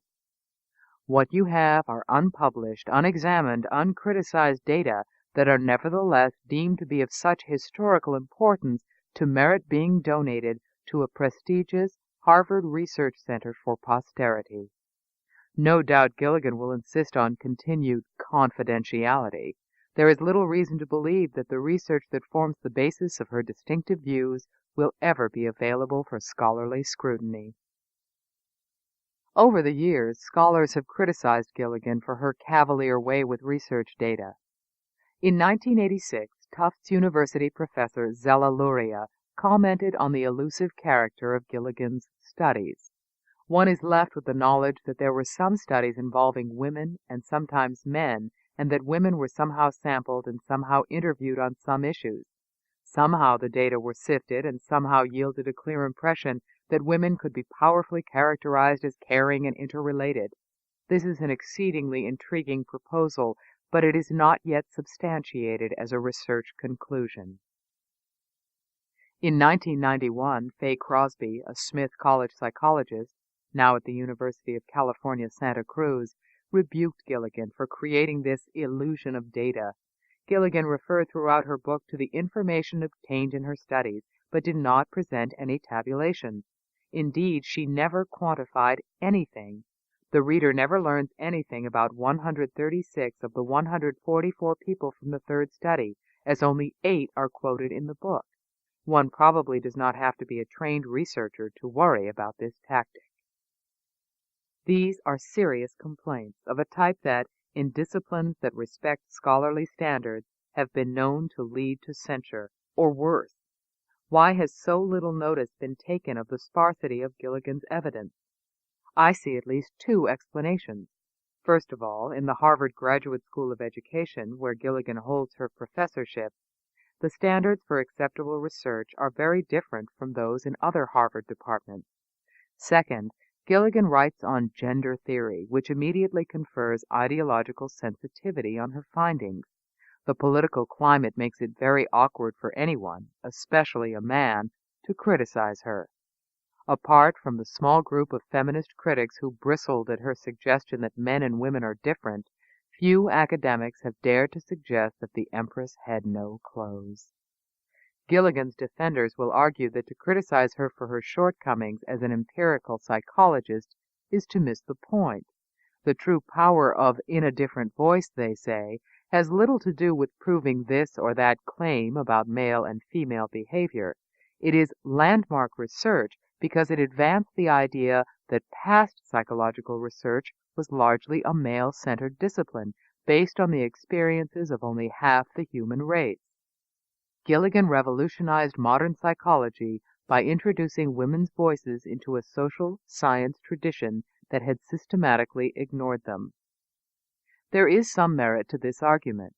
To be sure, Gilligan was not the first to urge that women be studied directly rather than by way of male models, but it is certainly true that she has been more effective than anyone at getting that message through to both scholars and the wider public. For this, she deserves credit. Moreover, at a time, in the early 80s, when women's scholarship was blinkered by the dogma that men and women were not significantly different, Gilligan's difference feminism was refreshing. Again, she warrants praise for bucking the tide of methodological androgyny. But questions persist about her claims of having made substantive discoveries about women's ways of making moral judgments. In a Different Voice gives readers the impression that these claims are empirically based. Gilligan was not merely critiquing psychological methodology for being unconsciously sexist and male-centered. She was announcing a discovery of a distinctive way in which women approach moral dilemmas. That discovery turned out to be nothing more than a seductive hypothesis without evidential basis. For 15 years after In a Different Voice was published, Gilligan would be regarded as having made original discoveries in the field of women's psychology. She had been acclaimed not merely as a political heroine who exposed sexist bias in the social sciences, but as someone who has enriched developmental psychology by careful and fruitful studies of girls and women. With the success of In a Different Voice, and with the considerable resources available to her at Harvard, Gilligan might have gone on to answer her scholarly critics. She might have refined her thesis about male and female differences in moral reasoning and done the genuine research scholars expected of her. She might have tried to put her purported discoveries on a scientific footing, but that is not what she did. In the years since the publication of In a Different Voice, Gilligan's methods have remained anecdotal and impressionistic, with increasingly heavy doses of psychoanalytical theorizing and gender ideology. Her own subsequent work is not a good example of the type of scholarship that one must do to redress the neglect of women in social science and developmental psychology. The gloomy picture of adolescent girls that she presented to Misc, the AAUW, and a concerned public is every bit as distorted as any ever presented by social scientists using, in Gilligan's words, androcentric and patriarchal norms. How Girls Are Squelched. By the mid-'80s, Gilligan was focusing more on the developmental psychology of adolescent girls. In 1990, she and two colleagues published Making Connections, The Relational Worlds of Adolescent Girls at Emma Willard's School. 16 authors, including Gilligan, interviewed Emma Willard students about how they felt growing into adolescence. The school, located in Troy, New York, takes both boarding and day students and is one of the oldest private girls' academies in the country. Gilligan explains in the prologue that the studies in the collection were not intended as a definitive statement about girls. Instead, they were offered in the spirit of celebration to honor the 175th anniversary of the Emma Willard School. On one hand, the book is indeed nothing like a definitive study. On the other, there seems to be little cause for celebration. The claims made are large and disturbing, but here at least Gilligan's data are not sequestered. In the preface, Gilligan states the main finding starkly and dramatically. talking about how America's girls are in danger of drowning or disappearing in the sea of Western culture, and claiming that she has discovered a progressive self-silencing of girls as they move into adolescence. Preteen girls, Gilligan writes, are open and forthcoming. They are stalwart resistors. They speak their minds. They don't tell you what they think you want to hear, but what they want to say. 11-year-olds are not for sale, says Gilligan. But by age 12 or 13, things change for the worse. Entering adolescence, girls become aware that they are in possession of subversive insights that threaten male-voiced patriarchal society. To protect themselves, they begin to hide the vast well of knowledge they possess about human relations. Many bury it so deep inside themselves that they lose touch with it. Says Gilligan, interviewing girls in adolescence, I felt at times that I was entering an underground world, that I was led in by girls to caverns of knowledge, which then suddenly were covered over, as if nothing was known and nothing was happening. Gilligan's metaphors are always mesmerizing, but what is it these girls know? What are they burying in those caverns of knowledge? According to Gilligan, girls possess an uncanny understanding of the human social world, compelling in its explanatory power and often intricate in its psychological logic. The sophisticated understanding of human relations that girls have but do not show they know, she says, rivals that of trained professional adults. Much of what psychologists know about relationships is also known by adolescent girls. Unfairness and not listening. What sort of experiments did Gilligan and her colleagues carry out at the Emma Willard School that led to the discovery of girls' acute insights into human relations? A chapter called Unfairness and Not Listening, Converging Themes in Emma Willard Girls' Development, gives a fair idea of Gilligan's methods and style of research. Gilligan and her co-investigator, Elizabeth Bernstein, asked 34 girls to describe an occasion of someone not being fair, and an occasion when someone didn't listen. Here are some sample replies of the Emma Willard girls. Barbara, 12th grader. Unfairness. We had 3 final assignments. Knowing the students were feeling very burdened, it was unfair of her, the teacher, to contribute to that. Not listening. She did not seem terribly moved by how the class was feeling. Susan, 11th grader. Unfairness. A friend of mine was kicked out because she had a friend of hers who got 600s on the SATs go in and take them for her. I understand punishing her, but I don't think her life should be ruined. It makes me angry. I think they should have had her come back here. I don't think they cared. Not listening. We were going to spend a weekend at a boys' school, and the dean said, I understand you are going to do some drinking. I was just so mad. I said, I will follow the rules. But she didn't listen. I didn't like her getting involved in my plans because I didn't think that was fair. To the untrained observer, these teenage girls don't sound exceptionally insightful. On the contrary, Susan appears to be immature and ethically clueless. She seems not to understand the ramified seriousness of the SAT deception. She is indignant that the dean of her boarding school, concerned about underage girls drinking, is so involved in her plans. But Gilligan and her colleague Bernstein seem never to notice the moral shortcomings of their subject. Instead, they tell us that girls such as Susan and Barbara are unsettling conventional modes of thinking about morality. They credit their callow subjects with exceptional moral insight. The convergence of concerns with fairness and listening in older girls, for the most part, gives rise to a moral stance of depth and power. Normally, write an excited Gilligan and Bernstein, we disassociate the concepts of fairness and listening, but remarkably for these girls, fairness and listening appear to be intimately related concepts.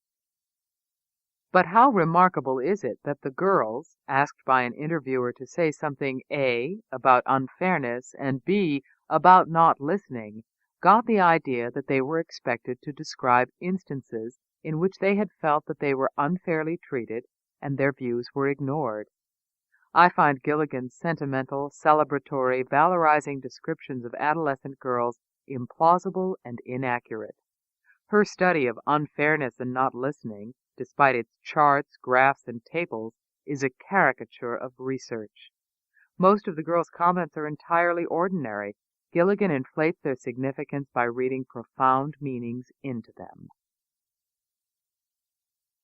Gilligan's explanation of voice. Gilligan's work is all about voice, listening, and how girls are silenced and not listened to. In ordinary parlance, having a voice is having a say in some matter.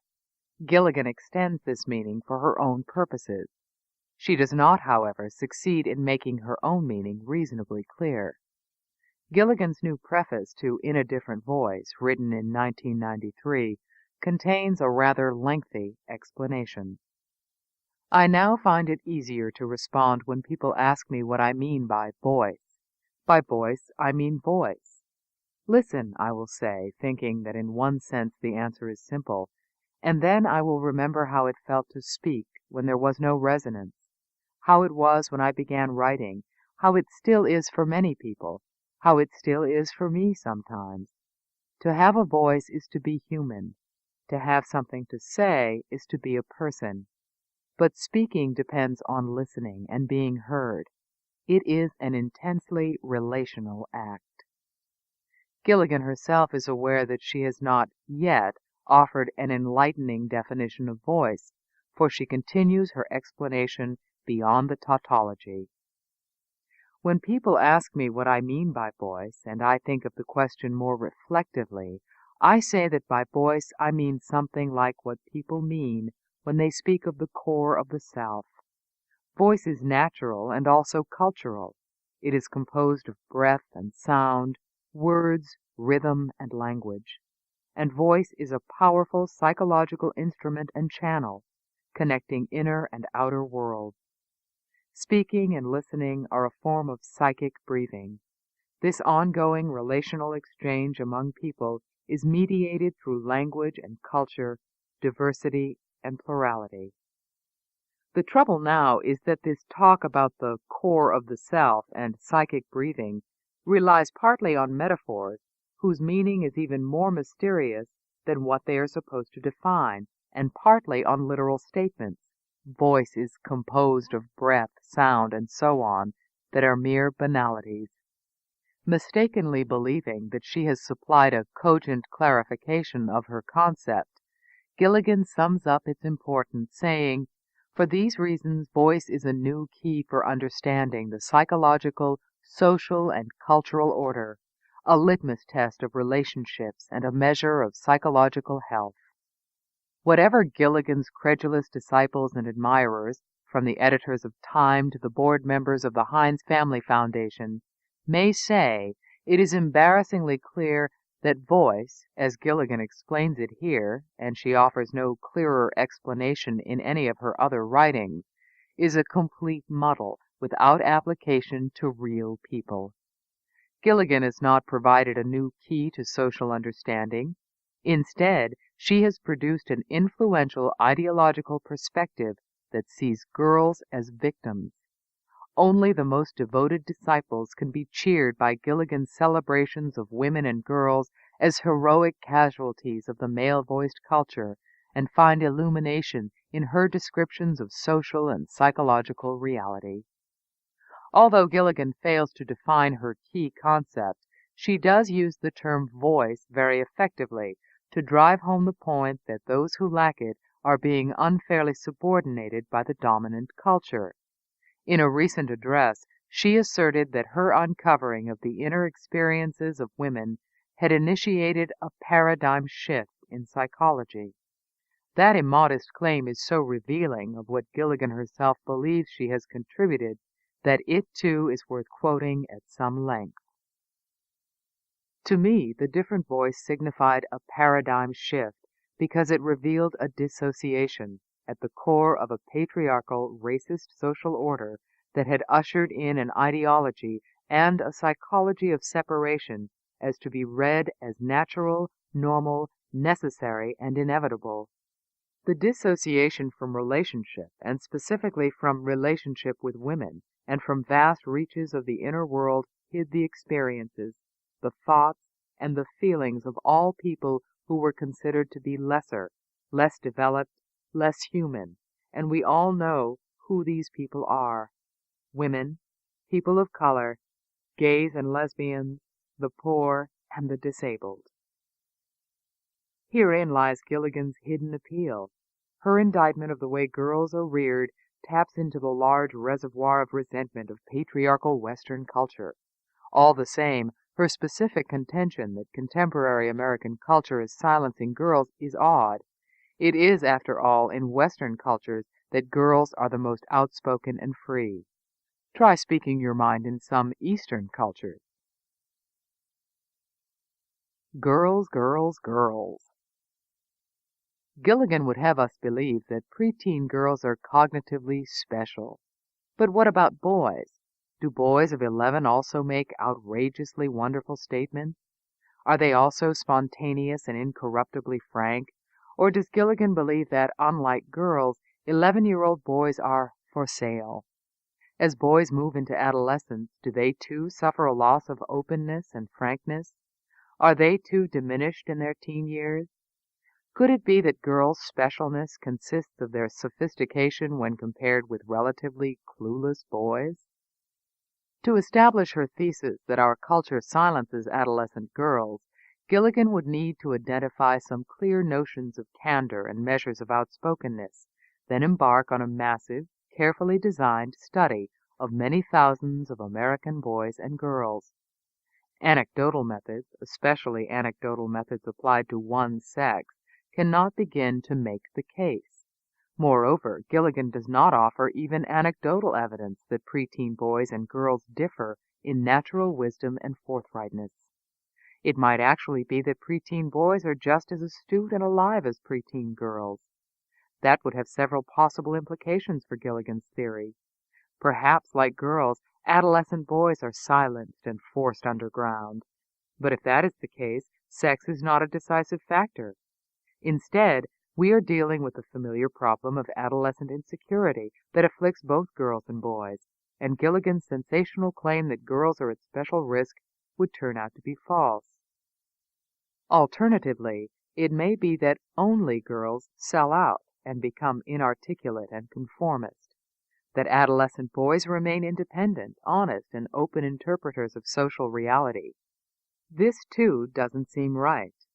Certainly Gilligan would reject any alternative that valorized boys as being more candid and articulate than girls.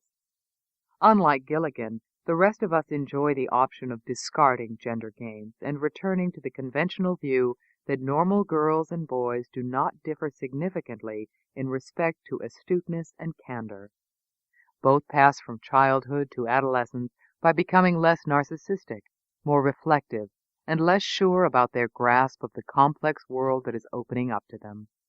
Leaving junior high school, both boys and girls emerge from a know-it-all stage into a more mature stage in which they begin to appreciate that there is a vast amount they do not know.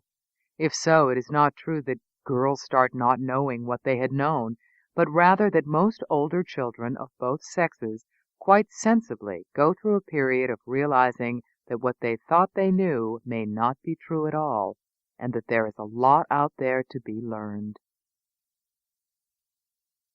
The Tyranny of Nice and Kind. Gilligan's more recent work continues her indictment of the male culture for the way it undermines girls. In Meeting at the Crossroads, the book that followed Making Connections, Gilligan and her co-author Lynn Michael Brown remind us that women's psychological development within patriarchal societies and male-voiced cultures is inherently traumatic. American girls undergo various kinds of psychological foot-binding. They discover that people do not want to hear what girls know. As a result of all of this, girls lose their candor and begin to cultivate an oppressive niceness and kindness. Gilligan's idealized portrait of female children as noble, spontaneous, and naturally virtuous beings who are progressively spoiled and demoralized by a corrupting socialization was first drawn by the 18th century philosopher Jean-Jacques Rousseau. Rousseau sentimentalized both boys and girls. The late Christopher Lasch has argued that both Rousseau and Gilligan are wrong. Real girls do not change from a Rousseauian ideal of spontaneous virtue to something more muted, conformist, and nice.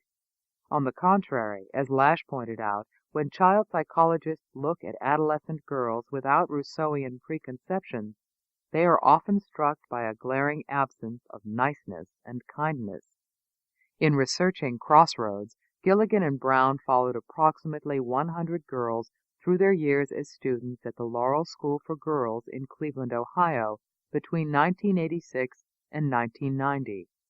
One of the subjects, Anna, is presented as something of a heroic figure.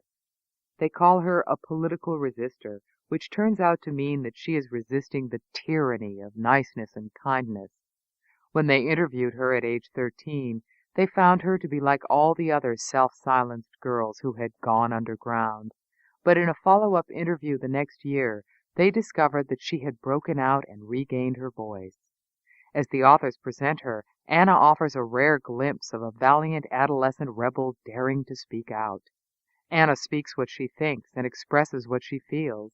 Anna proves that girls can resist the forces that silence them.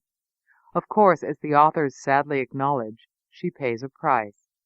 Anna is excluded from social clubs, and other students find her disruptive, infuriating, and even crazy.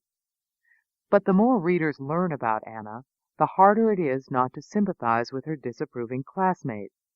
As an example of her newfound outspokenness, Anna describes what happened when her English teacher asked her to compose a legend about a hero.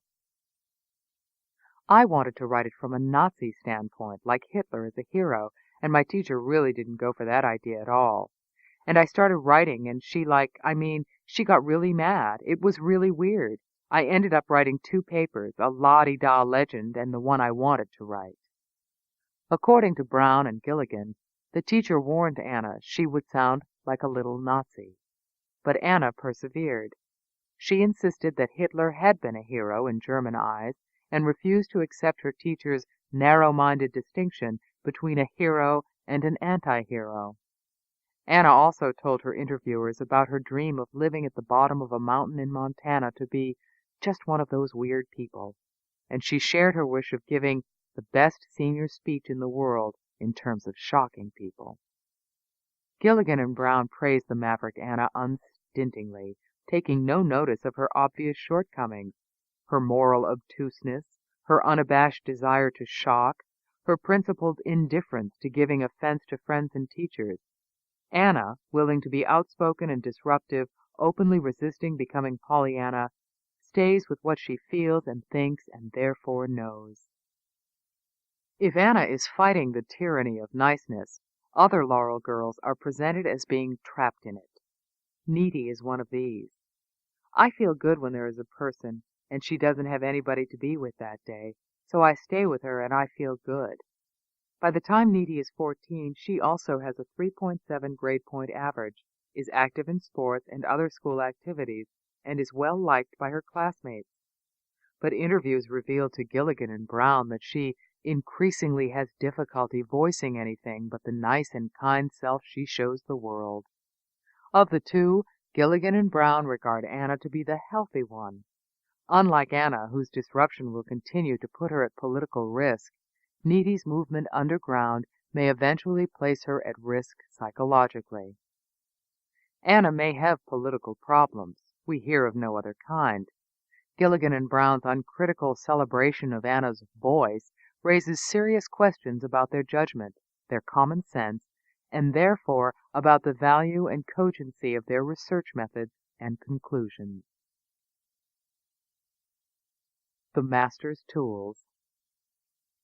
Gilligan, who seems unruffled by scholarly criticism, shows little signs of changing her research methods. She boldly insists that to give in to the demand for conventional evidence would be to give in to the standards of the dominant culture she is criticizing. She justifies her lack of scientific proof for her large claims by quoting the late poet Audre Lorde. The Master's tools will never dismantle the Master's house. Lord's remark is often used to fend off masculinist criticism of unscientific feminist methods. One might well ask, especially if one's research is part of a larger anti-patriarchal project aimed at dismantling the master's house, what better way to accomplish that end than by using the master's own tools? More to the point, Gilligan's justification for deserting sound scientific method in establishing her claims is deeply anti-intellectual. She seems to be saying, I don't have to play by the rules. The men wrote them. That rejection of conventional scientific standards simply will not do. If Gilligan feels justified in abandoning the methods of social science, she has to critique them. She should tell us what's wrong with them and show us a better set of tools. What other researchers say. Meanwhile, researchers who do play by the conventional rules of social science do not seem to be able to confirm Gilligan's hypothesis. Susan Harter, a psychologist at the University of Denver, is studying issues of adolescent development, voice, and self-esteem. Using the common notion of voice as having a say, speaking one's mind, and feeling listened to, and applying relatively objective measures, she and her colleagues recently tested the claims that adolescent girls have a lower level of voice than boys, and that girls' level of voice drops sometime between the ages of 11 and 17. In one study, Level of Voice Among Female and Male High School Students, Harter and her colleagues distributed a questionnaire to 307 middle-class students in a high school in Aurora, Colorado, 165 females, 142 males. These students were asked whether they felt they were able to express their opinions, say what is on their minds, and express their point of view. The study looked for gender differences and for evidence of the claim that girls' level of voice declined through the grades. It also considered students' expressiveness in different relationships, for example with parents, teachers, and friends. Harter concludes, findings revealed no gender differences nor any evidence that voice declines in female adolescents. In a second study, Lack of Voice as a Manifestation of False Self-Behavior Among Adolescents, Harter and her associates looked at the responses of approximately 900 male and female students from grades 6 to 12 to see if they could find evidence of a decline in female expressiveness. Their conclusion is that there is no evidence in our data for a loss of voice among female adolescents as a group. They could not even find a trend in that direction. Gilligan's argument is that girls in our society are particularly vulnerable to loss of voice. Our cross-sectional data revealed no significant mean differences associated with grade level for either gender, nor are there even any trends in either the coeducational or all-girls schools. Harter admires Gilligan and is careful to say that these studies are inconclusive, and that Gilligan's predictions about loss of voice may be true in certain domains for a certain subset of girls. This book is continued on Cassette 4, Side 1. Cassette 4, Side 1. Harter admires Gilligan and is careful to say that these studies are inconclusive, and that Gilligan's predictions about loss of voice may be true in certain domains for a certain subset of girls. She also suggests that more in-depth interviews might lend support to Gilligan's claims that girls struggle more with conflicts over authenticity and voice. But for the time being, Harter cautions against making generalizations about gender differences in voice. Nevertheless, the evidence that Gilligan is wrong about a nation of squelched girls was strong at the time she first announced the girl crisis, and it continues to get stronger. In a 1990 U.S. Department of Education study of several thousand 10th graders, 72% of girls agreed or strongly agreed with the statement, "Teachers listen to what I have to say." For boys, the figure was 68%. Nor did Gilligan's portrait of adolescent girls losing their voice agree with the findings of the AAUW self-esteem research that she herself helped design. In that survey of children aged 9 to 15, 57% said teachers call on girls more, and 59% said that teachers pay more attention to girls. One question specifically tested Gilligan's hypothesis. Do you think of yourself as someone who keeps quiet or someone who speaks out? Among elementary school girls, 41% said they speak out. For high school girls, the number went up to 56%. For boys, the reverse was true. 59% of elementary school boys said they speak out, but by high school they were 1 point behind girls at 55%. These differences are small and well within the margin of error for this survey of 2,942 students, 2,350 girls, and 592 boys. But the results should have prompted Gilligan to ask herself whether her claim that girls increasingly lose confidence as they move into adolescence could possibly be tenable. The 1997 MetLife study of 1,306 students in grades 7 through 12 and 1,035 teachers in grades 6 through 12 by Lewis Harris Associates asked students to respond to the statement, "I feel that teachers do not listen to what I have to say." 31% of boys, but only 19% of girls said the statement was mostly true. If Gilligan is right, we should expect more than 19% of girls to feel ignored, and certainly more girls than boys. Conclusion. The New York Times Magazine profile that played so large a role in popularizing Gilligan's views described her as having a Darwinian sense of mission to excavate the hidden chambers of a common buried past. Gilligan herself is not averse to the comparison with Darwin. Recently, Education Week asked me what I thought of Gilligan's work and claims. I said, I'm not sure what she does has much status as social science. Education Week reported Gilligan's response to my remarks. If quantitative studies are the only kind that qualify as research, then Charles Darwin, the father of evolutionary theory, would not be considered a researcher. Gilligan does actually see herself as pursuing a Darwinian method of inquiry.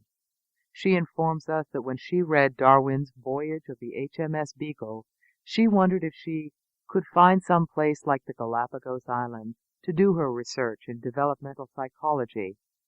She says she did.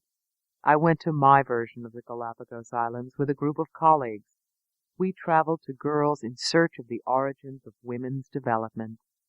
And in the inner world of adolescent girls, Gilligan found hidden caverns that had hitherto been undiscovered. Even a casual look at Gilligan's landmark contribution to science suggests that comparisons to Darwin are, to say the very least, premature. Darwin openly presented masses of data. His main thesis has been confirmed by countless observations of the fossil record. By contrast, no one has been able to replicate even the 3 secret studies that were the basis for the central claims Gilligan made in her most influential book, In a Different Voice. In sum, Gilligan's work is more ideological than objective. Her theories show all the signs of being a classic example of Irving Langmuir's pathological science, the science of things that aren't so, the fruitless science that leads nowhere but often just goes on and on. Reading Gilligan on silenced girls, on the limits of androcentric and patriarchal norms, on psychic breathing, on the unfeeling nature of Western thinking, I cannot help wondering, does any of her work have scientific validity? Is it even respectable as informal social commentary? These questions are pressing and relevant to our central concern, since Gilligan's work has persuaded thousands of educators that girls are being diminished, and the resulting reforms continue to have an adverse effect on boys. Most recently, and somewhat ominously, Gilligan has gotten boys in her sights. It now seems to her that boys are the victims of the male-dominated culture rather than its favored beneficiaries. She claims to have found that boys, at a very young age, 2 to 3, are being disconnected from their feelings and forcibly separated from others, especially women. She and her associates have embarked on a large-scale program to save the boys of the future by changing the way we socialize them in what she calls the patriarchal social order. Given Gilligan's extraordinary influence on American education, the doubts about her work become ever more pressing. Do American boys need to be saved? And are thinkers like Gilligan and her followers equipped by knowledge and temperament to save them? Chapter 5. Gilligan's Island. In 1995, Carol Gilligan and her colleagues at the Harvard Graduate School of Education inaugurated the Harvard Project on Women's Psychology, Boys' Development, and the Culture of Manhood, a 3-year program of research on boys. Within a year, Gilligan was announcing a boy crisis that was as bad as, or worse than, the one afflicting girls. Girls' psychological development in patriarchy involves a process of eclipse that is even more total for boys. Gilligan claims to have discovered a startling pattern of developmental asymmetry. Girls undergo trauma as they enter adolescence. For boys, the period of crisis is early childhood. Between the ages of 3 and 7, she says, boys are pressured to take into themselves the structure or moral order of patriarchal civilization, to internalize the patriarchal voice. This masculinizing process is traumatic and damaging.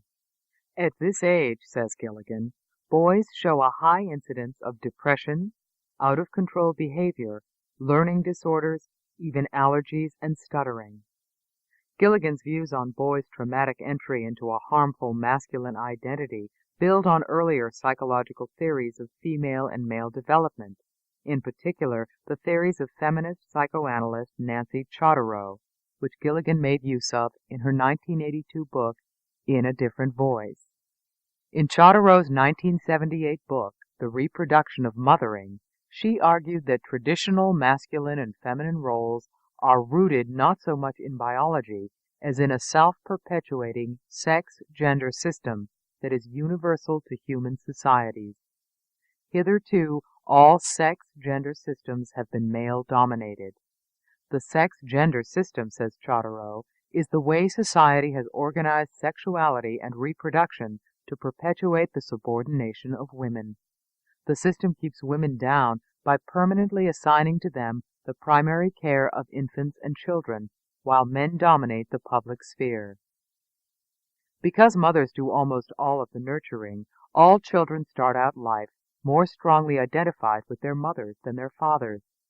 That identification and attachment, says Chodorow, have profoundly different consequences for boys and girls. A girl grows up with a sense of continuity and similarity to the mother. Boys, on the other hand, learn that to be masculine is to be very unlike their caregiver. Women as mothers produce daughters with mothering capacities and the desire to mother. By contrast, women as mothers produce sons whose nurturant capacities and needs have been systematically curtailed and repressed. According to Chodorow, women as well as men help to perpetuate male supremacy by the way they socialize boys. Women's mothering in the isolated nuclear family of contemporary capitalist society shows boys that nurturing is women's work. This prepares men for participation in a male-dominant family and society, for their lesser emotional participation in family life, and for their participation in the capitalist world of work. In this way, the social organization of parental roles supports a capitalist patriarchal system that Chodorow finds exploitative and unfair, especially to women. It is politically and socially important to confront this organization of parenting. It can be changed. In a Different Voice cites Chodorow's view that boys, in defining themselves as masculine, separate their mothers from themselves, thus curtailing their primary love and sense of empathetic tie. Feeling no corresponding need to disconnect themselves from their mothers, girls emerge with a stronger basis for experiencing another's needs or feelings as one's own. These ideas on the different ways girls and boys develop, girls in continuity with their female nurturers, boys' enforced separation from their nurturers, helped Gilligan explain why women and men should have different moral styles, women having an empathetic morality of care, men having an abstract morality of duty and justice. Chodorow believes that males and females have the same capacity to nurture. In males, this capacity is repressed, largely because male-dominated societies find it expedient to assign the primary nurturing role to girls and women. In Chodorow's view, this social ordering of parenting not only can, but should be changed. Permanent reform will mean a radical change in gender identities. It will require the conscious organization and activity of men and women who recognize that their interests lie in transforming the social organization of gender. Chodorow's call for the transformation of the patriarchal sex-gender system and her condemnation of the capitalist world of work do not resonate today as they did in the 1970s. Her theory of child development and the construction of gender is also dated because of its inattention to biology and physiology. The more we learn about fetal development and about male-female differences in brain structure and process, the harder it becomes to think of sex differences the way Chodorow thought of them. Hard, but not impossible. Having read Chodorow in the 1970s, Gilligan appears to have been convinced that her views on the harm inflicted on children by the culture were profoundly right. She would repackage them, giving them the powerful support of her beguiling metaphorical prose. Gilligan was especially impressed with Chodorow's idea that patriarchy dictates styles of child-rearing that are responsible for developmental deformations in both males and females. Masculinity in a patriarchal social order. Following Chodorow, Gilligan claims that boys get the message that in order to be male, to become one of the boys, they must suppress those parts of themselves that are most like their mothers. Gilligan speaks of a relational crisis that very young boys undergo as part of their initiation into the patriarchy. In effect, says Gilligan, boys are forced to hide their humanity and submerge their best quality, their sensitivity. Though this diminishes boys both psychologically and morally, it does offer them the advantage of feeling superior to girls. But the male culture that enthrones the boys is dangerously aggressive and competitive. Boys cannot opt out of it without paying a prohibitive price, writes Gilligan. If boys in early childhood resist the break between the inner and outer world, they are resisting an initiation into masculinity or manhood as it is defined and established in cultures that value or valorize heroism, honor, war, competition, the culture of the warrior, the economy of capitalism. At the same time, the process of masculine acculturation in the patriarchal social order is psychologically devastating for boys. To be a real boy or man in such a culture means to be able to hurt without feeling hurt, to separate without feeling sadness or loss, and then to inflict hurt and separation on others. In 1997, the New York Times Magazine ran a second interview with Gilligan.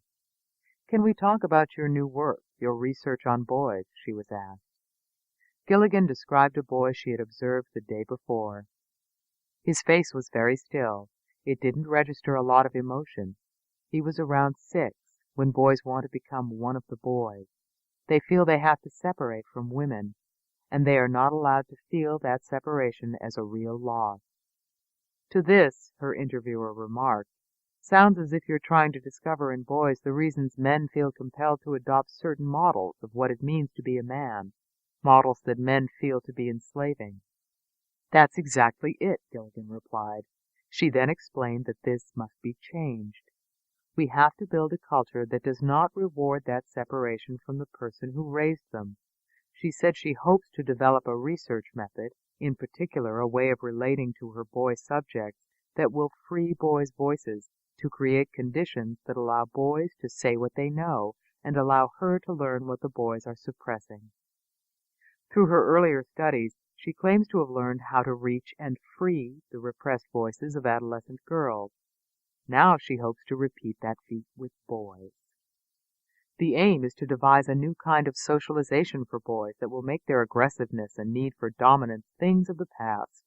Gilligan envisions a new era in which boys will not be forced into a stereotypical masculinity that separates them from their nurturers, but will be allowed to remain relationally connected to those close to them. Once boys are freed of oppressive gender roles, she feels, far fewer will suffer the early trauma that leads to so many disorders. Gilligan and others at the Harvard Project see themselves as defining the principles of a needed revolution that will change the way young males are socially constructed. As Gilligan told the New York Times Magazine, we might be close to a time similar to the Reformation, where the fundamental structure of authority is about to change. Gilligan has nailed her preferred structure of authority to the door of the Harvard Graduate School of Education. The stakes are high, she says. She is calling for a new and healing pedagogy to free boys from an errant masculinity that is endangering civilization. After a century of unparalleled violence, at a time when violence has become appalling, we understand better the critical importance of emotional intimacy and vulnerability. Gilligan asks us to reflect on these vital questions. What if the equation of civilization with patriarchy were broken?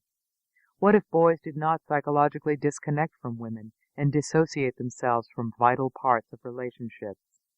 But other questions could also be asked. What if Gilligan's theories about boys are a travesty of scientific objectivity? What if the programs and policies she and her colleagues recommend turn out to do more harm than good?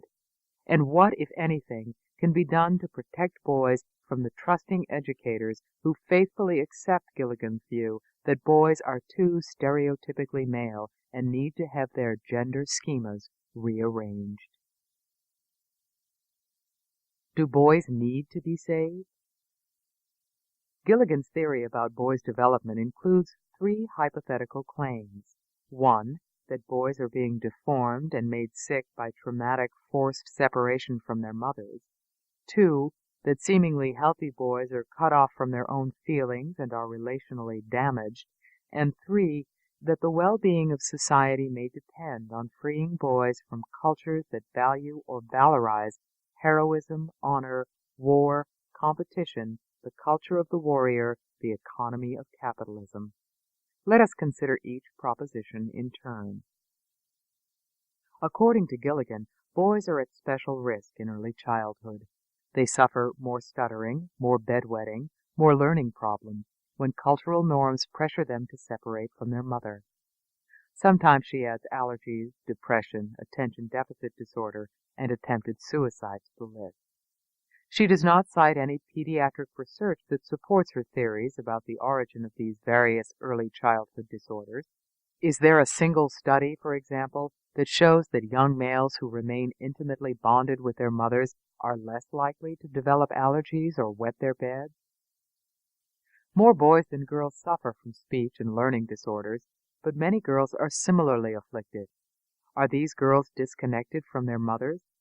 The more plausible explanations for boys' greater vulnerability to language disabilities are neurological. Gilligan's speculative assertion that the pressure of cultural norms causing boys to separate from their mothers generates a host of early disorders is never tested empirically.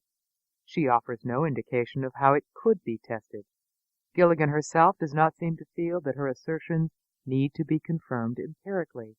She is confident that boys must be protected from what the culture is doing to them, a culture that initiates them into a manhood that valorizes war and the economy of capitalism, a culture that desensitizes boys and, by submerging their humanity, is the root cause of out-of-control and out-of-touch behavior and the ultimate source of war and male violence.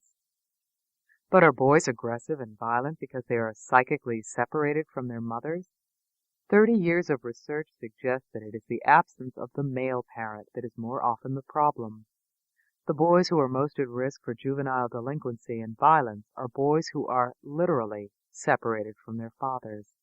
The U.S. Bureau of the Census reports that in 1960, 5.1 million children lived with only their mother.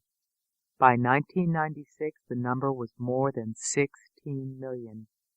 As the phenomenon of fatherlessness has increased, so has violence. As far back as 1965, Senator Daniel Patrick Moynihan called attention to the social dangers of raising boys without benefit of paternal presence. A community that allows a large number of young men to grow up in broken families, dominated by women, never acquiring any stable relationship to male authority, never acquiring any rational expectations about the future, that community asks for and gets chaos. In Fatherless America, the sociologist David Blankenhorn notes that, despite the difficulty of proving causation in social sciences, the wealth of evidence increasingly supports the conclusion that fatherlessness is a primary generator of violence among young men. William Galston, a former domestic policy advisor to the Clinton administration, now at the University of Maryland, and Elaine Camark, a lecturer at Harvard's J.F. Kennedy School of Government, concur.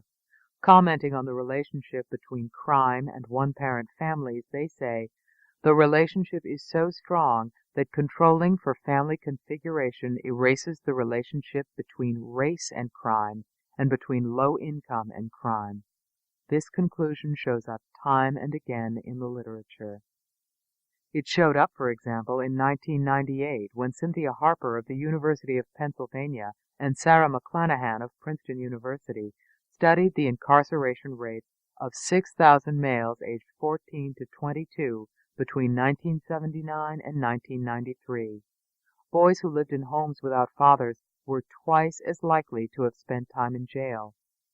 These results held even after the researchers controlled for race, income, and parents' education. Having a stepfather did not decrease the likelihood of incarceration. Fathers appear to be central in helping sons develop a conscience and a sense of responsible manhood. Fathers teach boys that being manly need not mean being predatory or aggressive. By contrast, when the father is absent, male children tend to get their ideas of what it means to be a man from their peers. Fathers play an indispensable civilizing role in the social ecosystem. Therefore, fewer fathers, more male violence. According to Blankenhorn, effective fathers need not be paragons of emotional sensitivity. In fact, they may possess qualities that would distress the gender experts at the Harvard Graduate School of Education. The typically masculine dad who plays roughly with his kids, who teaches his sons to be stoical and competitive, who is often glued to the television set watching football or crime dramas, is in fact unlikely to produce a violent son. As Blankenhorn explains, there are exceptions, of course, but here is the rule. Boys raised by traditionally masculine fathers generally do not commit crime. Fatherless boys commit crime.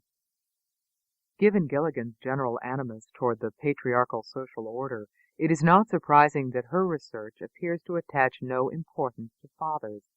All the same, the more we learn about the reasons for juvenile violence, the clearer it becomes that the progressive weakening of the family, in particular the absence of fathers from the home, plays a major role. Restoring fathers to the home is nowhere on Gilligan's list of priorities. Instead, Gilligan and her Harvard associates concentrate on changing things like boys' play preferences. In an interview for Education Week, Gilligan talks of a moment when each little boy stands at a crossroad. You see this picture of a little boy with a stuffed bunny in one hand and a Lego gun in the other. You could almost freeze frame that moment in development. The interviewer reports Gilligan's comment on this crucial development period in boys' lives. If becoming a boy means becoming tough, Gilligan says, then boys may feel at an early age that they have to hide the part of themselves that is more caring or stereotypically feminine. Recall the suggestion of Gilligan's colleague, Elizabeth DeBold, that it is superheroes and macho toys that cause boys to be angry and act aggressive. The patriarchal pressures on boys to hide their feminine side create the problem. This is something the Harvard team hopes a new reformation will radically change. Describing the purpose of the Harvard Project on Women's Psychology, Boys' Development, and the Culture of Manhood, Carol Gilligan and her co-director, Barney Brower, state the following working theory: that the relational crisis which men typically experience in early childhood occurs for women in adolescence. That this relational crisis in boys and girls involves disconnection from women, which is essential to the perpetuation of patriarchal societies. A project that posits a crisis engulfing both boys and girls caused by a patriarchal order that perpetuates itself by forcing children to disconnect from women is not about to take a serious look at the problem of absent fathers. In his contribution to the statement describing the purpose of the Harvard Project, Brower seeks to address this point by adding two additional questions to Gilligan's analysis. First, how do we include in our view of boyhood and manhood not only the problems of the traditional model, but also potential strengths? Second, what is the particular conundrum of boys living without fathers within a culture of patriarchy? To the first of Brower's questions, the answer is how indeed.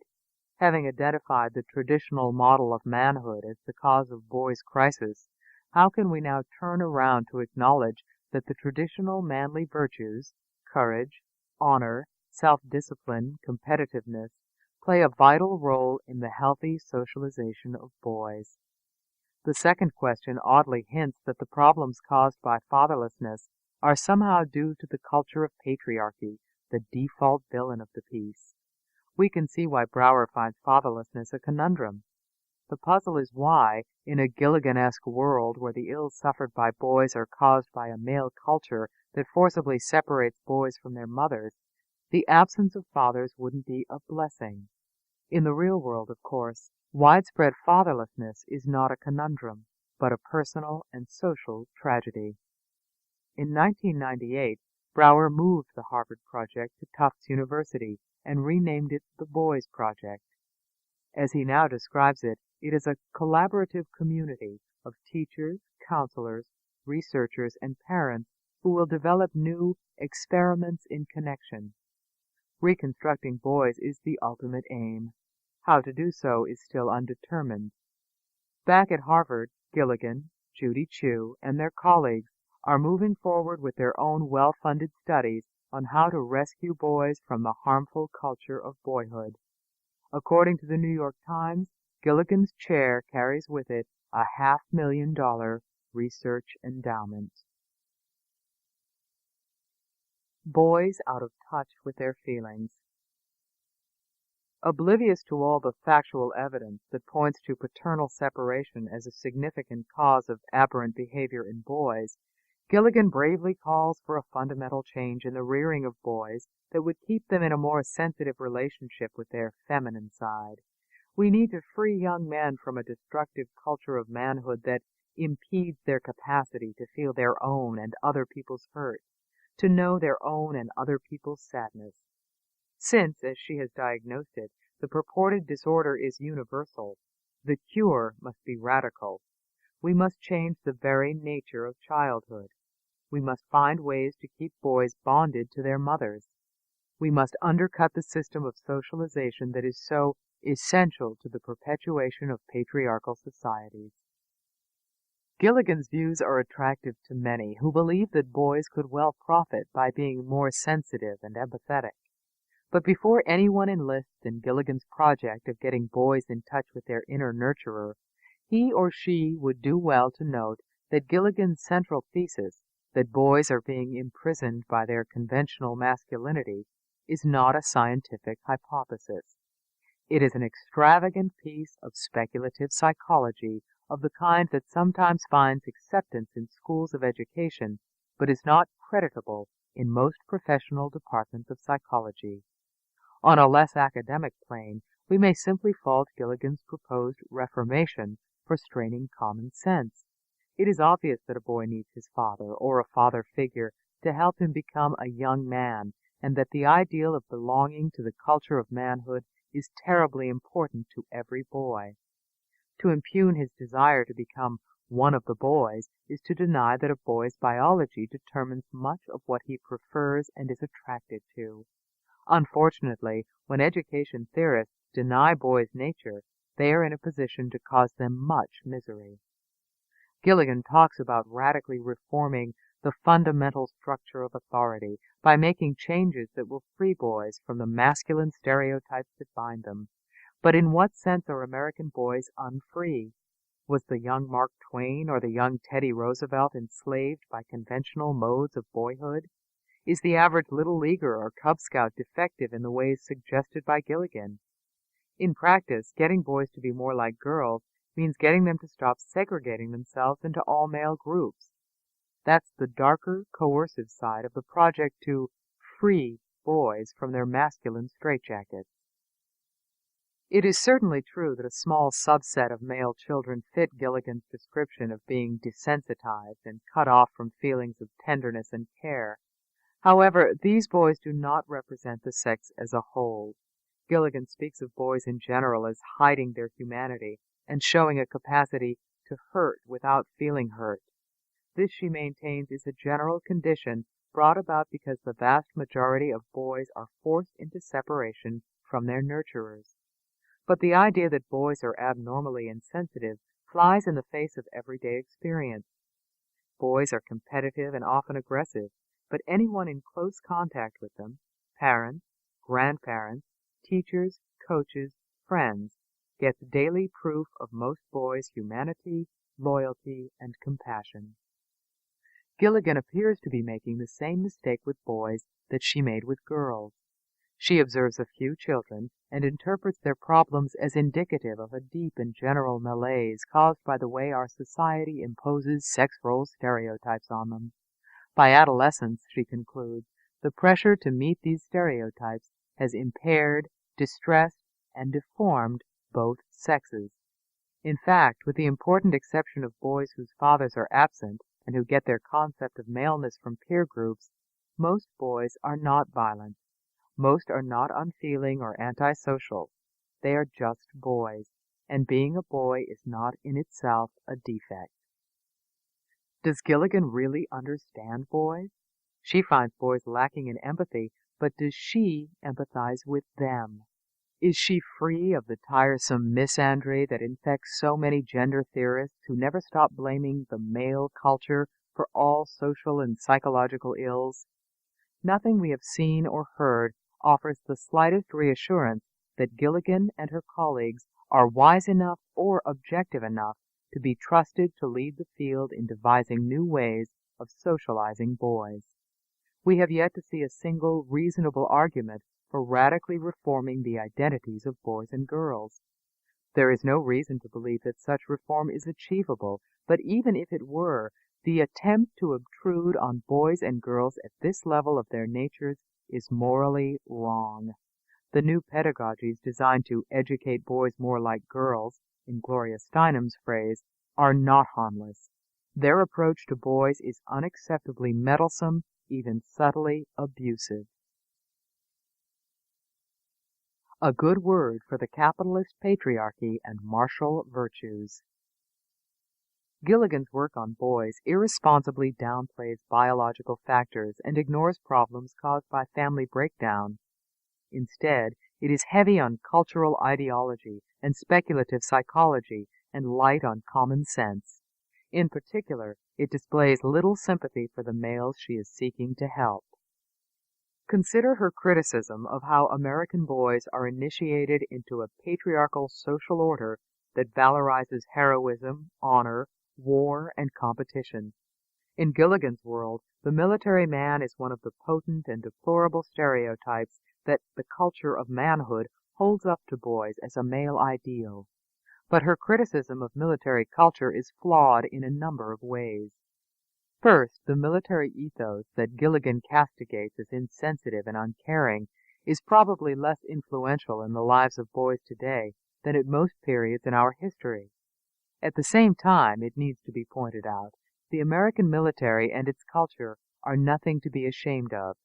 Indeed, if you want to cite an American institution that inculcates high levels of human concern, cooperation, and sacrifice, you could aptly choose the military.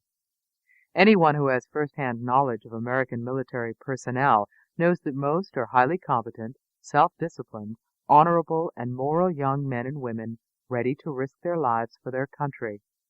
Gilligan and her followers are confused about military ethics. Yes, the military valorizes honor, competition, and winning, offering no reasons for impugning these values, which in fact are necessary for an effective life. She contents herself with insinuating that they are dehumanizing by contrast with the values she admires: cooperation, caring, self-sacrifice. She seems unaware that the values she holds dear are also essential to the military ethos. To suggest that the military ethic promotes callousness and heedlessness is a travesty of the facts.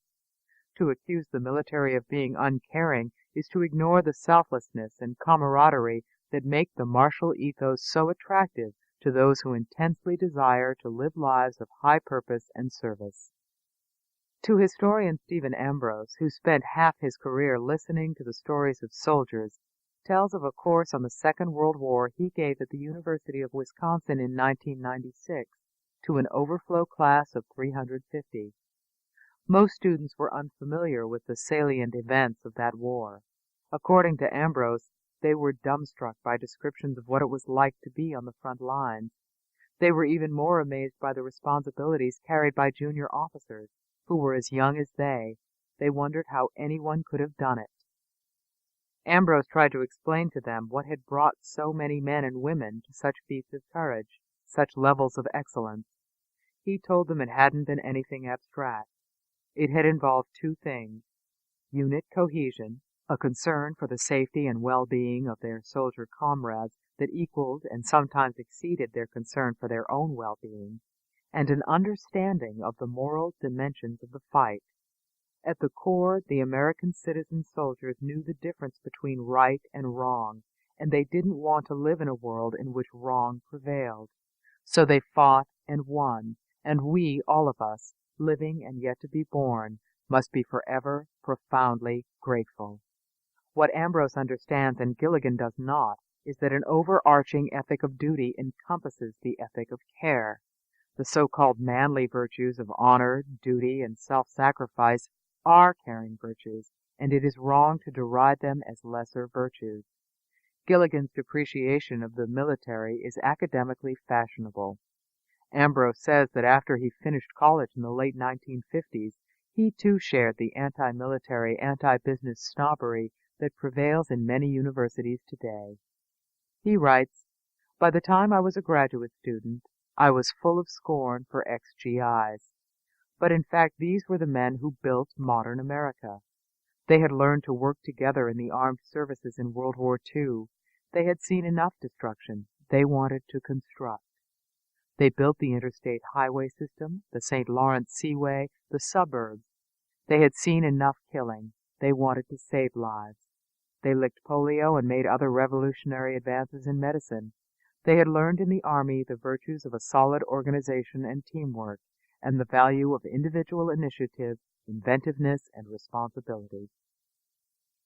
Carol Gilligan's many disciples, who teach in schools of education, work in the U.S. Department of Education, and shape policy in the nation's lower schools, show little awareness of the noble and constructive side of the military ethos.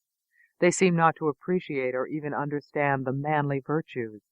The thought seems never to have crossed their minds that the military virtues, stoicism, honor, cooperation, sacrifice, striving for excellence, are the virtues that sustain our civilization. Gilligan's direction.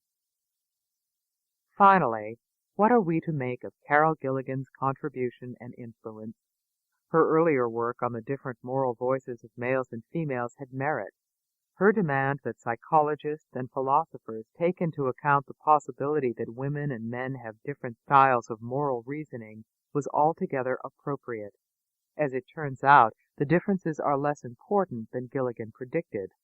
All the same, her suggestive ideas on sex and moral psychology stimulated an important discussion. For that, she deserved recognition.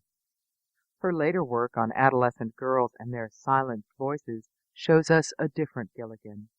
Her ideas were successful in the sense that they inspired activists in organizations such as the AAUW and the Misc Foundation to go on red alert in an effort to save the nation's drowning and disappearing daughters. But all their activism was based on a false premise, that girls were subdued, neglected, and diminished. In fact, the opposite was true. Girls were moving ahead of boys in most of the ways that count. Gilligan's powerful myth of the incredible shrinking girl did far more harm than good. It patronized girls, portraying them as victims of the culture. It diverted attention from the academic deficits of boys. It also gave urgency and credibility to a specious self-esteem movement that wasted everybody's time. Gilligan's latest work on boys is even more reckless and removed from reality. The myth of the emotionally repressed boy has great destructive potential. If taken seriously, it could lead to even more distracting and insipid school programs designed to get boys in touch with their feelings. More ominously, it could lead to increasingly aggressive efforts to feminize boys for their own sakes and the supposed good of society. Gilligan's work on girls led to an outpouring of writing about the shattered Ophelias in our midst. We are now facing a second spate of Gilligan-inspired books and articles, this time sounding the tocsin about the plight of our nation's isolated, repressed, and silenced young males. Boys, we hear, are being traumatized by a culture of manhood that surrounds them with harmful myths of boyhood. Boys, like girls, need to be rescued from the male culture. In this call for deliverance, Gilligan has been joined by some prominent male disciples.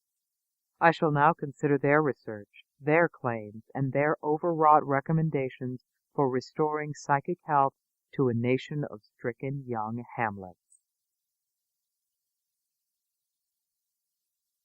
Chapter 6. Save the Males. On June 4, 1998, McLean Hospital, the psychiatric teaching hospital of the Harvard Medical School, issued a 2-page press release announcing the results of a new study of boys. The release, headlined "Adolescence is Time of Crisis for Even Healthy Boys," reported that researchers at McLean and Harvard Medical School found that psychologically healthy middle-class boys are anxious, alienated, lonely, and isolated, despite appearing outwardly content. The study, entitled "Listening to Boys' Voices," was conducted by Dr. William Pollack, co-director of the Center for Men at McLean Hospital and assistant clinical professor of psychiatry at Harvard Medical School. Though McLean issued the press release in June 1998, Pollack, a psychologist, had already come out with a book publicizing these dismaying findings entitled "Real Boys: Rescuing Our Sons from the Myths of Boyhood." Real Boys had been moderately successful before the Columbine High School shootings in April 1999, but it really took off when a startled public, hungry for expert counsel on what was wrong with the nation's boys, saw in Pollack a confident authority. Pollack appeared on Oprah, 48 Hours, CBS This Morning, and Dateline NBC to tell about his research finding that a silent crisis was engulfing American boys. He joined Vice President Al Gore on CNN's Larry King Live for a program dedicated to understanding school violence. He spoke to principals, counselors, and PTA leaders. In May 1999, for example, he delivered a keynote address to a convention of more than 1,400 Texas elementary school counselors seeking to better understand the boys in their care. In June, he addressed 2,000 PTA leaders in Portland, Oregon. Referring to boys as Ophelia's brothers, Pollack did for boys what Gilligan and Mary Pfeiffer had done for girls. He brought news of diminished and damaged lives to a large public. Real Boys stayed on the New York Times bestseller list for more than 6 months. What sort of research findings does Pollack bring in support of his portrait of a nation of dysfunctional, unhappy boys? Let's go back to the McLean announcement of Pollack's discovery.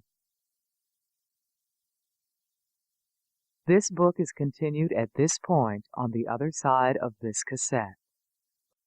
Cassette 4, Side 2. Let's go back to the McLean announcement of Pollack's discovery. The press release listed the study's major findings. Among them, as boys mature, they feel increased pressure to conform to an aggressive, dominant male stereotype, which leads to low self-esteem and high incidence of depression. Boys feel significant anxiety and sadness about growing up to be men. Despite appearing outwardly content, many boys feel deep feelings of loneliness and alienation. We must bear in mind that Pollock is not talking about a small percentage of boys who are seriously disturbed and lethally dangerous. He is attributing pathology to normal boys, and his conclusions are expansive and alarming. These findings, he said, carry massive implications for what appears to be a larger national crisis, one that we are now seeing can occasion serious violence. This national emergency called for a major social reform. The time has come to change the way boys are raised, in our homes, in our schools, and in society. It is unusual to find such sensational claims and recommendations issued from a staid research institution such as McLean.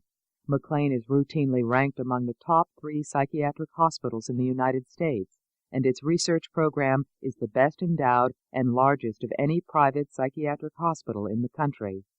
Any study bearing its imprimatur automatically and deservedly receives respectful attention, but this one strained credulity. I requested a copy of the Listening to Boys' Voices study from McLean. A few days later, a 30-page typed manuscript arrived. It had not been published, nor was it marked as about to be published. It had none of the usual properties of a professional research paper. Unlike most scientific papers, which alert readers to their limits, Pollock's paper was unabashedly extravagant, declaring that these findings about boys are unprecedented in the literature of research psychology.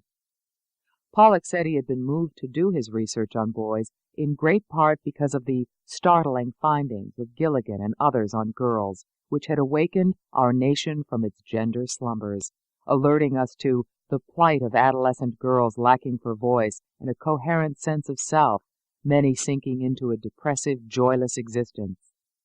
Except for Pollock's adulatory references to Carol Gilligan and Nancy Chodorow for their profound insights, the manuscript contains not a single footnote referencing other research.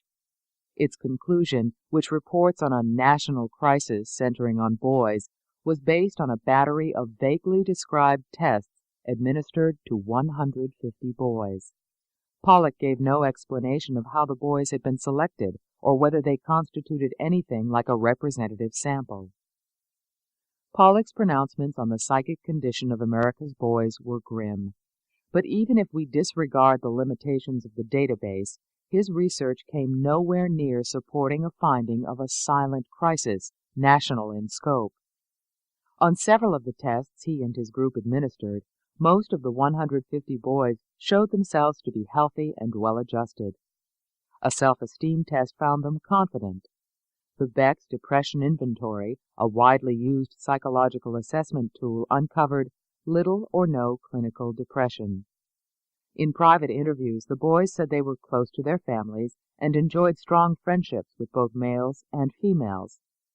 Something called the King and King's sex role egalitarian scale found the vast majority of them agreeing that there should be equal pay for equal work, men should share in the housework, and men should express their feelings. Pollock, however, repeatedly warns readers not to be fooled by such seemingly encouraging results. By interviewing boys and giving them tests that measure unconscious attitudes, he claims to have found a truer picture, one of forlorn, alienated, and unconfident boys. The results of this study of normal, everyday boys were deeply disturbing. They showed that while boys on the surface pretend to be doing fine, beneath the outward bravado, what I have called the mask of masculinity, many of our sons are in crisis. In one probe of the boys' deeper unconscious processes, Pollock used a modified thematic apperception test, TAT. In TAT tests, subjects are asked to look at ambiguous drawings of people and describe them. It is assumed that subjects will project their hopes and fears into the pictures. Pollock and his colleagues presented the boys with a series of drawings and asked them to write stories about them. One drawing depicts a young blond-haired boy sitting by himself in the open doorway of an old wooden house. The sun is shining on the boy, but a shadow eclipses whatever it is that lies inside. Pollock was alarmed by the boy's responses. What was shocking, he wrote, was that 60% interpreted the picture as that of an abandoned boy, an isolated child, or a victim of adult mistreatment. Pollock saw the children's stories as corroboration of the Gilligan-Chodorow thesis about early maternal abandonment. The high percentage of stories featuring themes of abandonment, loneliness, and isolation, I believe, is suggestive of subconscious memories of premature traumatic separation. Pollock called the test he administered to boys a modified TAT. Modified how? He did not say.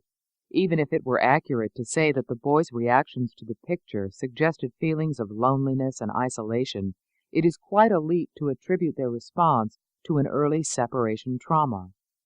Before concluding that the boys' stories are the effect of their premature forced independence from mothers, we need to know whether other groups, say a group of girls or of adult female psychologists, would have similarly shocking reactions to Pollock's modified TAT.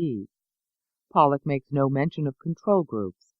In any case, before projecting his findings onto the entire population of American boys, he would need to establish that the boys he was testing were a representative sample. It is also worth mentioning that Pollock's claimed discovery of an early and devastating separation trauma for boys contradicts findings of the American Psychiatric Association. Its official diagnostic guidebook, DSM-4, says that separation anxiety disorder afflicts no more than 4% of children, and more girls than boys. Nor does the disorder appear to be related to being prematurely separated from one's mother. Children with this disorder, says DSM-4, tend to come from families that are close-knit. Pollock also expressed concern about the boys' apparent confusion about masculinity.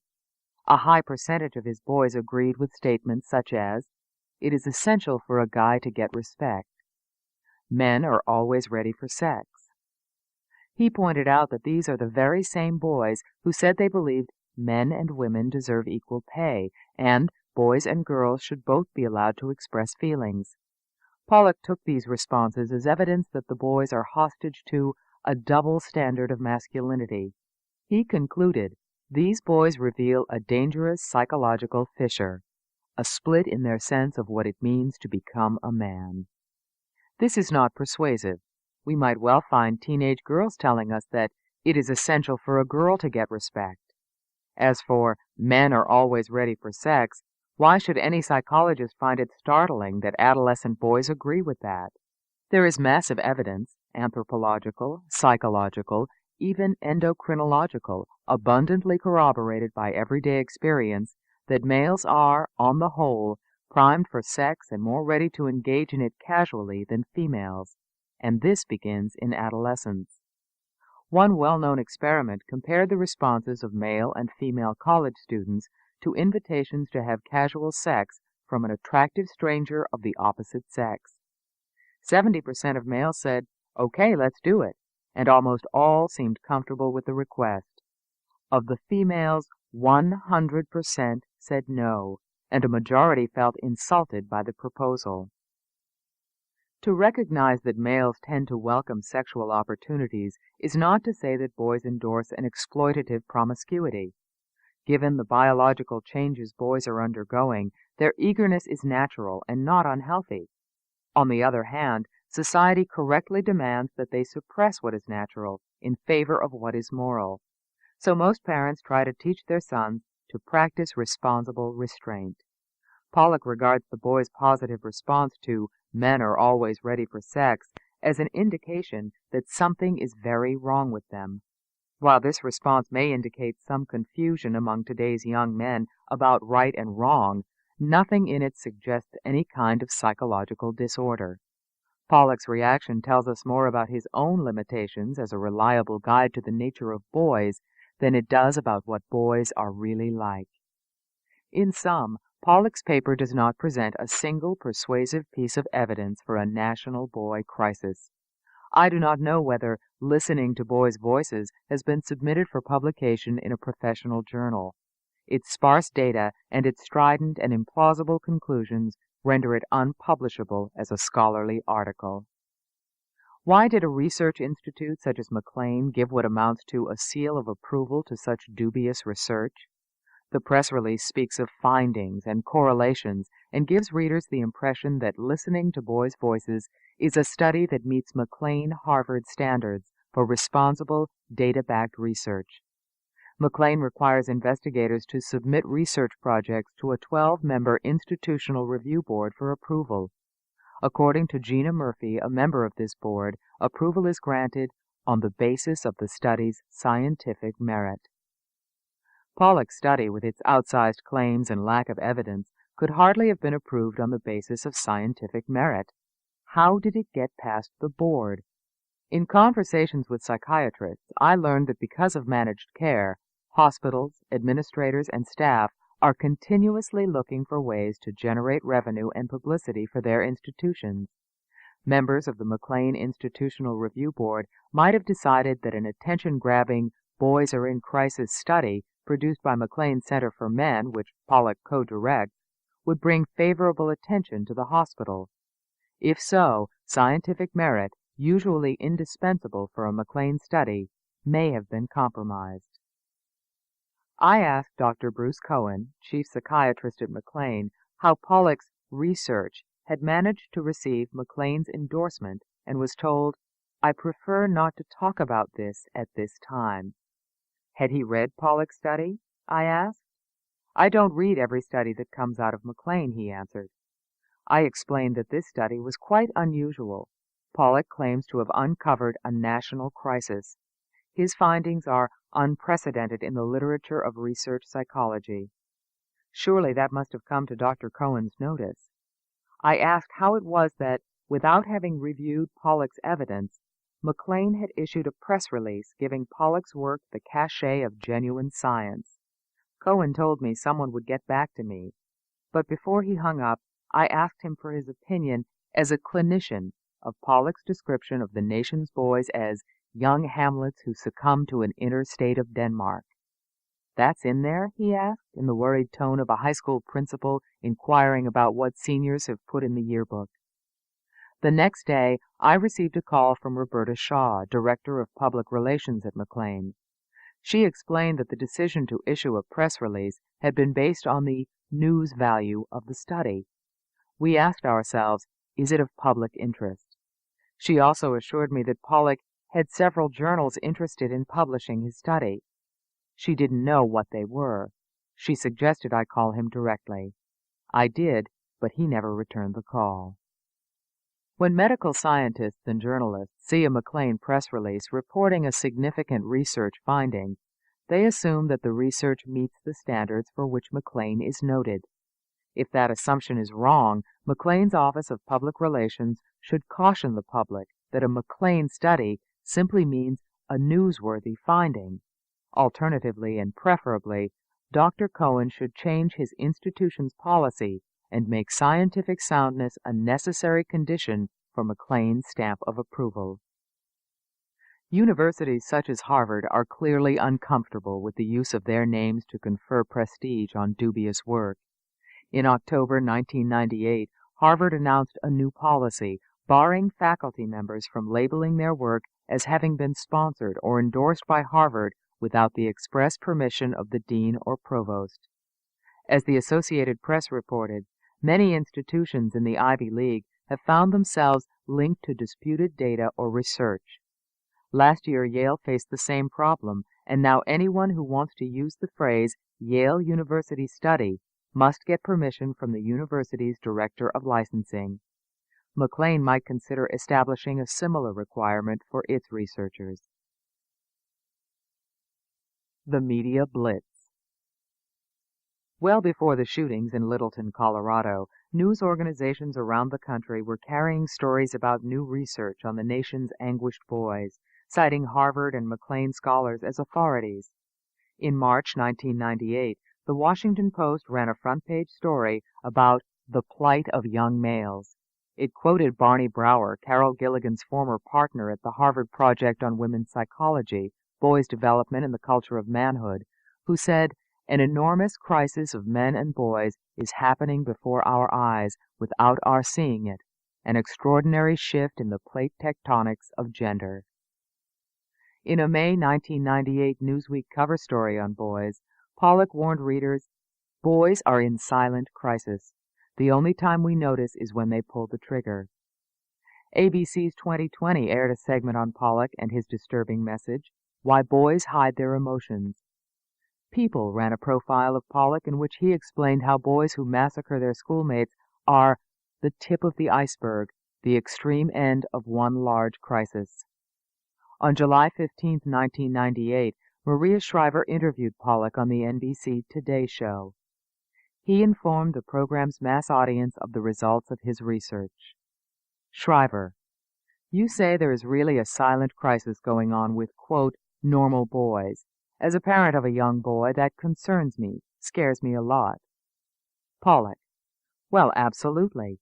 In addition to the national crisis, the boys who pick up guns, the boys who are suicidal and homicidal, the boys next door or the boy living in the room next door is also, I have found in my research, isolated, feeling lonely, can't express his feelings.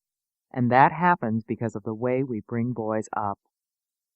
Pollock's easy slide from boys who pick up guns to the boy next door, who he assures us is not very different inside, scared a lot of parents. This slide from abnormal boy to normal one is, of course, illegitimate. There is not a shred of evidence in Pollock's research that justifies his tip of the iceberg, boys are in crisis hypothesis. Yet Pollock glibly tossed it into the media echo chamber. In an earlier interview, March 28th, Jack Ford, the co-host of NBC's Saturday Today, asked Pollock, "Should I sit down with my 11-year-old son and say to him, 'Look at what happened here down in Arkansas. Let me tell you why. Part of it is your makeup, part of it is how we've been bringing you up. Now let's sort of work through this together,' or is it too late for that?" Pollock did not tell Ford that it would be wrong to suggest to his son that he too is capable of killing people. Instead, he replied, "I think we should do that with 11-year-old boys. I think we should start with 2 and 3 and 4 and 5-year-old boys and not push them from their mothers." This is a remarkable exchange, one that would be inconceivable if the children under discussion were girls. No one takes disturbed young women such as Susan Smith, who made headlines in 1994 when she drowned her 2 sons by pushing her car into a lake, or Melissa Drexler, the New Jersey teenager who in 1997 gave birth to a healthy baby at her senior prom, strangled him, and threw him into a trash bin, as tip-of-the-iceberg exemplars of American young women. Girl criminals are never taken to be representative of girls in general. But when the boy reformers generalize from school killers to our sons, they're including your son and mine, as well as Jack Ford's and Maria Shriver's. Would it ever occur to Jack Ford to ask a psychologist whether he should sit down with his daughter and say to her, "Look at what happened at that New Jersey prom. Part of it is your makeup. Part of it is how we've been bringing you up. Now let's sort of work through this together." Pollock sees the killer boys at the extreme end of a continuum that includes everyday boys. However, when one reviews the individual histories of boys who perpetrated the shootings, one quickly learns that they are very unlike most seemingly normal boys. The Jonesboro, Arkansas killers were members of a satanic cult. Kip Kingle, the Oregon boy who shot classmates and then killed his parents, had a history of torturing animals and setting fires. Columbine killers Eric Harris and Dylan Klebold were admirers of Hitler, choosing his birthday as the day of their Gotterdammerung. Even among seriously disturbed children, Harris, Klebold, and the other school killers represent an extreme. In putting all boys pushed from their mothers onto a continuum with the Littleton shooters, Pollock does not adequately distinguish between healthy and unhealthy children. Before we call for radical changes in the way we rear our male children, we ought to ask the boy reformers to tell us why there are so many seemingly healthy boys who, despite having been pushed from their mothers, are nonviolent, morally responsible human beings. How do those who say boys are disturbed account for the fact that in any given year, less than 0.5% of males under 18 are arrested for a violent crime.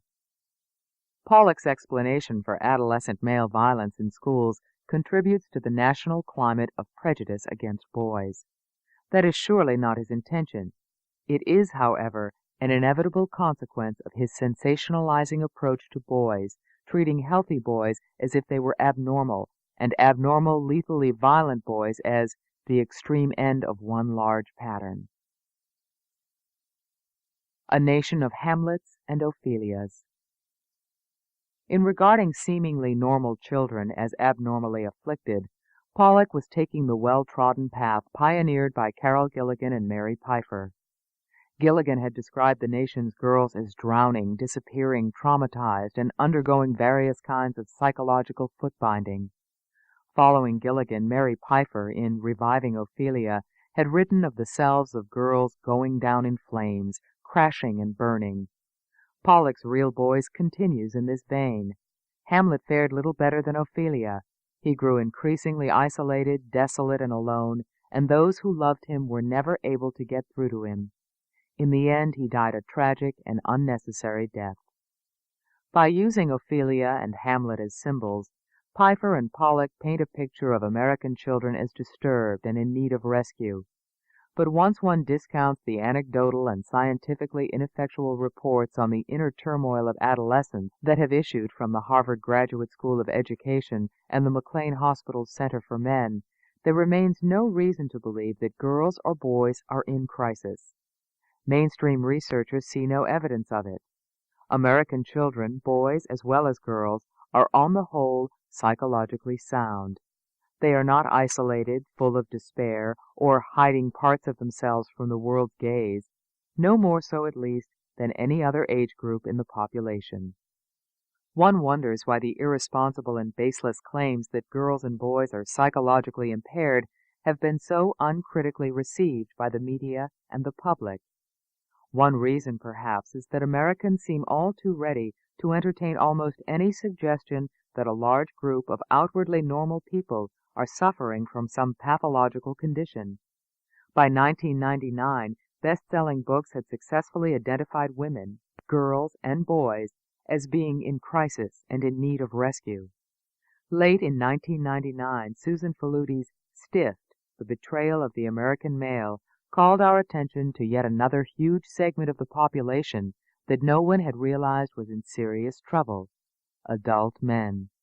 Faludi claims to have unmasked a masculinity crisis so severe and pervasive that she finds it hard to understand why men do not rise up in rebellion. Although Faludi seems to have arrived at her view of men without having read Pollock's analysis of boys, her conclusions about men are identical to his about boys. She claims that men are suffering because the culture imposes stultifying myths and ideals of manliness on them. Stift shows us the hapless baby boomer males burdened with dangerous prescriptions of manhood, trying vainly to cope with a world in which they are bound to fail. Men have been taught that to be a man means to be at the controls and at all times to feel yourself in control. They cannot live up to this stoical ideal of manliness. At the same time, our misogynist culture now imposes its humiliating, ornamental demands on men as well as women. No wonder, says Faludi, men are in such agony. What is Faludi's evidence of an American masculinity crisis? She talked to dozens of unhappy men, among them wife-batterers in Long Beach, California, distressed male pornography stars, teenage sex predators known as the Spur Posse. How did she miss the Menendez brothers? Most of Faludi's subjects have sad stories to tell about inadequate fathers, personal alienation, and feelings of helplessness. Unfortunately, the reader never learns why the disconsolate men Faludi selected for attention are to be regarded as representative. If men are experiencing the agonies Faludi speaks of, they are doing so with remarkable equanimity. The National Opinion Research Center at the University of Chicago, which has been tracking levels of general happiness and life satisfaction in the general population since 1957, consistently finds that approximately 90% of Americans describe themselves as happy with their lives, with no significant differences between men and women. I recently asked its survey director, Tom Smith, if there had been any unusual signs of distress among men in the last few decades, the years in which Faludi claims that a generation of men have seen all their hopes and dreams burn up on the launch pad. Smith replied, there have been no trends in a negative direction during those years. But Faludi believes otherwise and joins Gilligan, Pollock, and the others in calling for a new paradigm of how to be men. Faludi cites the work of Dr. Darrell Rieger, director of the Division of Epidemiology at the National Institute of Mental Health, to support her thesis that men are increasingly unhappy. I asked Dr. Rieger what he thought of her "men are in distress" claim. I am not sure where she gets her evidence for any substantial rise in male distress, he replied. He was surprised that one of his own 1988 studies had been cited by Faludi as evidence of an increase in anxiety, depressive disorders, suicide. Well, Dr. Rieger said, that is a fallacy. The article shows no such thing. What does he think of these false mental health scares, I asked. I guess they sell books, he said. Apocalyptic alarms about looming mental health disasters do sell well. In a satirical article entitled A Nation of Nuts, New York Observer editor Jim Windolf tallied the number of Americans allegedly suffering from some kind of mental disorder. He sent away for brochures and literature of dozens of advocacy agencies and mental health organizations. Then he did the math. Windolf reported, if you believe the statistics, 77% of America's adult population is a mess, and we haven't even thrown in alien abductees, road ragers, and internet addicts. If you factor in Gilligan's and Pfeiffer's hapless girls, Pollock's suffering and dangerous boys, and Faludi's agonized men, we seem to be a country going to hell in a handbasket. Perhaps this fin de siècle fashion in identifying large groups as mentally infirm will soon wane. It has nothing left to feed on. With women, girls, boys, and now men all identified as stricken populations, the genre seems to have run out of victims. Gilligan, Pollock, and Faludi are the preeminent crisis writers.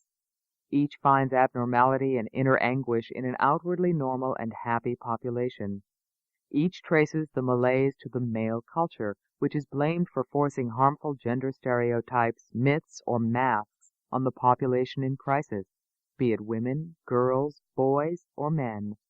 Girls and women, they say, are constrained to be nice and kind. Boys and men are constrained to be in control and emotionally disconnected. Each writer projects an air of sympathy. Each sincerely wants to help the casualties of our patriarchal culture. Nevertheless, by taking an unhappy minority as representative of a whole group, each of these writers is less than respectful to the allegedly afflicted population. Pollock, who wants to rescue boys from the myths of boyhood, unwittingly harms them by arousing public fear, dismay, and suspicion. In characterizing boys as Hamlets, he stigmatizes an entire sex and a particular age group. His seemingly benign project of rescuing boys from the myths of boyhood by reconnecting them to their nurturers puts pressure on boys to be more like girls. The unintended effect is to put boys on the defensive. Gilligan, Pfeiffer, and Faludi portray their disconsolate multitudes sympathetically, but at the price of presenting them as pitiable. Boys out of touch. I have inveighed against the large, extreme, and irresponsible claims of the crisis writers, pointing out that no credible evidence backs them up. What about their more moderate and seemingly reasonable assertions? Gilligan and Pollock speak of boys as hiding their humanity and submerging their sensitivity. They suggest that apparently healthy boys are emotionally repressed and out of touch with their feelings. Is that true? My own 14-year-old son David sometimes shows signs of the kind of emotional disengagement that worries the boy reformers. He came to me one evening when he was in the 7th grade, utterly confused by his homework assignment. Like many contemporary English and social studies textbooks, his book, Right Source 2000, was chock full of exercises designed to improve children's self-esteem and draw them out emotionally. "Mom, what do they want?" David asked. He had read a short story in which one character always compared himself to another. Here are the questions David had to answer. Do you often compare yourself with someone? Do you compare to make yourself feel better? Does your comparison ever make you feel inferior? Another set of questions asked about profanity in the story.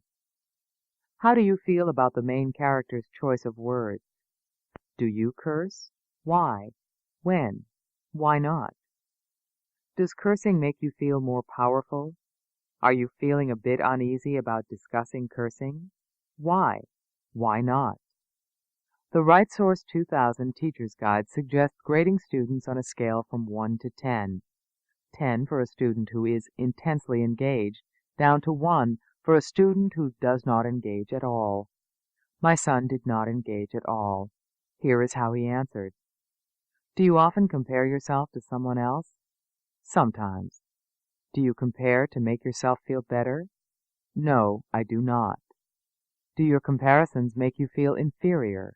No. I was amused by his terse replies, but in the spirit of Gilligan and Pollock, the authors of Right Source 2000 might see them as signs of emotional shutdown. Toy manufacturers know about boys' reluctance to engage in social interactions. They have never been able to interest boys in the kinds of interactive social games that girls love. In the computer game Talk With Me Barbie, Barbie develops a personal relationship with the player. She learns her name and chats with her about dating, careers, and playing house. These Barbie games are among the all-time best-selling interactive games. But boys don't buy them. Males, whether young or old, are less interested than females in talking about feelings and personal relationships. In one experiment, researchers at Northeastern University analyzed college students' conversations at the cafeteria table. They found that young women were far more likely to discuss intimates, close friends, boyfriends, family members. Specifically, say the authors, 56% of the women's targets, but only 25% of the men's targets were friends and relatives. This is just one study, but it is backed up by massive evidence of distinct male and female interests and preferences. In another study, boys and girls differed in how they perceived objects and people. Researchers simultaneously presented male and female college students with two images on a stereoscope, one of an object, the other of a person. Asked to say what they saw, the male subject saw the object more often than they saw the person. The female subject saw the person more often than they saw the object. In addition, dozens of experiments confirm that women are much better than men at judging emotions based on the expression on a stranger's face. These differences have motivated the gender specialists at the Harvard Graduate School of Education, the Wellesley Center, the Boys Project at Tufts, and McLean Hospital Center for Men to recommend that we all try to reconnect boys. But do boys need to be more emotionally connected? Would boys be more connected if they were taught to be comfortable playing with Talk With Me Barbie? Are their behavioral preferences and emotional attitudes signs of insensitivity and repression, or are they normal manifestations of biological structures that determine the different ways in which boys and girls function? If, as the evidence strongly suggests, the characteristically different interests, preferences, and behaviors of males and females are expressions of innate, hardwired, biological differences, the differences in emotional styles will be difficult or impossible to eliminate.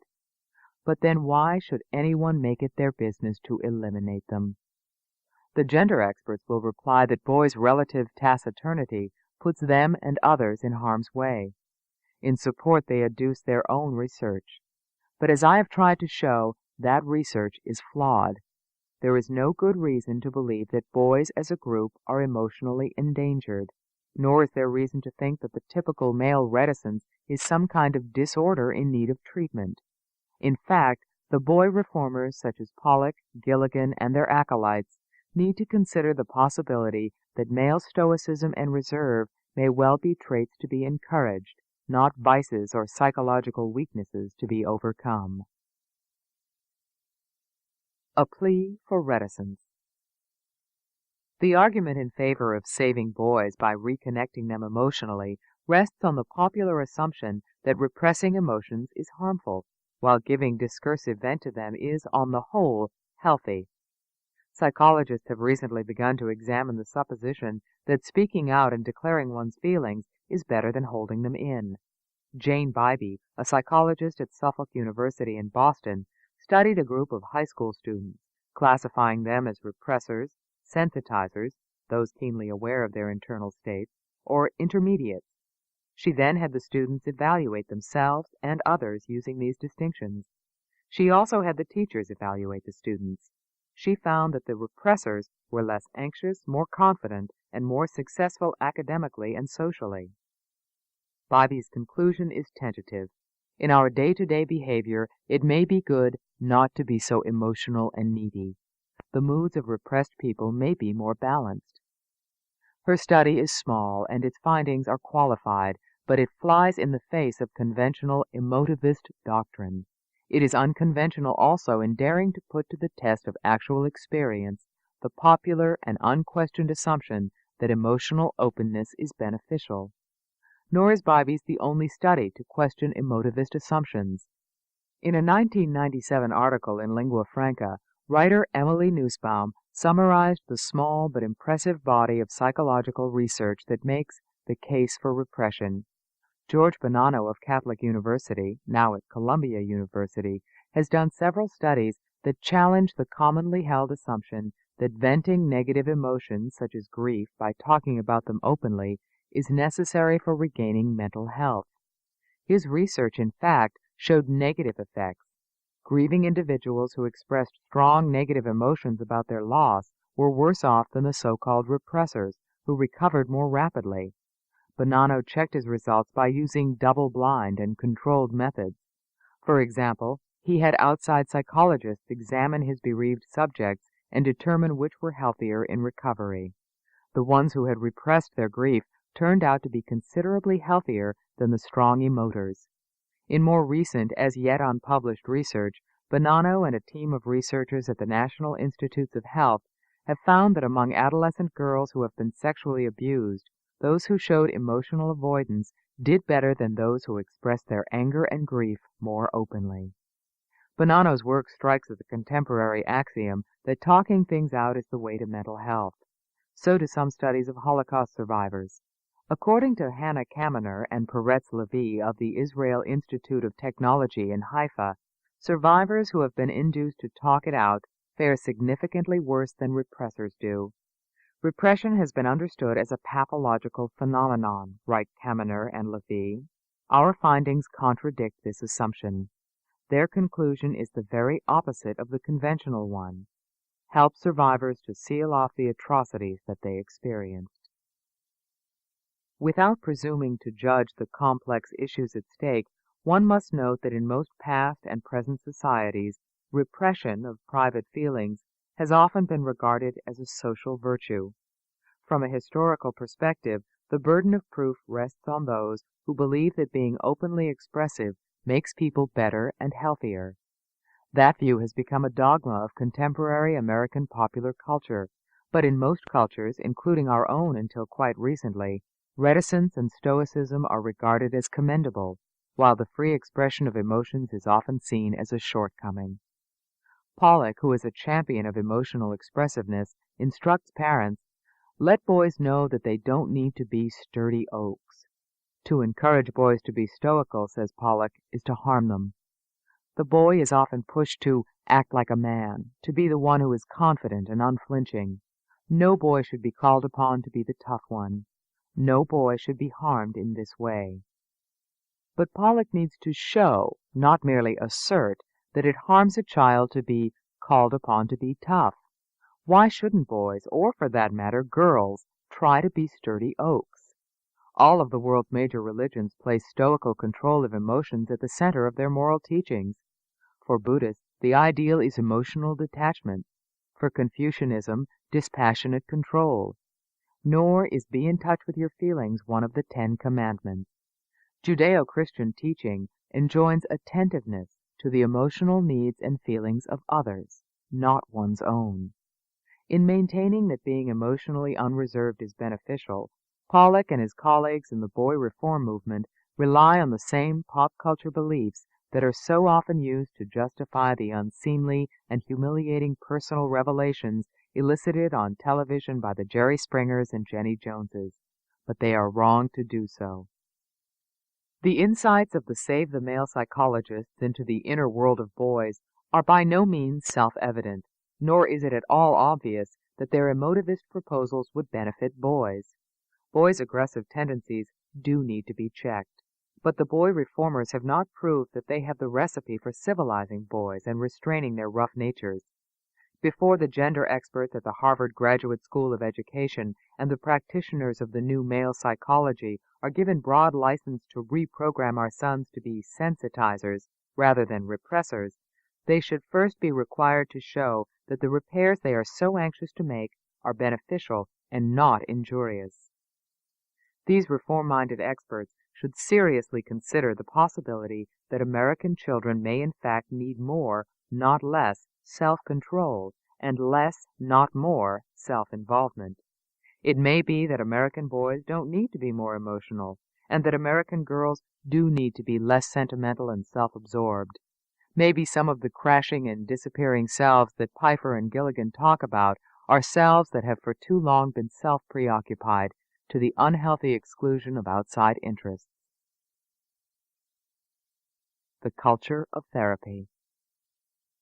The British writer and social critic Fay Weldon has coined the useful, if somewhat ungainly term, therapism, for the popular doctrine that almost all personal troubles can be cured by talk. Weldon is more concerned with therapism as a pop phenomenon than an educational practice, but in either sphere, talk therapy, once primarily a private therapeutic technique, has gone public in ways undreamed of in Sigmund Freud's philosophy. Strangers, proudly in touch with their feelings, share their innermost thoughts and experiences with one another. Talk show participants make intensely personal disclosures to wildly applauding audiences.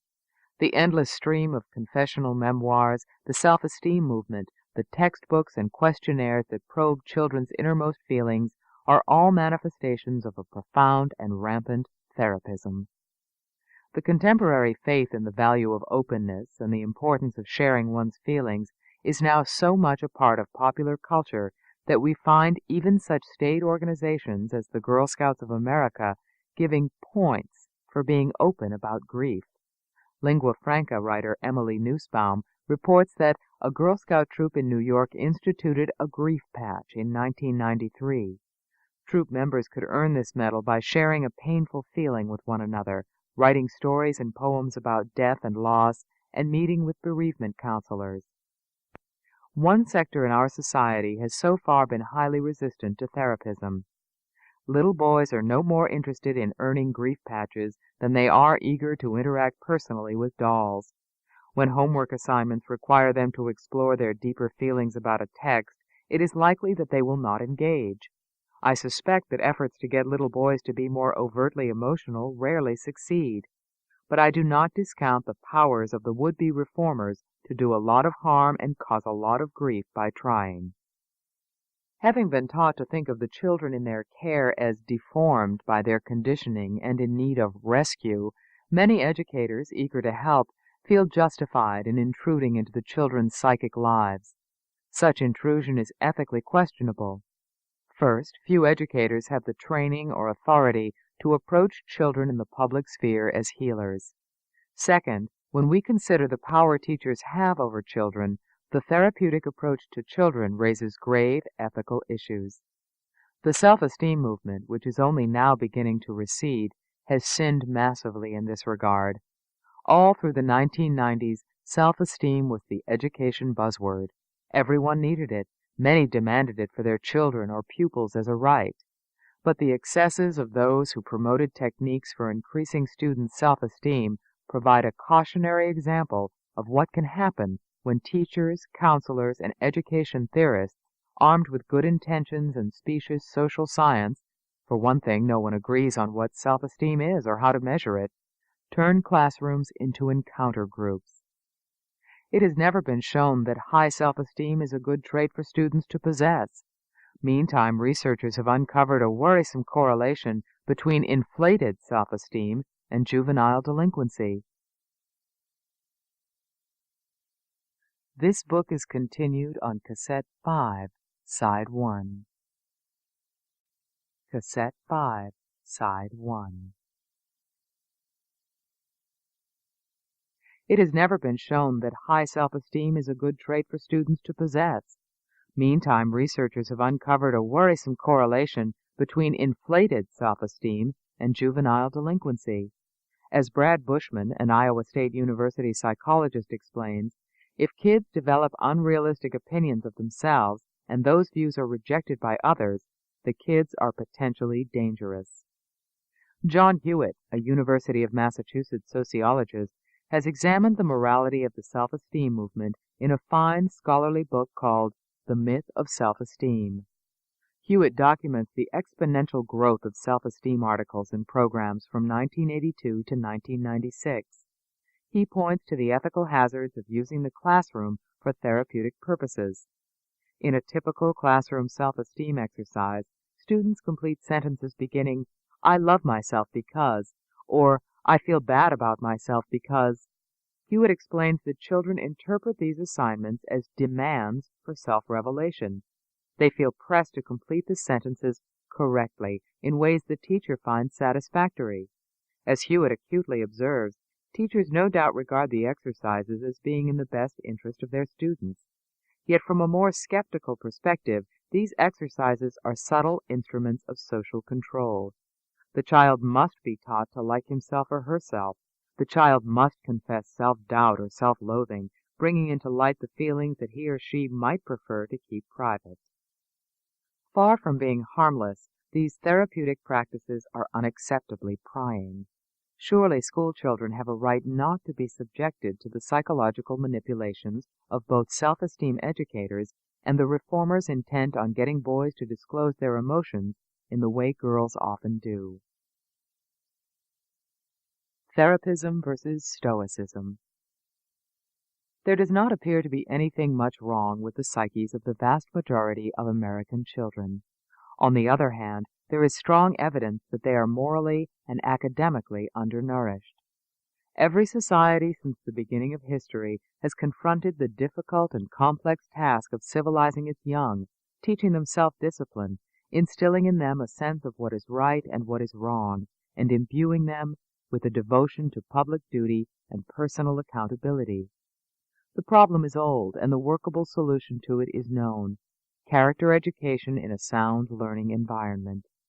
The known, tested solution does not include therapeutic pedagogies. Children need to be moral more than they need to be in touch with their feelings.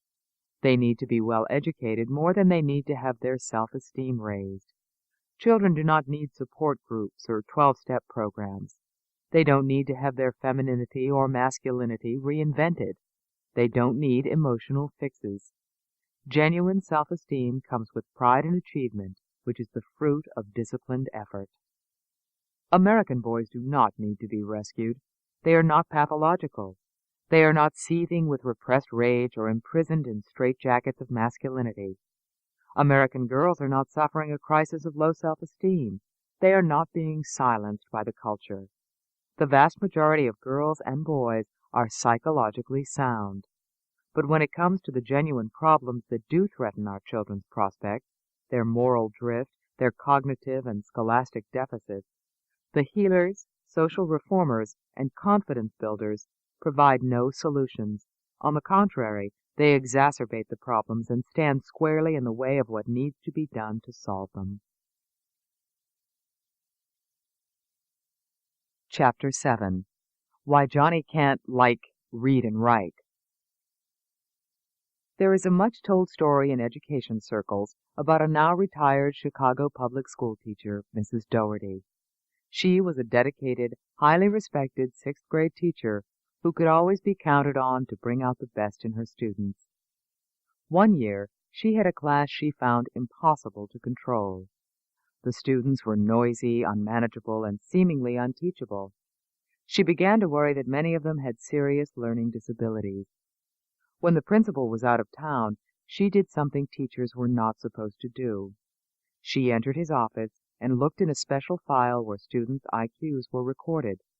To her amazement, she found that a majority of the students were way above average in intelligence. A quarter of the class had IQs in the high 120s, 128, 127, 129, several in the 130s, and one of the worst classroom culprits was in fact brilliant. He had an IQ of 145. Mrs. Doherty was angry at herself. She had been feeling sorry for the children, giving them remedial work and expecting little from them. Things soon changed.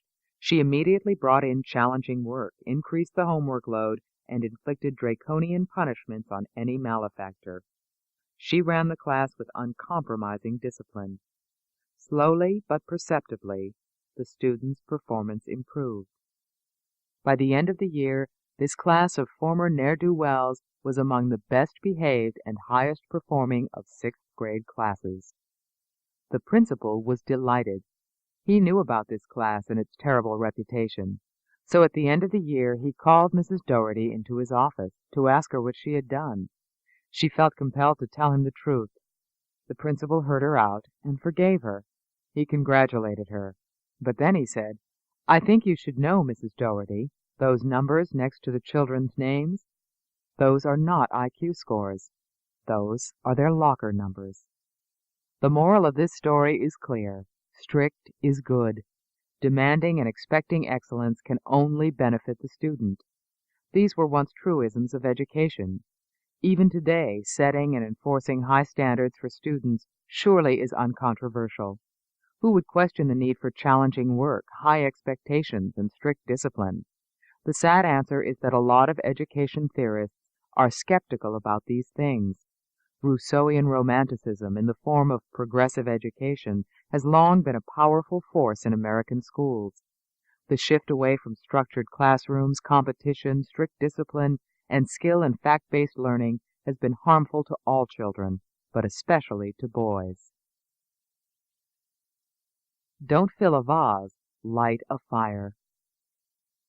Progressive pedagogues pride themselves on fostering creativity and enhancing children's self-esteem. Exacting discipline and the old-fashioned dry knowledge approach are said to accomplish the opposite, to inhibit creativity and leave many students with feelings of inadequacy. Progressives frown on teacher-led classrooms with fact-based learning, memorization, phonics, and drills. Trainees in schools of education are enjoined to teach the student, not the subject, and are inspired by precepts such as, "Good teaching is not vase filling, rather it is fire lighting." In this child-centered model, the teacher is supposed to remain in the background so that students have the chance to develop as independent learners. Drill and rote have no place in a style of education focused on freeing the creative potential of the child. One well-known proponent of progressivism, Alfie Kohn, author of The Schools Our Children Deserve and Punished by Rewards, suggests that the modern cooperative classroom should resemble a musical jam session. Cooperative learning not only offers instruments to everyone in the room, but invites jazz improvisation. Child-centered education has been prevalent in American schools of education since the 1920s. According to University of Virginia education scholar E.D. Hirsch, Jr., the knowledge-based approach currently employed in the most advanced nations has been eschewed in our own schools for more than half a century.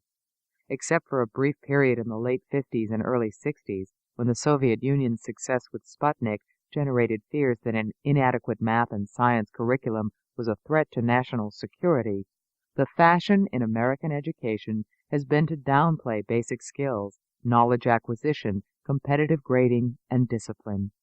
This fashion has opened a worrisome education gap that finds American students near the bottom among advanced countries. In recent years, a growing number of British educators have become convinced that progressive methods in education are a prime reason that male students are so far behind the girls. There is now a concerted movement in Britain to improve boys' educational prospects by going back to traditional pedagogy. Many British educational leaders believe that the modern classroom fails boys by being too unconstructed, too permissive, and too hostile to the spirit of competition that so often provides boys with the incentive to learn and excel. Added to this is the national concern over the economic consequences of male underachievement. Stephen Byers, the British Schools Standards Minister, says, failure to raise the educational achievement of boys will mean that thousands of young men will face a bleak future in which a lack of qualifications and basic skills will mean unemployment and little hope of finding work. By contrast, the looming prospect of an underclass of badly educated, even barely literate American boys has yet to become a cause for open concern among American educators, not to speak of politicians. Nevertheless, the day of reckoning cannot be far away. Massachusetts Institute of Technology economist Lester Thurow observes, "Within the developed world, the undereducated and underskilled are going to be left out, or perhaps more accurately, thrown out of the global game." There are some disquieting voices. In a 1995 article in Science, University of Chicago education researchers Larry Hedges and Amy Noel warned about the bleak employment outlook for the generally larger number of males who perform near the bottom in reading and writing. Boys in the United Kingdom. Like American boys, boys in Great Britain and Australia are markedly behind girls academically, notably in reading and writing. They too get most of the failing grades, and more of them lose interest in school. The big difference is that British educators and politicians are 10 years ahead of Americans in confronting and addressing the problem of male underachievement. In 1988, a council of British headmasters organized a clearinghouse for information on effective classroom practices and programs for boys. Nearly a decade later, they published a booklet summarizing what they had learned. Can Boys Do Better describes specific classroom activities and teaching styles that have been tried at British schools such as Molsham High School and Chelmsford and Thirsk School in North Yorkshire. Nearly every suggestion violates some hallowed progressive tenet. Here is a partial list of the approaches that these practitioners found work for boys. More teacher-led work, a structured environment, high expectations, strict homework checks, consistently applied sanctions if work is not done, greater emphasis on silent work, frequent testing, one-sex classes. The British headmasters call for silent, solitary reflection and study. They do not celebrate collaborative learning. The headmasters advise schools to avoid fanciful, creative assignments, noting, "Boys do not always see the intrinsic worth of 'imagine you're a sock in a dustbin.' They want relevant work. Nor are they concerned about the student's self-esteem. They know that boys do better than girls on self-esteem questionnaires, but that gender gap does not strike them as evidence that girls are being tragically shortchanged." As Peter Downs, former president of the Scottish Headmasters' Association Associates, dryly notes, "Boys swagger while girls win the prizes." He urges teachers to be brutally honest with boys about what life has in store for them if they continue to underperform academically. Co-ed public schools throughout Great Britain are now experimenting with all-male classes. In 1996, Ray Bradbury, the head teacher of King's School in Winchester, was alarmed by the high failure rate of his male students. 78% of the girls were getting passing grades or better, but only 56% of the boys. Bradbury identified the 30 or so boys he thought to be at risk for failure and placed them together in a class. He chose an athletic young male teacher he thought the boys would find easy to like. The class was not child-centered. The pedagogy was strict and old-fashioned. As Bradbury explained, "We consciously planned the teaching methodology. The class is didactic and teacher-fronted. It involves sharp questions and answers and constantly checking understanding. Discipline is clear-cut. If homework isn't presented, it is completed in a detention. There is no discussion." Here is how one visiting journalist describes a typical class. Ranks of boys in blazers face the front, giving full attention to the young teacher's instructions. His style is uncompromising and inspirational. People think that boys like you won't be able to understand writers such as the Romantic poets. Well, you're going to prove them wrong. Do you understand? The teacher finds that the boys in his single-sex class actively support one another with genuine team spirit. When girls are present, boys are loath to express opinions for fear of appearing sissy. He chooses challenging but male-appropriate readings. Members of my group are football mad and quite laddish. In the mixed classes they would be turned off by Jane Eyre, whereas I can pick texts such as Silas Marner and the war poets. The initial results have been promising. In 1996, the boys were far behind the girls. By 1997, after only a year in the special class, the boys had nearly closed the gap. As one of the boys said, "We are all working hard to show that we can be just as successful as the other groups." The authors of Can Boys Do Better are careful not to claim too much for their pedagogical practices. It should be stressed that many of these strategies to help boys do better have only recently been implemented, and it is too early in many cases fully to evaluate their effectiveness. However, a follow-up study by the National Foundation for Education Research in 1999, Boys' Achievement, Progress, Motivation, and Participation, supported the headmaster's key propositions. The following items all emerge as being important: highly structured lessons, more emphasis on teacher-led work, clear and firm deadlines, short-term targets. The same report noted that all male classes and all male schools may be singularly well placed to raise achievement among boys, as they could tailor their strategies directly to the needs of boys. More recently, the cautious optimism of the boy-focused educators who have been advocating and practicing a more traditional pedagogy for boys was spectacularly vindicated. In the fall of 1998, the British government introduced into primary schools a compulsory back-to-basics program called the Literacy Hour. Its explicit purpose was to narrow the achievement gap between boys and girls. The program incorporates practices that are antithetical to most of the hallowed precepts of progressivism. It is phonics-centered, whole class, teacher-led, with old-fashioned emphasis on such things as grammar and punctuation. David Blunkett, the Education Secretary, also insisted that teachers find boy-friendly reading materials such as adventure, sports, or horror stories, as well as nonfiction. Boys like reading technical texts, Blunkett told a conference of school principals. The effects of the Back to Basics program on male literacy were immediate and dramatic. In the fall of 1999, British newspapers announced the good tidings. Boys close literacy gender gap. Boys catching up with girls thanks to Literacy Hour. According to the Daily Mail, while the girls are still ahead, the ability gap has dramatically narrowed. Education Secretary David Blunkett will see the new key state results as complete vindication of his back-to-basics policies in primary schools. The figures suggest that the new regime is paying rich dividends. Last year, just 64% of 11-year-old boys were proficient in reading. Today's figure is 78%. The remarkable improvement has exceeded the wildest expectation of the government. To an American observer, the very fact that the plight of boys is making headlines is almost as remarkable as anything the British are doing to help them.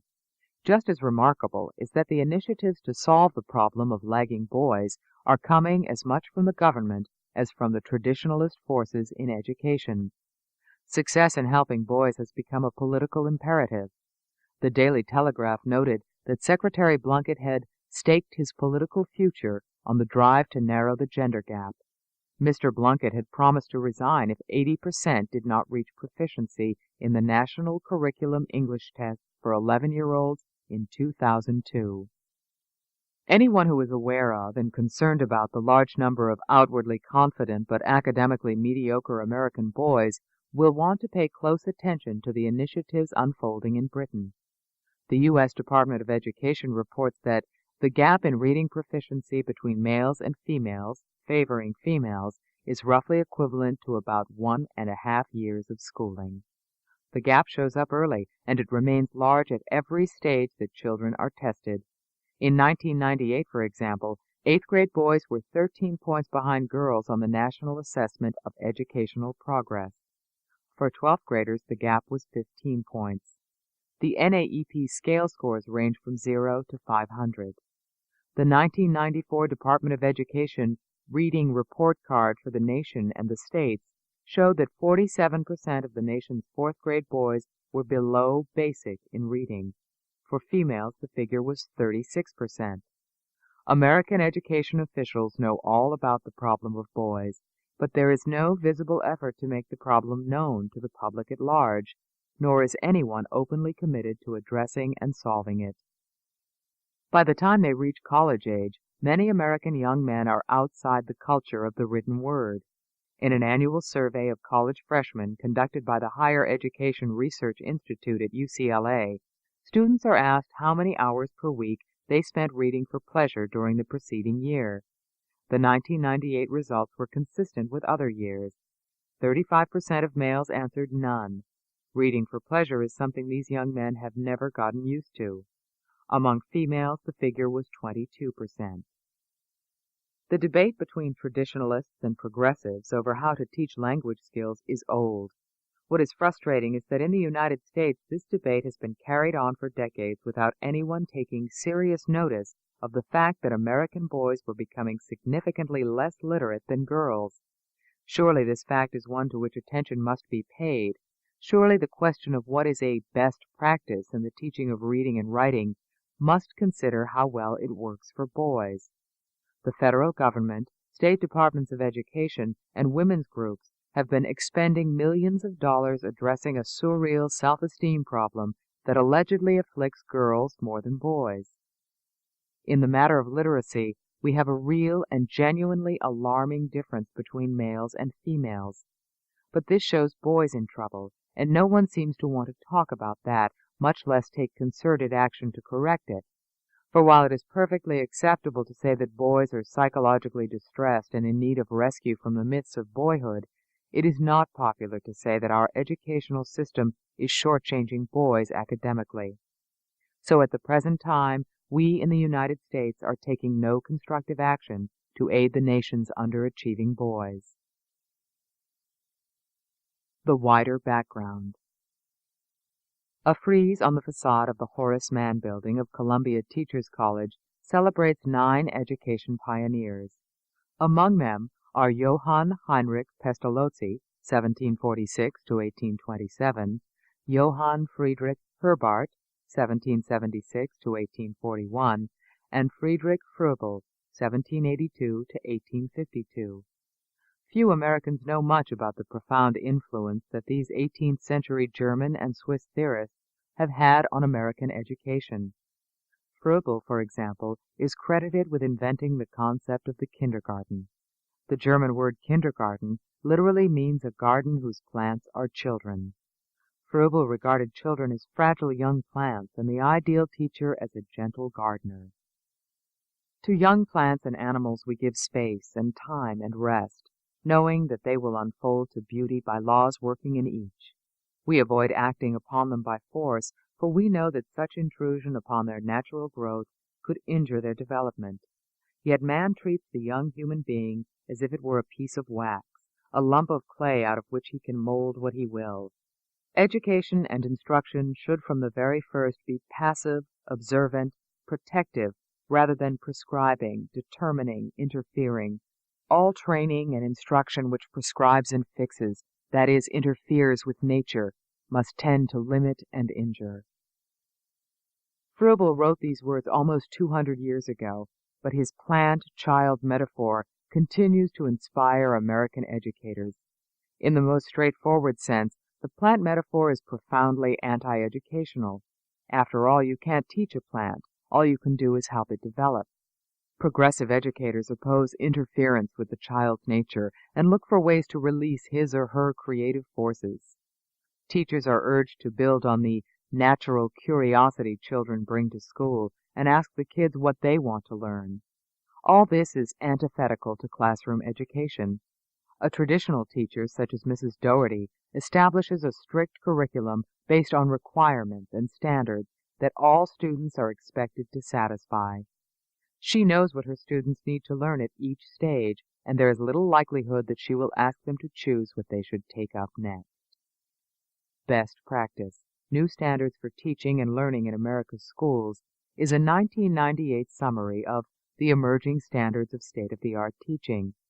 Its authors, 3 curriculum experts from National Louis University in Evanston, Illinois, are themselves progressives, but they base their recommendations on what good teachers do.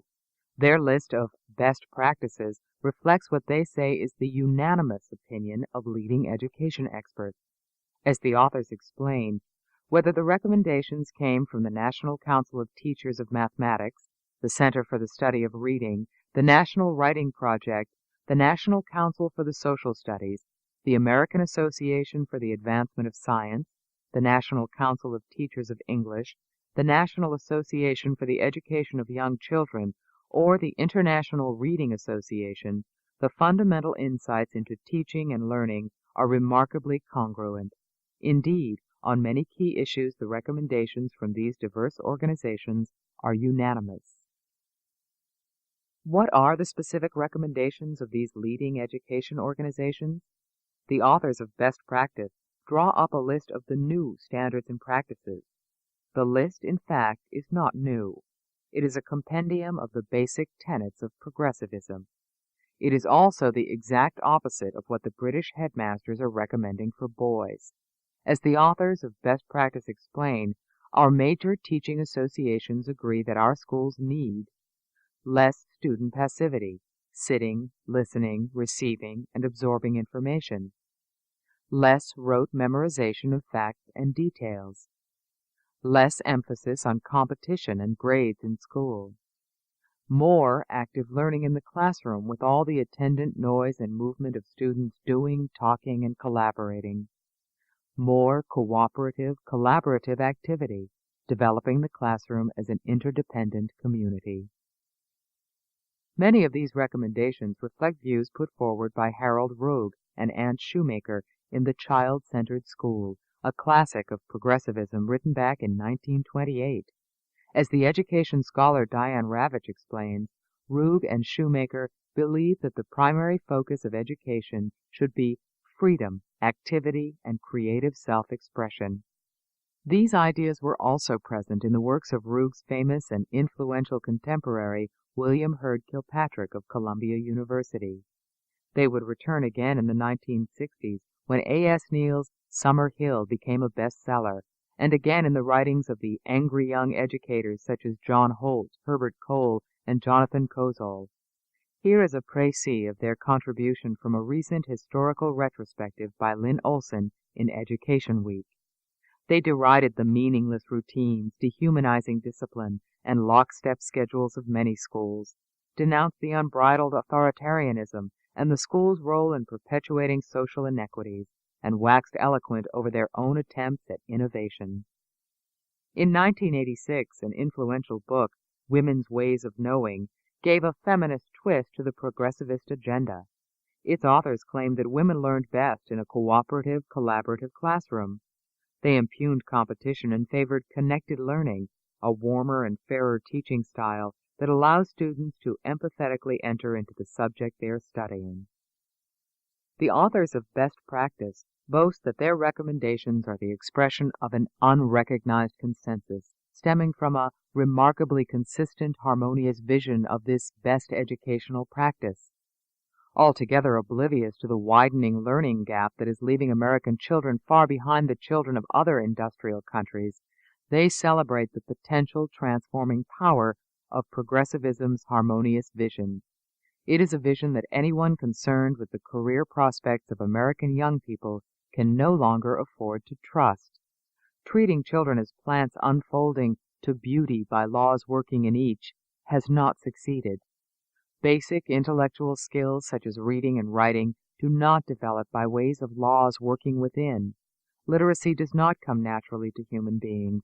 It certainly does not come naturally to many little boys.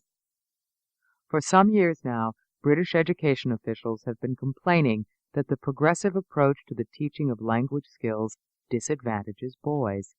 In 1995, School Standards Minister Stephen Byers said, "A return to more structured reading lessons will benefit both boys and girls, but the evidence shows that it is boys who have been most disadvantaged by the move away from phonics." Bonnie Macmillan, a British education scholar, has researched the decline in literacy in the primary grades. Her conclusion in Why School Children Can't Read is the same as Byers.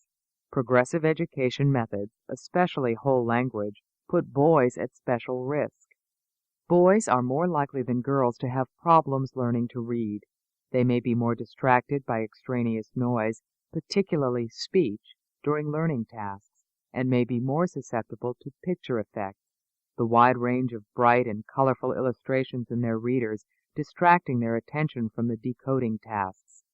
And she concludes, since boys are more susceptible to developing reading problems than girls, it seems likely that the lack of appropriate instruction will take more of a toll on the reading attainment of boys.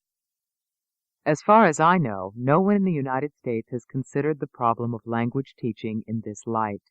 The idea that some approaches are better for one sex than the other is not in itself politically incorrect, provided they favor girls.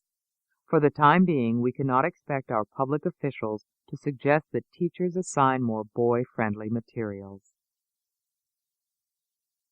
Other pedagogical derailments. The British experience suggests that boys respond well to the older pedagogies. If that is right, it is boys who are paying the highest price for the current misguided fashions in education. One such fashion is the celebration of cooperative learning and the denigration of competition. The London Daily Telegraph's education writer, Janet Daly, who thinks as well as she writes, correctly points out that boys have been adversely affected by the current trend to de-emphasize the competitive elements in learning. By rejecting the old-fashioned ladder of tests, measurable achievement, and competition, incentives were lost that had once given school a comprehensible point to many pupils, particularly the male ones. A world in which no one can be called a winner and nothing counts as losing will have little call on the young male psyche. The movement to eliminate competitive rankings in American schools has made great headway in recent years. Pat Reardon, Dean of Admissions at George Mason University, researched class rankings for the National Association of Secondary Schools. She estimates that 60% of schools no longer use them. At Community High, a public secondary school in Ann Arbor, Michigan, academic awards at graduation are kept a secret. There are no class rankings, no valedictorian. At graduation, everyone gets a turn to speak. As the guidance counselor explains, everybody is seen as an equal contributor to the class of '99. We honor all students, says a bumper sticker from Drew Elementary School in Arlington, Virginia. The implication is that schools with honor rolls dishonor those who do not qualify. Jim Mitchell, executive director of the Maryland Association of Elementary School Principals, explains the new hostility to the honor roll. It flies in the face of the philosophy of not making it so competitive for those little kids. We even frown on spelling bees. Throughout the country, battles are raging. Typically, school officials are seeking to eliminate competitive practices, and parents and school board members are fighting to reinstate them. After several schools in Prince William County, Virginia, tried to eliminate the honor roll, the school board intervened. In defending it, one board member, John Harper, Jr., expressed an opinion very much at odds with the spirit of progressivism, but shared by many parents. To me, competition is what America is all about. The more they compete, the better they become. Competition that provides incentives to excel is as natural to a successful classroom as it is to a successful sports team. Competition in matters of intellect is not harmful but essential to progress. The Talmudic sage who said, "The envy that scholars bear to one another increases the world's wisdom," had it right. Competitive learners have always been a driving force in the advancement of knowledge. Of course grades are competitive, but they increase the world's wisdom. E.D. Hirsch, the educator and reformer from the University of Virginia, advises, instead of trying fruitlessly to abolish competition as an element of human nature, we should try to guide it into educationally productive channels. A lot of what is now considered bad practice, an emphasis on skills and drills, a reliance on competitive motivations, a teacher-centered pedagogy, is unavailable in many of today's schools. Yet these practices may be especially effective in getting boys to learn and progress. American educators need to ask whether, in moving away from skills and drills, phonics, teacher-led discussions, competition and same-sex classes, they have not inadvertently been moving away from what works for boys.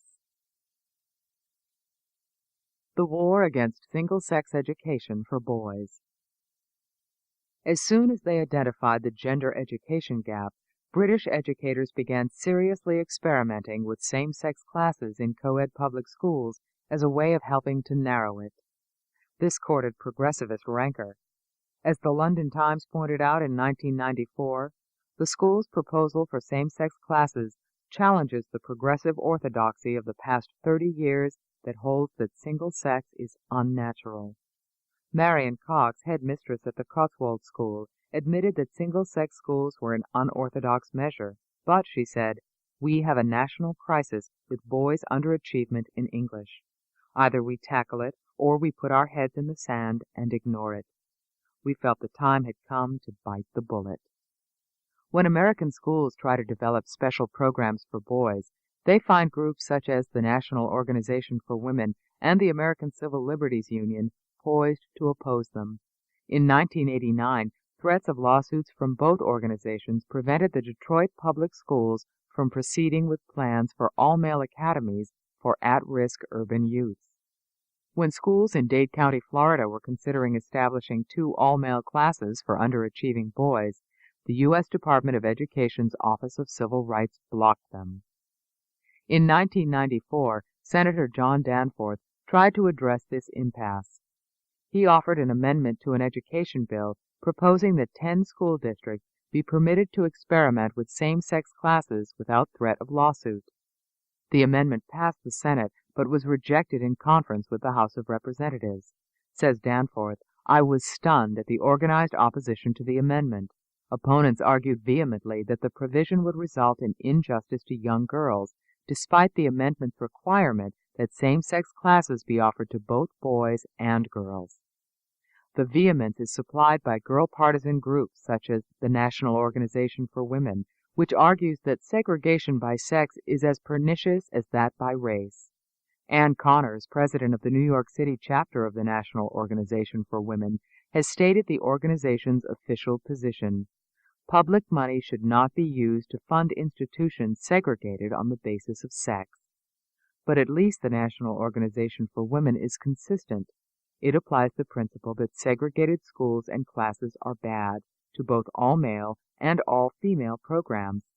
The National Organization for Women has joined the ACLU in challenging the legality of the highly successful Young Women's Leadership School in East Harlem, a girls-only public school started in 1996. Other women's groups, such as the National Women's Law Center, suggest that same-sex programs may be justifiable for girls, but not for boys. Deborah Brake, a senior counsel at NWLC, notes that the considerable network of federal, state, local, and private scholarships and programs for girls and women may be legitimate because of past inequities. In light of the history of discrimination against women in education and the barriers that female students continue to face based on their gender, there may be a legitimate place for such programs. Judith Shapiro, president of Barnard College, is less tentative. In a 1994 opinion piece in the Baltimore Sun, "In a society that favors men over women, men's institutions operate to preserve privilege. Women's institutions challenge privilege and attempt to expand access to the good things of life." In fact, our society does not favor boys. It certainly does not favor the growing number of boys who are disengaged, barely literate, and without the prospect of going to college. These young men have very little access to the good things of life. Unfortunately, elite educational leaders such as Shapiro and Brake, who oppose single-sex pedagogy for boys, have little interest in finding out whether all-male classes are useful for the many thousands of at-risk boys. A school in Baltimore. Harford Heights Elementary School, the largest elementary school in Maryland, is in a poor section of Baltimore. No one at the school has read the report of the British headmasters, but Harford teachers and administrators, determined to find ways to help young males succeed academically, have found their own way to many of the practices recommended in Can Boys Do Better? Since the mid-90s, the school has experimented with same-sex classes for both boys and girls. These classes are optional. Parents and teachers jointly decide who will most benefit. In selecting students for the all-male classes, school officials give boys with behavior problems and boys from fatherless homes priority. These two groups often overlap. As in Great Britain, the all-boy classes are taught by male teachers, and the boys' natural competitiveness and high-spiritedness are not discouraged but channeled to good ends. As the former principal who initiated the program said, the boys become competitive rather than combative. Walter Sally, who has taught an all-boys class at Harford Heights for 3 years, uses many of the old-fashioned methods favored by the British headmasters. His classes are highly structured. He teaches phonics, grammar, and diction. He carefully monitors student progress. He uses a lot of boy-friendly materials. For example, he has developed math lessons based on Jackie Robinson's baseball statistics. His students, like boys everywhere, are fascinated by sports and sports stars, so these lessons are a great success. In gym class, his focus is character education through sportsmanship. Sally works hard to exploit the boys' natural competitiveness to promoting academic achievement. He breaks his class, 27 10-year-old boys in 1998-99, down into teams. He turns classroom activities into contests. There is an elaborate point system. There are prizes. School uniforms are optional at Harford, but most of the boys in Sally's class choose to wear them. Teams get extra points when all members don the uniform. The boys in his all-male classes are mostly poor and African American. Sally is concerned about their self-esteem and confidence, but he does not rely on gimmicks or therapeutic methods. The boys gain confidence by mastering skills, becoming good sports, being team players and young gentlemen. One of Sally's primary aims is to help his students develop their social skills. They learn to express themselves with confidence, and they learn manners. Several times a year, the all-boy and all-girl classes take part in shared events. One favorite occasion is a Thanksgiving banquet. The boys escort the girls to the table, help them into their chairs, and engage in polite conversation. The children love it, especially the girls. Sally's students are at risk for every kind of academic and behavioral problem, but in this all-male environment, such problems nearly vanish. Should a boy neglect to do his work or misbehave, he hurts his team and disappoints his teacher. School disengagement is a problem for many boys, but it is especially severe among young black males. The boys in Sally's class are the very opposite of disengaged. They are enthralled. As Sally told me, they love the positive attention they get in the class. They look forward to it and hate to miss a single day. Harford Heights offers same-sex classes in grades 3, 4, and 5. The classes are a great success with parents who are asking for more of them. It is easy to see why. Millions of parents, rich and poor, from all ethnic backgrounds, would welcome an opportunity for their sons to attend a class like Mr. Sally's. Boys everywhere need structure, phonics, diction, grammar, and a competitive environment. Mr. Sally's deliberate efforts to teach ethics through sportsmanship and good manners could be the making of many boys. But the likelihood of many parents having such an opportunity is remote. The forces arrayed against public, same-sex education for boys are formidable indeed. Some private boys' schools. The Heights School is in the center of Potomac, Maryland, one of the wealthiest suburbs of Washington, D.C. In many ways, it could not be more unlike Harford. The students at Harford are mostly poor and black. At the Heights, they are predominantly white and middle or upper middle class. Harford is in a rundown section of Baltimore. Heights sits on 20 wooded acres. Harford is a public elementary school. Heights is an independent, all-male Catholic elementary and high school. But there are some striking similarities in the way the two schools educate boys. The much-loved Heights headmaster, recently retired, Joseph McPherson, can sound very much like Sally when talking about how boys learn. Boys need games, and they thrive on competition, he explains. Who can skip the rock the most number of times? All 27 teachers at the Heights are male. Boys are much more docile to men, says McPherson. Yet the school is hardly macho. The younger boys, aged 8 to 10, attend class in log cabins filled with collections of insects, plants, and flowers. They memorize poetry and take weekly classes in painting and drawing. The day I visited, I observed a class of well-behaved fifth graders sitting in rows, wearing blue blazers and taking turns performing scales on their recorders. This book is continued at this point on the other side of this cassette. Cassette 5, Side 2. The day I visited, I observed a class of well-behaved fifth graders sitting in rows, wearing blue blazers and taking turns performing scales on their recorders. Competition is part of the everyday life of the school. There are lots of awards and prizes, but as in Sally's class, it is constrained by ethics. One favorite all-school game is Capture the Flag. It's a war game played with a great deal of team spirit and with an established tradition of the older boys protecting the younger ones. For McPherson, the goal of educating children is not only to impart information and teach skills, but to provide them with a noble vision of life, to convey to them that they have to do something great with their lives. He believes that adult males are uniquely suited to impart this philosophy to boys.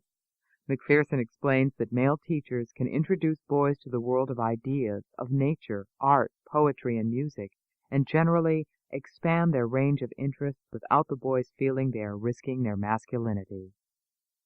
Landon, another distinguished boys' school, is a few miles away from the Heights. The headmaster, Damon Bradley, explained to me that at all male academies, boys do things they would never agree to do if girls were around. At Landon, 75% of the boys are involved in music and art. Competition is something boys respond to, says the headmaster. But in a boys' school, competition takes place in unusual pursuits.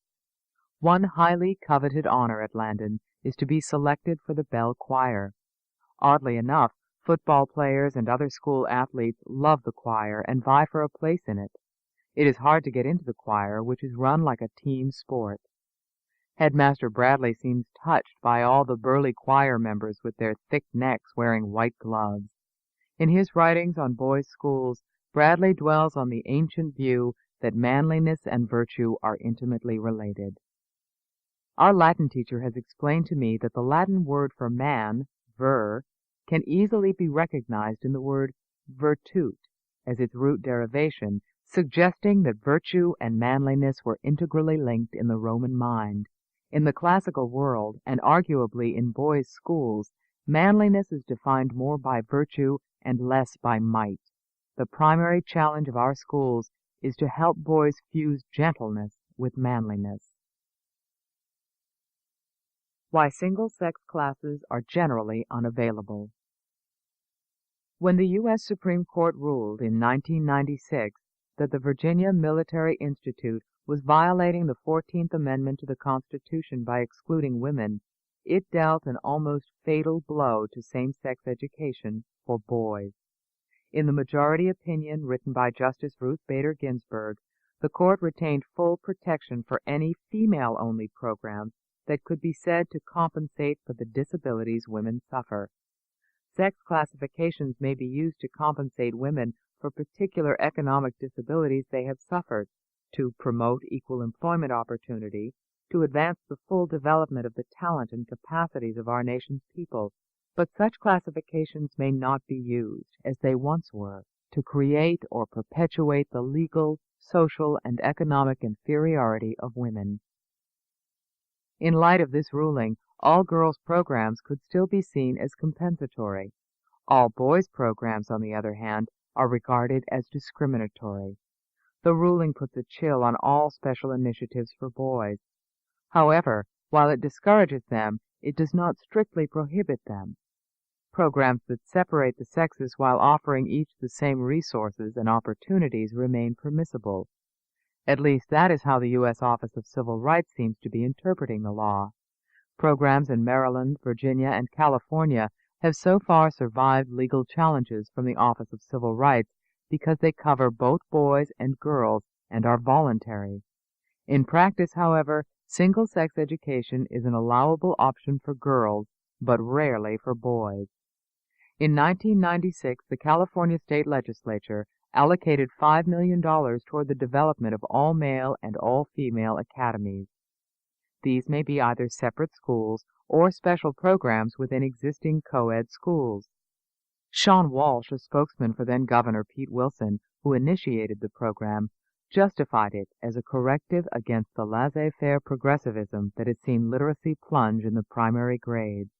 The same-sex academies will allow a more structured, more disciplined environment where kids could get a core curriculum, a sense of right and wrong, a sense of personal responsibility, a sense of duty.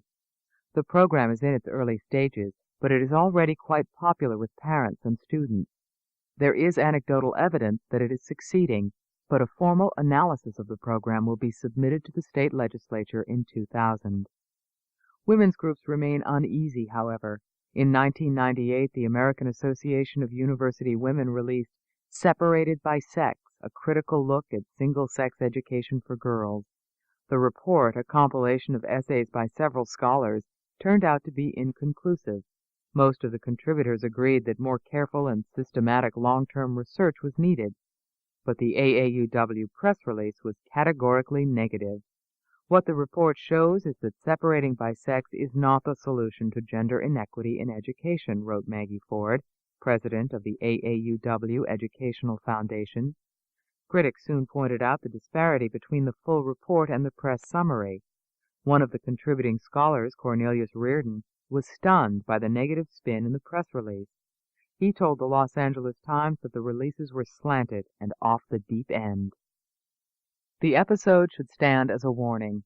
In their laudable efforts to evaluate the efficacy of same-sex programs objectively, California legislators would do well to take precautions not to be pulled into the acrimonious misandrist maelstrom that this issue currently generates in this country.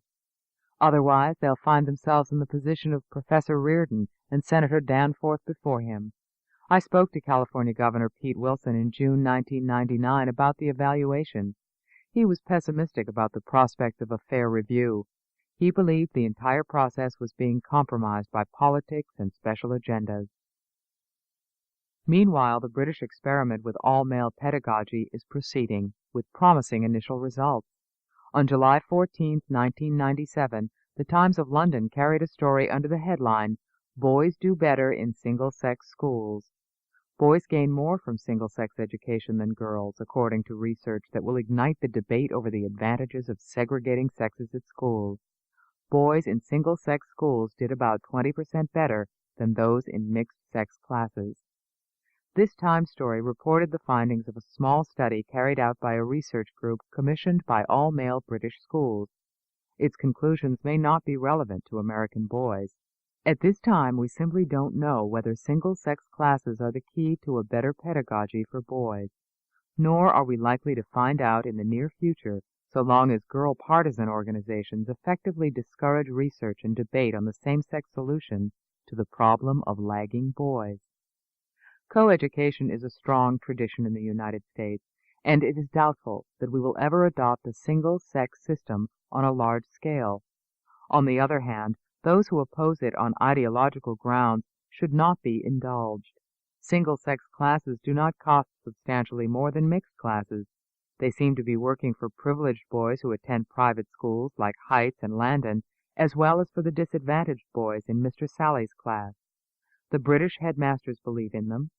We need a national discussion of the merits of all male classes, and we need to take care that groups such as the National Organization for Women, the AAUW, and the National Women's Law Center do not control and shape that discussion. Suppose the British headmasters and government officials are right in suggesting that boys would generally be much better off in a traditional learning environment. What are the chances that American schools will provide it? At present, the prospects for change do not look bright. To begin with, the academic plight of boys has not yet even been identified as a serious problem by either the government or the educational establishment. Boys are still not on the agenda. The media's interest in boys is focused not on their academic deficits, but on their potential for violence. Then, too, the child-centered therapeutic style of education under which boys do not do well appears deeply entrenched in many of our best school systems. All the same, I am optimistic that change for the better will be coming rather quickly on the heels of a widespread public awareness that the future of our children, and especially of our sons, is in jeopardy. The onset of a galvanizing awareness, which the British already have, cannot be delayed here much longer. I have been arguing that our educational system needs to address the problem of male underachievement. In the next chapter, I shall turn to what our schools have been doing and failing to do for boys' moral development. The consequences of failure in this area have not escaped the notice of the public. Chapter 8. The Moral Life of Boys. Boys who are morally neglected have unpleasant ways of getting themselves noticed. All children need clear, unequivocal rules. They need structure. They thrive on firm guidance and discipline from the adults in their lives. But it appears that boys need these things even more than girls do. The Josephson Institute of Ethics conducts surveys on the moral attitudes of young people. These surveys show that girls routinely outperform boys in matters of honesty. For the 1998 report card on the ethics of American youth, Josephson researchers polled a sample of 10,000 high school students. They found that significantly more boys agree or strongly agree that I would be willing to cheat on a test if it would help me get into college. 44% of males, 27% of females. 33% of high school boys said that in the past year they had shoplifted 2 or more times. For girls, the figure was 21%. The American Psychiatric Association defines a conduct disorder as a repetitive and persistent pattern of behavior in which the basic rights of others or other major age-appropriate societal norms or rules are violated. According to the APA, the prevalence of conduct disorder has increased since the 1960s. Far more males than females have the disorder. Rates vary depending on the nature of population sampled and the methods of ascertainment. For males under age 18 years, rates range from 6% to 16%. For females, rates range from 2% to 9%. For conduct disorders severe enough to get the attention of the police, boys are even more predominant. According to the Justice Department's Office of Juvenile Justice and Delinquency Prevention Center, 73% of children aged 10 to 17 arrested for property crimes in 1993 were boys. Of those arrested for violent crimes, 86% were boys. That the male's propensity for antisocial behavior is significantly greater than the female's holds true cross-culturally. A 1997 University of Vermont study compared parents' reports of children's behavior in 12 countries. The countries studied, which included the United States, Thailand, Greece, Jamaica, Puerto Rico, and Sweden, differed greatly in how they defined gender roles. Yet in every case, boys were more likely than girls to fight, swear, steal, throw tantrums, and threaten others. Every new generation enters society unformed and uncouth. Princeton University demographer Norman B. Ryder speaks of a perennial invasion of barbarians who must somehow be civilized for societal survival. Ryder views the problem from the vantage point of society. But when socialization is inadequate, the children also suffer. A society that fails in its mission to humanize and civilize its children fails its male children in uniquely harmful ways. The rise in conduct disorder is one indication that the socialization of males is increasingly ineffective. Janet Daly, the education reporter at the Daily Telegraph in London, has written at length about how the lack of directive moral education harms boys more than girls. There is one indisputable fact with which anyone who is serious about helping young men must come to terms. Boys need far more discipline, structure, and authority in their lives than do girls. Boys must be actively constrained by a whole phalanx of adults who come into contact with them: parents, teachers, neighbors, policemen, passers-by in the streets, before they can be expected to control their asocial, egoistic impulses. Many contemporary American children never encounter this phalanx of adults. In fact, as I shall try to show, there are now a large number of adults who have defected altogether from the central task of civilizing the children in their care, leaving them to fend for themselves. When the Barbarians Don't Get Civilized. In the late 80s and early 90s, newspapers carried shocking stories about adolescent boys exploiting, assaulting, and terrorizing girls. In the South Bronx, a group of boys known as the Whirlpoolers surrounded girls in public swimming pools and sexually assaulted them. In Glen Ridge, New Jersey, popular high school athletes viciously raped a retarded girl. In Lakewood, California, a gang of high school boys known as the Spur Posse turned the sexual exploitation of girls into a sport. Women's groups seized on these incidents as symptomatic of a violent misogyny pervading American culture. They blamed the stereotypical male socialization. Referring to the Glen Ridge case, Betty Friedan noted somberly that machismo is a fertile breeding ground for the seeds of evil. Columnist Judy Mann wrote that the California Spur Posse case contains all the ingredients of patriarchal culture gone haywire. For Susan Faludi, the Spurs were ground zero of the American masculinity crisis. Joan Didion wrote a lengthy piece on the Spur Posse for The New Yorker, and Columbia University journalism professor Bernard Lefkowitz spent 6 years researching the Glen Ridge case. In 1997, he published Our Guys, The Glen Ridge Rape and the Secret Life of the Perfect Suburb. Didion and Lefkowitz offered a detailed view of the lives of the young male predators. We can see for ourselves some of the forces that turned seemingly normal boys into criminals. Were they desensitized by being separated from their mothers at too early an age, as Pollock and Gilligan suggest? Are they products of conventional male socialization? Are they the offspring of what Judy Mann calls the machocracy? Our Guys. The Glen Ridge rape was reported on May 25, 1989. Several popular high school athletes had lured a retarded girl into a basement, removed her clothes, and penetrated her with a broomstick and a baseball bat. Lefkowitz was intrigued by the question of how seemingly normal American boys had come to commit such acts. This wasn't about just a couple of oddballs with a sadistic streak. 13 males were present in the basement where the alleged rape occurred. There were also reports that a number of other boys had tried to entice the young woman into the basement a second time to repeat the experience. I wanted to know more about how this privileged American community raised its children, especially its sons. According to Lefkowitz, these boys were pure gold, every mother's dream, every father's pride. They were not only Glen Ridge's finest, but in their perfection they belonged to all of us. They were our guys. What had gone wrong? To find out, he undertook an examination of the character of their community and of the young people who grew up in it. Lefkowitz shared with Friedan and Mann the view that machismo created much of the evil. The jocks didn't invent the idea of mistreating young women. The ruling clique of teenagers adhered to a code of behavior that mimicked, distorted, and exaggerated the values of the adult world around them.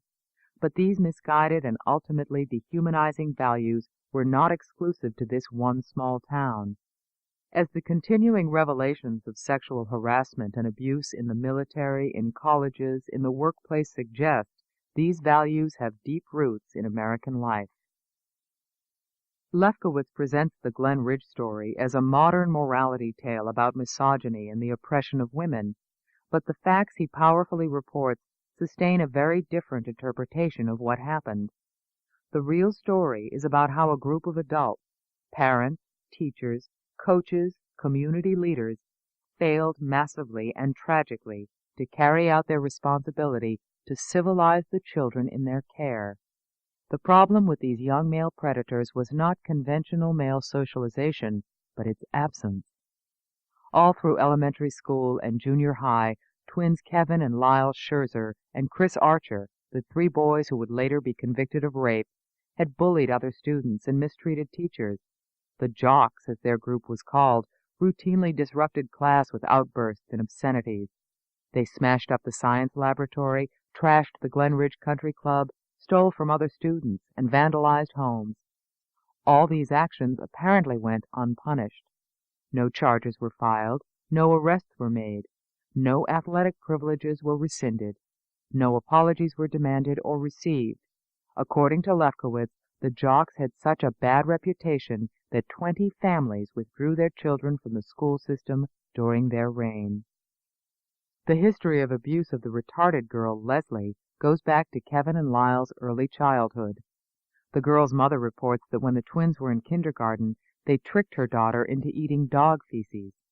Later, they fed her mud, pinched her arm until it was covered with welts, and routinely referred to her in public as brainless, headless, and retard.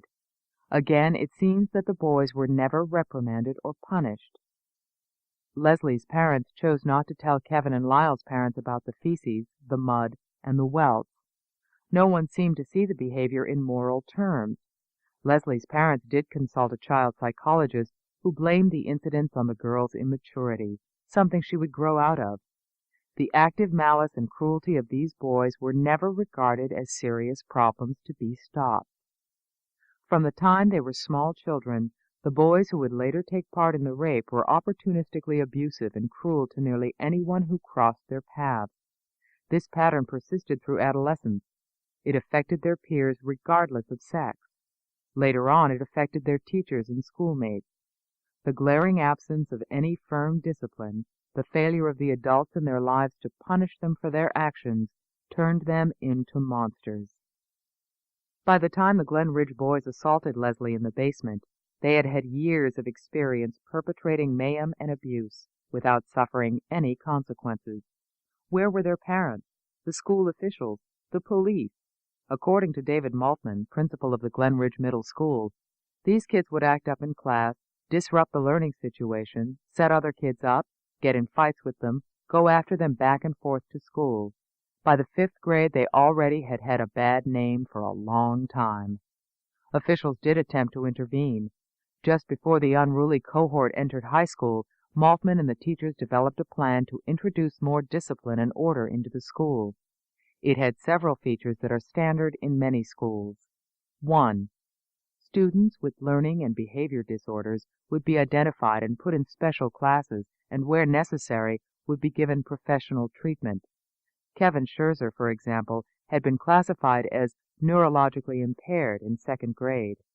A child study team had given him the same classification as the retarded girl, Leslie, but his parents had always insisted that he be mainstreamed and treated as normal. 2. The school would hire a crisis intervention counselor. 3.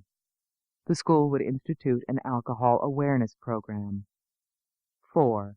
The school would draw up a new code of discipline, which it would strictly enforce. Many Glen Ridge parents were incensed by these plans.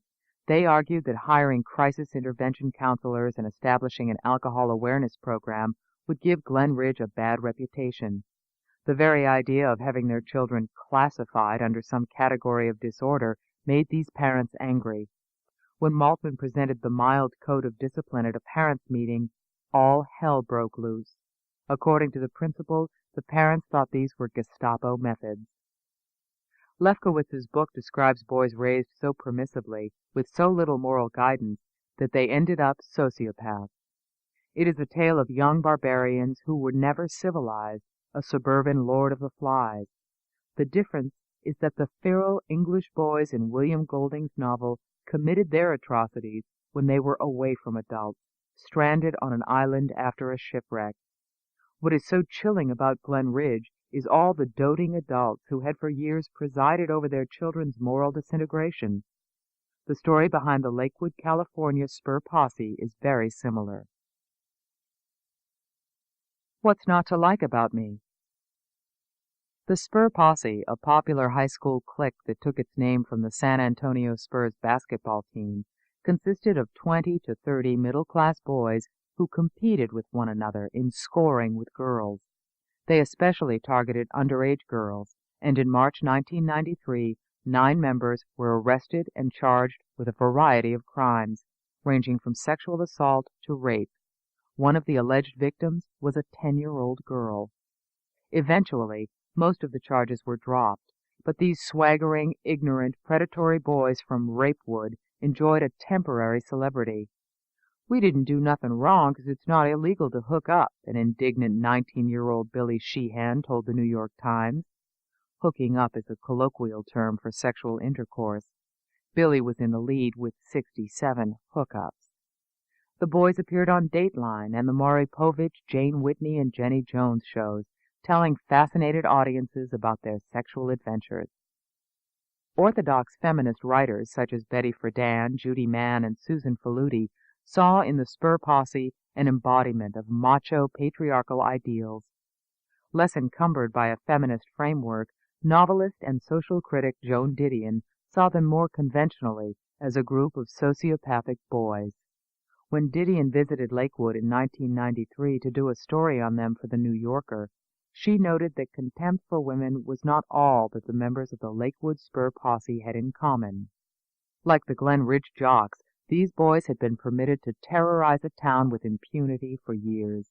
A member of the school board told Didion stories of Spurs approaching 9- and 10-year-old children in playgrounds, stealing their baseball bats and saying, "If you tell anyone, I'll beat your head in." The group had a long history of antisocial behavior, including burglary, credit card fraud, assault, arson, and even an attempted bombing.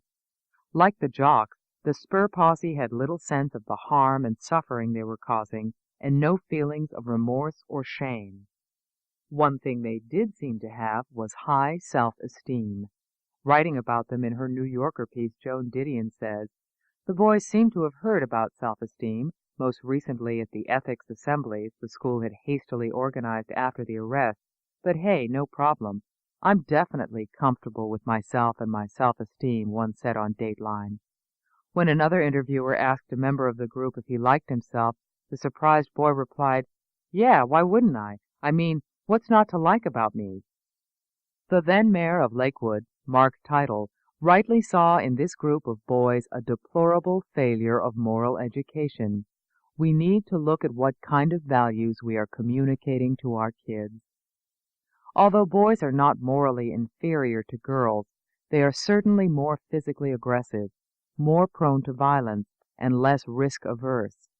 It is precisely because boys are by nature more physically assertive that they so badly need a strict and explicit character education that places strong behavioral constraints on them, constraints that many progressive educators feel we have no right to impose on any child. We gain little illumination by exotically talking about Glen Ridge and Lakewood in terms of patriarchal culture gone haywire or ground zero of the American masculinity crisis. It is more to the point and less esoteric to regard them as examples of morally undeveloped boys and evidence of what can happen when adults withhold elementary moral instruction from the young males in their charge. The more one faults masculinity in itself, the farther one strays from acknowledging the failures of moral education in the last decades of the 20th century. Talking about moral failure is less stylish than talking about the inimical workings of patriarchy, but it is far more to the point. A Socratic Dialogue. Unfortunately, even some moral philosophers are reluctant to talk in plain terms about right and wrong, and to pronounce moral judgment in what look to be clear cases of moral callousness and immaturity. In the fall of 1996, I took part in a televised ethics program billed as a Socratic Dialogue. For an hour, I joined another ethics professor, a history teacher, and 7 high school students in a discussion of moral dilemmas. The program, Ethical Choices, Individual Voices, was shown on public television and is now circulated to high schools for use in classroom discussions of right and wrong. Its message still troubles me. In one typical exchange, the moderator, Stanford law professor Kim Taylor Thompson, now at New York University, posed this dilemma to the students. Your teacher has unexpectedly assigned you a 5-page paper. You have only a few days to do it, and you are already overwhelmed with work. Would it be wrong to hand in someone else's paper? Two of the girls found the suggestion unthinkable and spoke about responsibility, honor, and principle. "I wouldn't do it. It's a matter of integrity," said Elizabeth. "It's dishonest," said Aaron. But two of the boys saw nothing wrong with cheating. 11th grader Joseph flatly said, "If you have the opportunity, you should use it." Eric concurred. "I would use the paper and offer it to my friends." I have taught moral philosophy to college freshmen for more than 15 years, so I was not surprised to find students on the PBS program defending cheating. There are some in every class who play devil's advocate with an open admiration for the devil's position. But at least that evening, in our PBS Socratic dialogue, I expected to have a professional ally in the person of the other philosophy teacher, Professor William Puka of the Rensselaer Polytechnic Institute. Surely he would join me in making the case for honesty. Instead, the professor defected. He told the students that in this situation it was the teacher who was immoral for having given the students such a burdensome assignment. He was disappointed in us for not seeing it his way. "What disturbs me," he said, "is how accepting you all seem to be of this assignment. To me it's outrageous, from the point of view of learning, to force you to write a paper in this short a time." Through most of the session, the professor focused on the hypocrisy of parents, teachers, and corporations, but had little to say about the moral obligations of the students.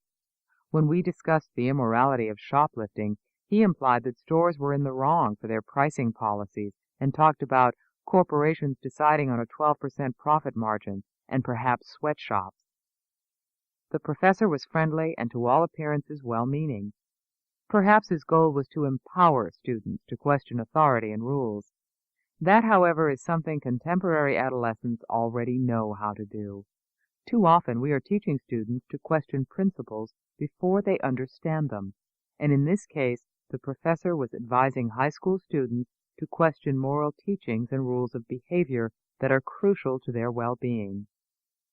Professor Puka's hands-off style has been fashionable in the public schools for 30 years. It has gone under various names: values clarification, situation ethics, self-esteem guidance. These so-called value-free approaches to ethics have flourished at a time when many parents are failing to give children basic guidance in right and wrong. Meanwhile, the courts have made matters worse. Since 1969, in cases like Tinker v. Des Moines School District and Goss v. Lopez, the U.S. Supreme Court has greatly expanded the civil rights of children and diminished the power of teachers to enforce order and discipline. Educators, such as the professor in that Socratic dialogue, as well as some Supreme Court justices, have turned many of our schools into value-free zones. As usual, their intentions were benign: to protect the liberty, autonomy, and self-expression of young people from adult authoritarian pressure. Unfortunately, these theorists and jurists are conceptually confused, and it is boys more than anyone else who suffer from their confusion. The story of why so many children are being deprived of elementary moral training spans 3 or 4 decades of misguided reforms by educators, by parents, and by judges. Reduced to its philosophical essentials, it is the story of the triumph of Jean-Jacques Rousseau over Aristotle. Aristotle versus Rousseau. Some 2,400 years ago, Aristotle articulated what children need: clear guidance on how to be moral human beings. What Aristotle advocated became the default model for moral education over the centuries. He showed parents and teachers how to civilize the invading hordes of child barbarians. Only recently have many educators begun to denigrate his teachings. Aristotle regarded children as wayward, uncivilized, and very much in need of discipline.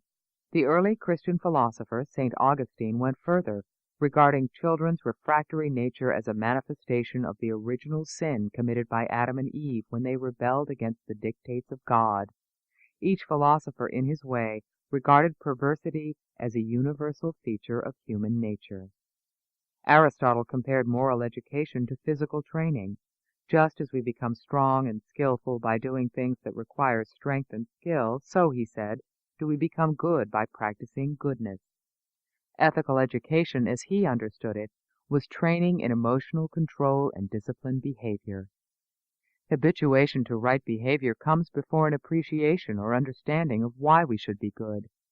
First, children must be socialized by inculcating into them habits of decency and using suitable punishments and rewards to discipline them to behave well. Eventually, they will understand the reasons for and advantages of being moral human beings. Far from giving priority to the free expression of emotion, Aristotle, and Plato too, taught that moral development is achieved by educating children to modulate their emotions. For Aristotle, self-awareness meant being aware of and avoiding behaviors that emotion dictates but reason prescribes. We must notice the errors into which we ourselves are liable to fall, because we all have different tendencies, and we must drag ourselves in the contrary direction. Children with good moral habits will gain control over the intemperate side of their nature and grow into free and flourishing human beings. As Aristotle put it, the moral virtues are engendered in us neither by nor contrary to nature. We are constituted by nature to receive them, but their full development is due to habit. So it is a matter of no little importance what sort of habits we form from the earliest age. It makes a vast difference, or rather, all the difference in the world. Aristotle's general principles for raising moral children were unquestioned through most of Western history. Even today his teachings represent common-sense opinion about child-rearing. But in the 18th century, the wisdom of Aristotle was directly challenged by the theories of the Enlightenment philosopher Jean-Jacques Rousseau. Rousseau denied that children are born wayward, originally sinful, insisting instead that they are by nature noble, virtuous beings who are corrupted by an intrusive socialization. The untutored child is spontaneously good and graceful. When I picture to myself a boy of 10 or 12, healthy, strong, and well built for his age, only pleasant thoughts arise. I see him bright, eager, vigorous, carefree, completely absorbed in the present, rejoicing in abounding vitality. According to Rousseau, the first education should be purely negative. It consists not in teaching virtue or truth, but in preserving the heart from vice and the mind from error. He rejects the traditional notion that moral education in the early stages must habituate the child to virtuous behavior. The only habit a child should be allowed to acquire is to contract none. Prepare in good time for the reign of freedom and the exercise of his powers, by allowing his body its natural habits and accustoming him always to be his own master and follow the dictates of his will as soon as he has a will of his own. Contrary to the received view, Rousseau believed the child's nature to be originally good and free of sin. As he saw it, a proper education provides the soil for the flourishing of the child's inherently good nature, bringing it forth unspoiled and fully effective. In his view, the goal of moral education is defeated when an external code is imposed on children. Rousseau was modern in his distrust of socially ordained morals, as well as his belief that the best education elicits the child's own authentic, benevolent nature. Rousseau emphatically rejected the Christian doctrine that human beings are innately rebellious and naturally sinful. Let us lay it down as an incontestable principle that the first impulses of nature are always right. There is no original perversity in the human heart. Although Rousseau was against instilling moral habits into a free and noble being, he did allow that a child's development requires guidance and encouragement to elicit its own good nature. He urged parents and tutors to put the child's kindly feelings into action. Other Christian and pagan thinkers were convinced that far more was needed. They insisted that virtue cannot be attained without a directed moral training that habituates the child to virtuous behavior. St. Augustine and the orthodox Christian thinkers were especially pessimistic about the efficacy of putting kindly feelings into action. According to Augustine, not even the most disciplined moral education could guarantee a virtuous child. Education without divine help, grace, is insufficient. By contrast, Not only do Rousseau's followers deny the Augustinian doctrine that our natures are originally sinful and rebellious, they go further by regarding directive moral education as an assault on a child's right to develop freely. There is much to admire in Rousseau. He argued for humane child-rearing at a time when rigidity and cruelty were common. Though his criticisms of the educational practices of his day were valid, his own recommendations have not proved workable. It is perhaps worth noting that he did not apply his fine theories to his own life. He was altogether irresponsible in dealing with his own children. His theories, too, were marred by inconsistencies. On the one hand, he was firmly against instilling habits in a child. On the other, he dispensed a lot of sound Aristotelian advice to parents for habituating their children to the classical virtues. Keep your pupil occupied with all the good deeds. Despite his celebration of freedom, even Rousseau would have been appalled by the permissiveness we see so much of today. The surest way to make your child unhappy, he wrote, is to accustom him to get everything he wants. All the same, he parted company with the traditionalists on the crucial question of human nature. For better or for worse, Rousseau's followers ignored his Aristotelian side and developed the progressive elements of his educational philosophy. Though we would like to believe him, Rousseau's rosy picture of the child fails to convince. In Emile, Rousseau states that although children may do bad deeds, a child can never be said to be bad, because wrong action depends on harmful intention, and that he will never have. This flies in the face of common experience. Most parents and teachers will tell you that children often have harmful intentions.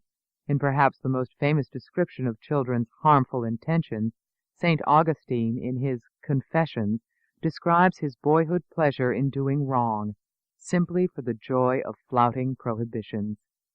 In a garden near our vineyard there was a pear tree, loaded with fruit that was desirable neither in appearance nor in taste. Late one night, a group of very bad youngsters set out to shake down and rob this tree. We took great loads of fruit from it, not for our own eating, but rather to throw it to the pigs. Even if we did eat a little of it, we did this to do what pleased us, for the reason that it was forbidden. Indeed, some parents and teachers might find Augustine's description of children's unruly nature understated. Some may find Golding's Lord of the Flies a more telling description of what children are naturally like than Rousseau's romantic ideal. Who is right, Aristotle or Rousseau? Aristotle wins the argument in the court of common sense and historical experience. He certainly wins with most parents. Throughout the world, mothers and fathers never cease to work at habituating children to the exercise of self-control, temperance, honesty, courage. But it is Rousseau who powerfully dominates the thinking of the theorists whose influence pervades modern schools of education. The educational philosophy of Rousseau inspired the progressive movement in education, which turned away from rote teaching and sought methods that would free the creativity of the child. Rousseau's ideas are also deployed to discredit the traditional directive style of moral education associated with Aristotelian ethical theory and Judeo-Christian religion and practice. The directive style of education, denigrated as indoctrination, was cast aside in the second half of the 20th century and discontinued as the progressive style became dominant. By the 1970s, character education had been effectively discredited and virtually abandoned in practice. What happens when educators celebrate children's creativity and innate goodness and abandon the ancestral responsibility to discipline, train, and civilize them? Unfortunately, we know the answer. We are just emerging from a 30-year experiment with moral deregulation. The ascendancy of Rousseau as the philosopher of education and the eclipse of Aristotle have been bad for all children, but they have been especially bad for boys. This book is continued on Cassette 6, Side 1. Cassette 6, Side 1. Value-Free Kids. In 1970, Theodore Sizer, then dean of the Harvard Graduate School of Education, co-edited with his wife Nancy a collection of ethics lectures entitled Moral Education. The preface set the tone by condemning the morality of the Christian gentleman, the American prairie, the McGuffey readers, and the hypocrisy of teachers who tolerate a grading system that is often the terror of the young. The Sizers were especially critical of the crude and philosophically simple-minded sermonizing tradition of the 19th century. They referred to directive ethics education in all its guises as the old morality. According to the Sizers, leading moralists agree that that kind of morality can and should be scrapped. The Sizers favored a new morality that gives primacy to students' autonomy and independence. Teachers should never preach or attempt to inculcate virtue. Rather, through their actions, they should demonstrate a fierce commitment to social justice. In part, that means democratizing the classroom. Teacher and children can learn about morality from each other. The Sizers preached a doctrine that was already being practiced in many schools throughout the country. Schools were scrapping the old morality in favor of alternatives that gave primacy to the children's moral autonomy. Values clarification was popular in the 70s. Proponents of values clarification consider it inappropriate for a teacher to encourage students, however subtly or indirectly, to adopt the values of the teacher or the community. The cardinal sin is to impose values on the student. Instead, the teacher's job is to help the students discover their own values. In Readings in Values Clarification, 1973, two of the leaders of the movement, Sidney Simon and Howard Kirschenbaum, explain what is wrong with traditional ethics education. We call this approach moralizing, although it has also been known as inculcation, imposition, indoctrination, and, in its most extreme form, brainwashing. Lawrence Kohlberg, a Harvard moral psychologist, developed cognitive moral development, a second favorite approach. Kohlberg shared the Sizers' low opinion of traditional morality, referring disdainfully to the old bags of virtues that earlier educators had sought to inculcate. Kohlbergian teachers were more traditional than the proponents of values clarification. They sought to promote a Kantian awareness of duty and responsibility in students. They were also traditional in their opposition to the moral relativism that many progressive educators found congenial. All the same, they shared with other progressives a scorn for any form of top-down inculcation of moral principles. They too believed in student-centered teaching, in which the teacher acts less as a guide than as a facilitator of the student's development. Kohlberg himself would later change his mind and concede that his rejection of indoctrinative moral education had been a mistake. But his admirable recantation had little effect. In the final decades of the 20th century, the traditional indoctrinative, directive approach to moral education had fallen into desuetude in most public schools, and the negative views prevailed. Ironically, the next fashion in progressive pedagogy, student-centered learning, was soon to leave the Kohlbergians and the values clarifiers far behind. The new buzzword was self-esteem. By the late 80s, self-esteem education had become all the rage. Ethics was superseded by attention to the child's personal sense of well-being. The school's primary aim was to teach children to prize their rights and self-worth. In the old days, teachers would ask 7th graders to write about the person I admire most, but in today's child-centered curriculum, they ask children to write essays celebrating themselves. In one popular middle school English text, an assignment called The Nobel Prize for Being You informs students that they are wonderful and amazing and instructs them to create 2 documents in connection with your Nobel Prize.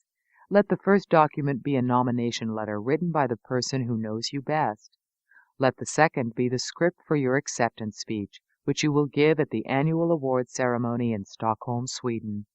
For extra credit, students can award themselves a trophy that is especially designed for you and no one else. Throughout most of human history, children learned about virtue and honor by hearing or reading the inspiring stories of great men and women. By the 1990s, this practice, which many educators regarded as too directive, was giving way to practices that suggested to students that they were their own best guides in life. This turn to the autonomous subject as the ultimate moral authority is a notable consequence of the triumph of the progressive style over traditional directive methods of education. It's hard to see how the Harvard theorists who urged teachers to jettison the crude and philosophically simple-minded sermonizing tradition of the 19th century can defend the crude egoism that has replaced it. Apart from the philosophical niceties, there are concrete behavioral consequences. The moral deregulation that the New England educators called for took hold in the very decades that saw a rise in conduct disorders among boys in the nation's schools. No doubt much, perhaps most, of this trend can be ascribed to the large social changes that weakened family and community. But some of the blame can be laid at the doors of the well-intentioned professors who helped undermine the school's traditional mission of morally edifying their pupils. Few thinkers have written about individual autonomy with greater passion and good sense than the 19th century philosopher John Stuart Mill. But Mill makes it clear that he is talking about adults. We are not speaking of children, he says in On Liberty. Nobody denies that people should be so taught and trained in youth as to know and benefit by the ascertained results of human experience. Mill could not foresee the advent of thinkers such as the Sizers and the values clarificationists, who would glibly recommend scrapping the old morality. Rousseau in the courts. In recent decades, the courts have done their share to erode teachers' and school officials' power to enforce traditional moral standards and discipline. In 1969, in Tinker v. Des Moines School District, the U.S. Supreme Court ruled that Iowa school authorities had violated students' rights by denying them permission to wear protest armbands to school. Justice Abe Fortas, in the majority opinion, found the action of the school authorities unconstitutional. It can hardly be argued that students shed their constitutional rights to freedom of speech or expression at the schoolhouse gate. Justice Hugo Black dissented. Though a great champion of First Amendment rights, he pointed out that school children need to learn, not teach. He wrote presciently, "It is the beginning of a new revolutionary era of permissiveness in this country fostered by the judiciary. Turned loose with lawsuits for damages and injunctions against their teachers, it is nothing but wishful thinking to imagine that young, immature students will not soon believe it is their right to control the schools." Abigail Thernstrom, a political scientist at the Manhattan Institute, cites Tinker as the beginning of the end of effective school discipline. She also sees it as an unfortunate example of Rousseauian romanticism in the courts. According to Thernstrom, Fortas's majority opinion was a romantic celebration of conflict and permissiveness, even within the schoolhouse walls, as if the future of democratic government and American culture could be placed in jeopardy had the students been told to stage their demonstration elsewhere. In 1975, a second case that would further diminish the authority of school officials to correct student behavior reached the High Court. In Goss v. Lopez, the Supreme Court ruled it unconstitutional for schools to suspend students without due process. Justice Byron White, who wrote the majority opinion, strongly favored extending students' rights. Justice Lewis Powell opposed the ruling, fearing that it would ultimately be harmful to students. Thernstrom has aptly characterized the two opinions. White had raised the specter of schools as institutions with potentially untrammeled power. Suspension, even for just one day, was a serious event that deprived students of their right to an education. Justice Powell believed precisely the opposite. He assumed that suspension created the conditions under which children could learn. Justice White prevailed, and the judiciary thus joined the progressive educationists and many parents in holding that students' rights trump the traditional prerogative of teachers to require compliance with school discipline. The Goss ruling helped bring on the era of permissiveness that Justice Black had warned about. From the loftiest of progressive motives, the educational system was robbed of the ability to enforce its codes and rules. By the mid-1970s, we were on our way to becoming the first society in history to use high principle to weaken the moral authority of teachers. Soon, local officials throughout the country, such as Principal Maltman at Glenridge High and Mayor Tidal of Lakewood, would be powerless in the face of delinquent students and litigious parents. Where the reformers go wrong. The purpose of moral education is not to preserve our children's autonomy, but to develop the character they will rely on as adults. And as Aristotle clearly showed, children who have been helped to develop good moral habits will find it easier to become autonomous adults. Conversely, children who have been left to their own devices will founder. Those who oppose directive moral education often call it a form of brainwashing or indoctrination. That is sheer confusion. When you brainwash people, you undermine their autonomy, their rational self-mastery, you diminish their freedom. But when you educate children, teaching them to be competent, self-controlled, and morally responsible in their actions, you increase their freedom and enlarge their humanity. The Greeks and Romans understood this very well. So did the great scholastic and Enlightenment thinkers. Indeed, this is a first principle of every great religion and high civilization. To know what is right and act on it is the highest expression of freedom and personal autonomy. What Victorians had in mind when they extolled the qualities of a gentleman are the virtues we need to inculcate in all our children: honesty, integrity, courage, decency, politeness.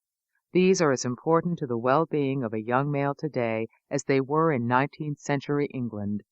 Even today, despite several decades of moral deregulation, most young men understand the term gentleman and approve of the ideals it connotes. To suggest that we place more emphasis on instilling a sense of responsibility and civility into children than on alerting them to their civil and personal rights under law may sound quaint, quixotic, or even reactionary. It is, however, practical and achievable. The fact is that despite appearances to the contrary, most children respond to and respect civility and good manners. If their own manners are wanting, it is because so little is expected, much less demanded, of them. Far from being oppressive, controlling, or constricting, the manners, instincts, and virtues we recognize in decent, considerate human beings, in the case of males, the manners, instincts, and virtues we associate with being a gentleman, are liberating. To educate, humanize, and civilize a boy is to allow him to make the most of himself. As for the community, manners and good morals benefit it far more than even the best of laws.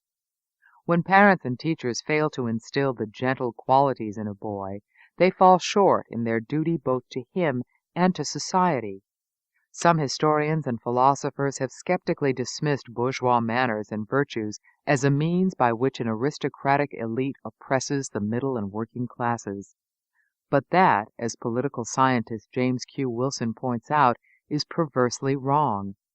Bertrand Russell would sneer that the concept of the gentleman was invented by the aristocracy to keep the middle classes in order, but in truth, the concept of the gentleman enabled the middle classes to supplant the aristocracy. The historian Gertrude Himmelfarb took up this theme in a remarkable book-length historical essay, The Demoralization of Society, From Victorian Virtues to Modern Values.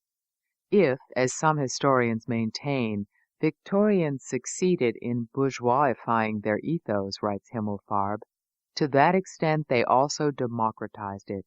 In attributing to everything the same virtues, potentially at least, if not in actuality, they assumed a common human nature and thus a moral equality.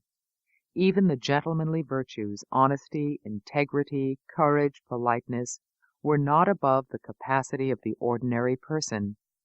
In an aristocratic age, only the exceptional, privileged individual had been seen as a free moral agent, the master of his fate. The great 18th century conservative political philosopher Edmund Burke argued that in human affairs a sense of the proprieties is even more important than fidelity to laws. Manners are of more importance than laws. Upon them in a great measure the laws depend. The law touches us, but here and there and now and then. Manners are what vex and soothe, corrupt and purify, exalt or debase, barbarize or refine us by a constant, steady, uniform, insensible operation, like that of the air we breathe in. Common sense, convention, tradition, and even modern social science research all converge in support of what I have been calling the Aristotelian tradition of directive character education. Children need standards. They need clear guidelines. They need adults in their lives who are understanding but firmly insistent on responsible behavior. But a resolute adherence to standards has been out of fashion in education circles for more than 30 years. An Aristotelian education is still a child's best bet. Unfortunately, our era is characterized by the ascendancy of Rousseau and a decided antipathy toward the directive inculcation of the virtues. It is no coincidence that the romantic turn in education has been accompanied by a marked decline in the fortunes and prospects of boys in our country. Two badly socialized boys. In April 1999, the massacre at Columbine High School in Littleton, Colorado, shocked an uncomprehending nation by its cold brutality. It was the 7th school shooting in less than 2 years. This time, more than ever, the public's need to make sense of such tragedies was palpable. How could it happen? The usual explanations made little sense. Poverty? Eric Harris and Dylan Klebold were not poor. Easy access to weapons? True, but young men, especially in the West, have always had access to guns. Divorce? Both boys' families were intact. A nation of emotionally repressed boys? Boys were much the same back in the 1950s and 1960s, when nobody shot up their schoolmates. And why American boys? Asking why now and why here puts us onto the track of what is missing in the American way of socializing children that was present in the recent past. To find the answers, we need to attend to the views of the progressive education theorists who advocated abandoning the traditional mission of indoctrinating children in the old morality.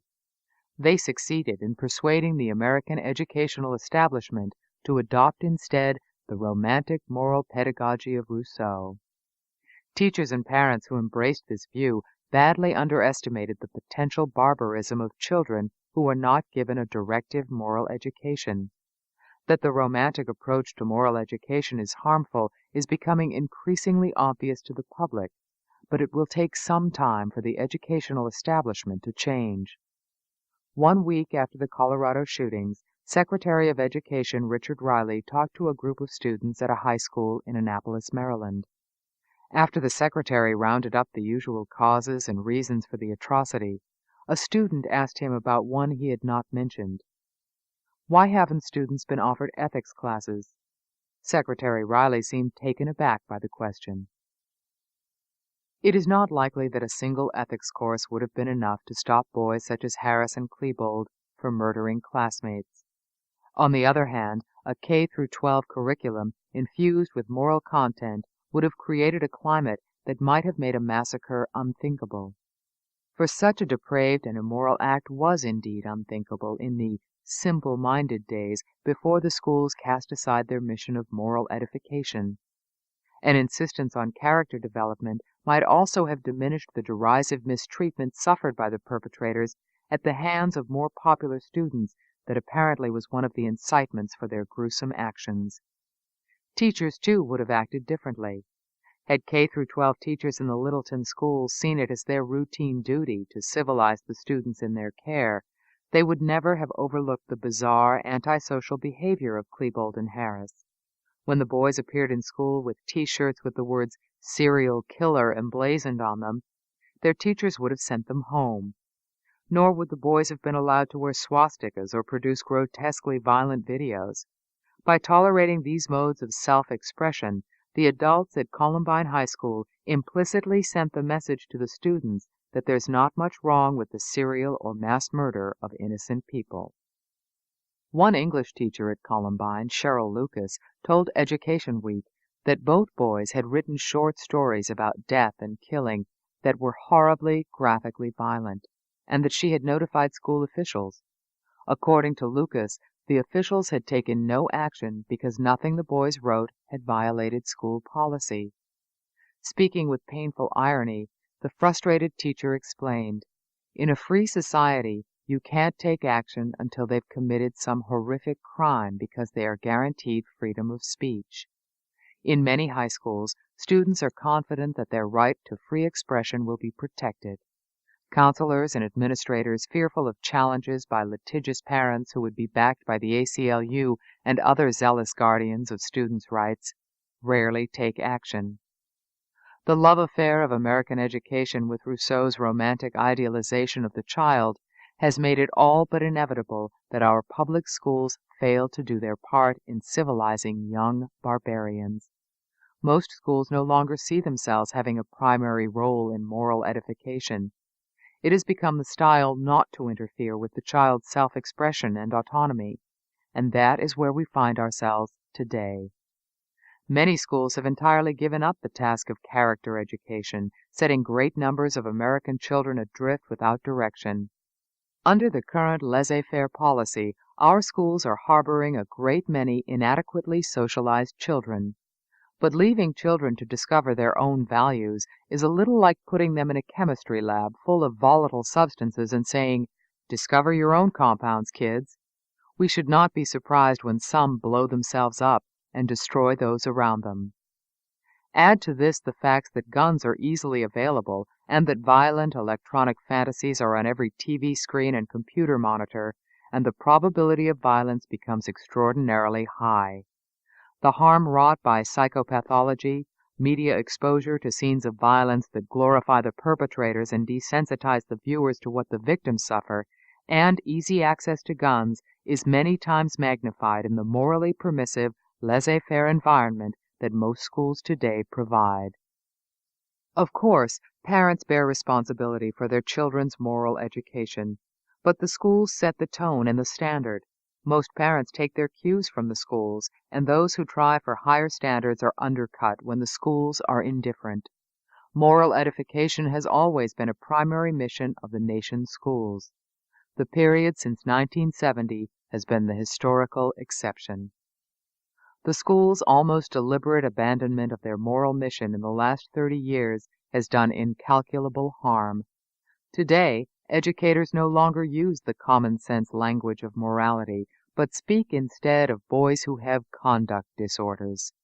And we pay insufficient attention to the fact that the increase in conduct disorders, to which the American Psychiatric Association calls attention, has occurred in the decades since the schools abdicated their duty to morally edify the children in their care. That reckless disavowal is still the norm in America's public schools, but it can be reversed. A wind of change. Even before the spate of school shootings had made it evident that most of today's schools are morally ineffectual, there were voices calling for reform.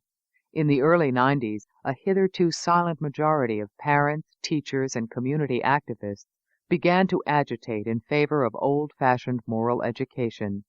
In July 1992, a group called the Character Counts Coalition, organized by the Josephson Institute of Ethics and made up of teachers, youth leaders, politicians, and ethicists, gathered in Aspen, Colorado, for a 3.5-day conference on character education. At the end of the conference, the group put forward the Aspen Declaration on Character Education. Among its principles, the present and future well-being of our society requires an involved, caring citizenry with good moral character.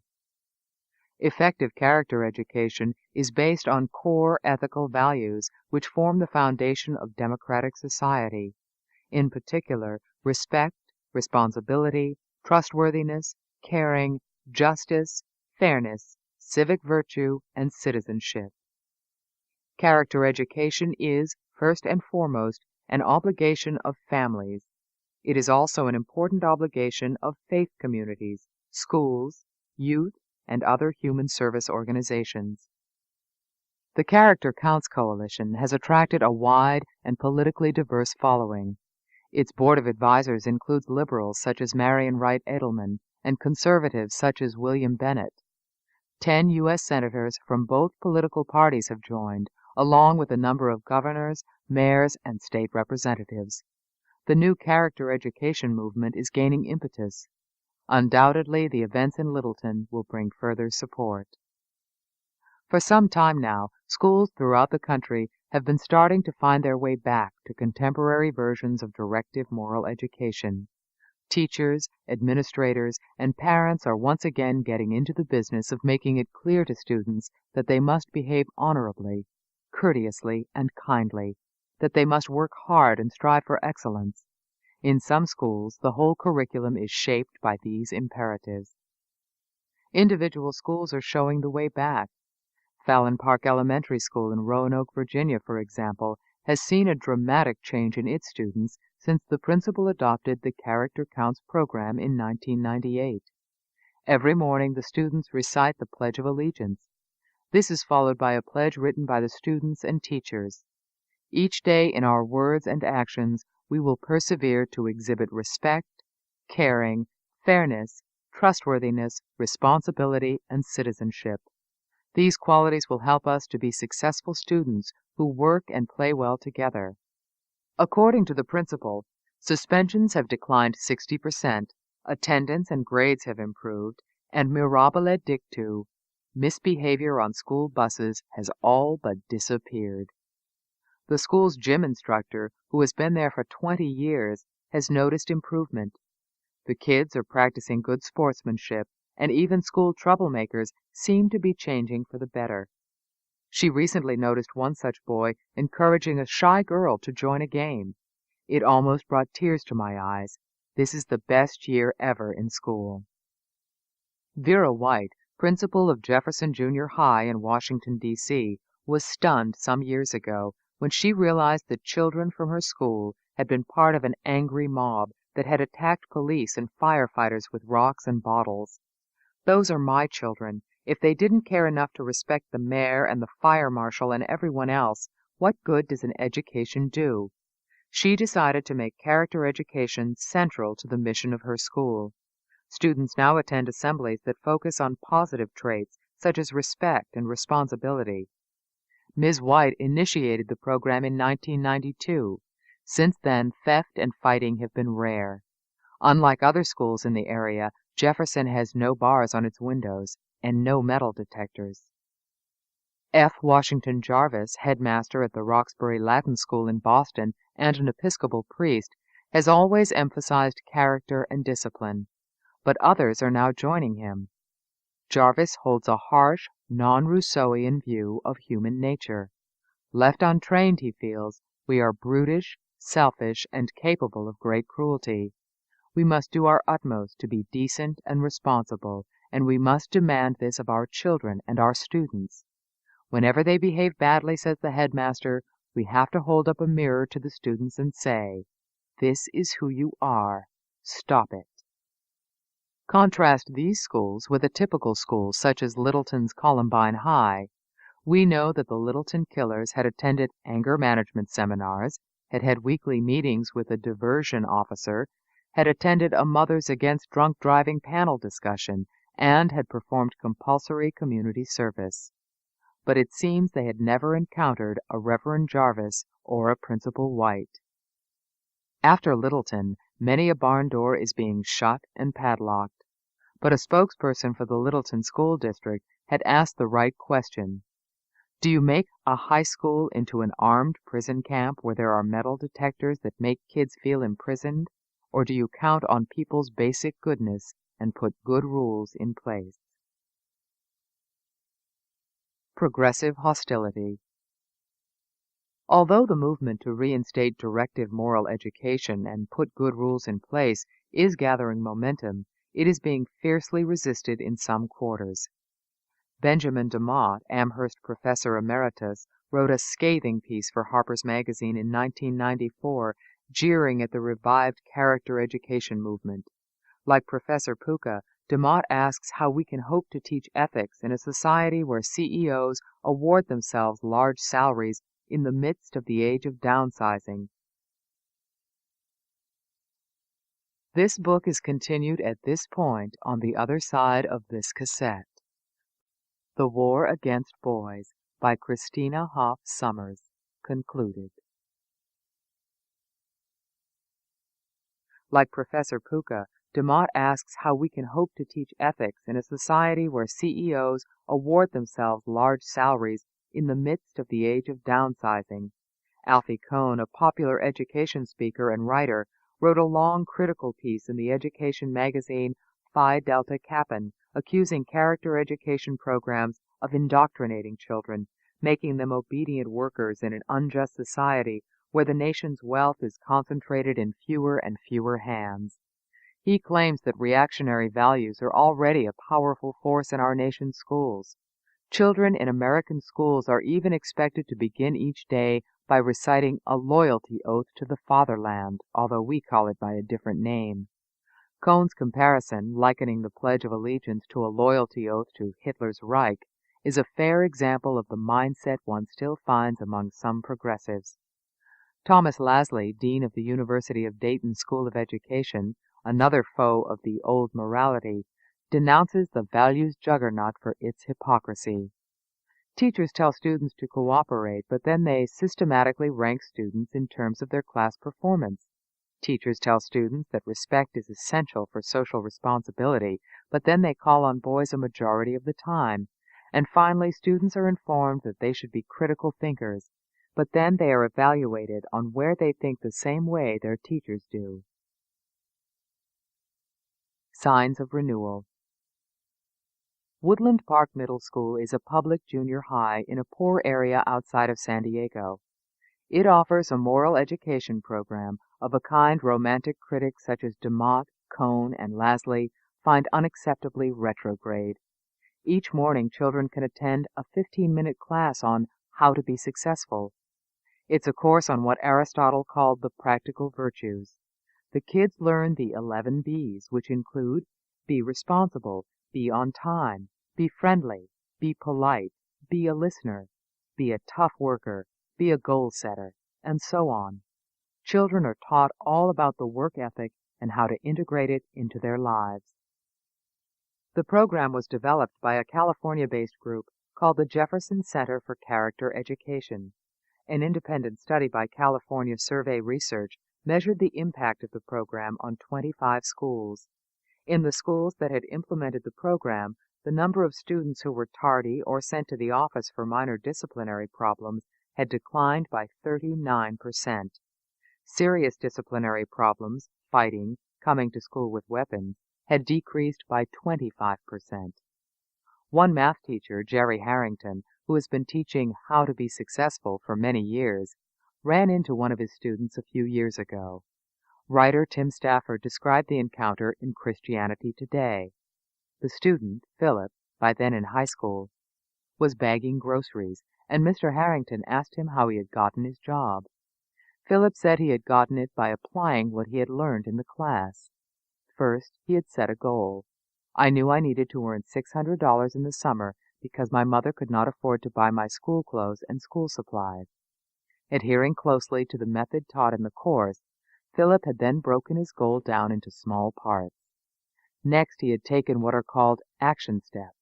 Step 1, he had listed 20 businesses that were within walking or biking distance of his house.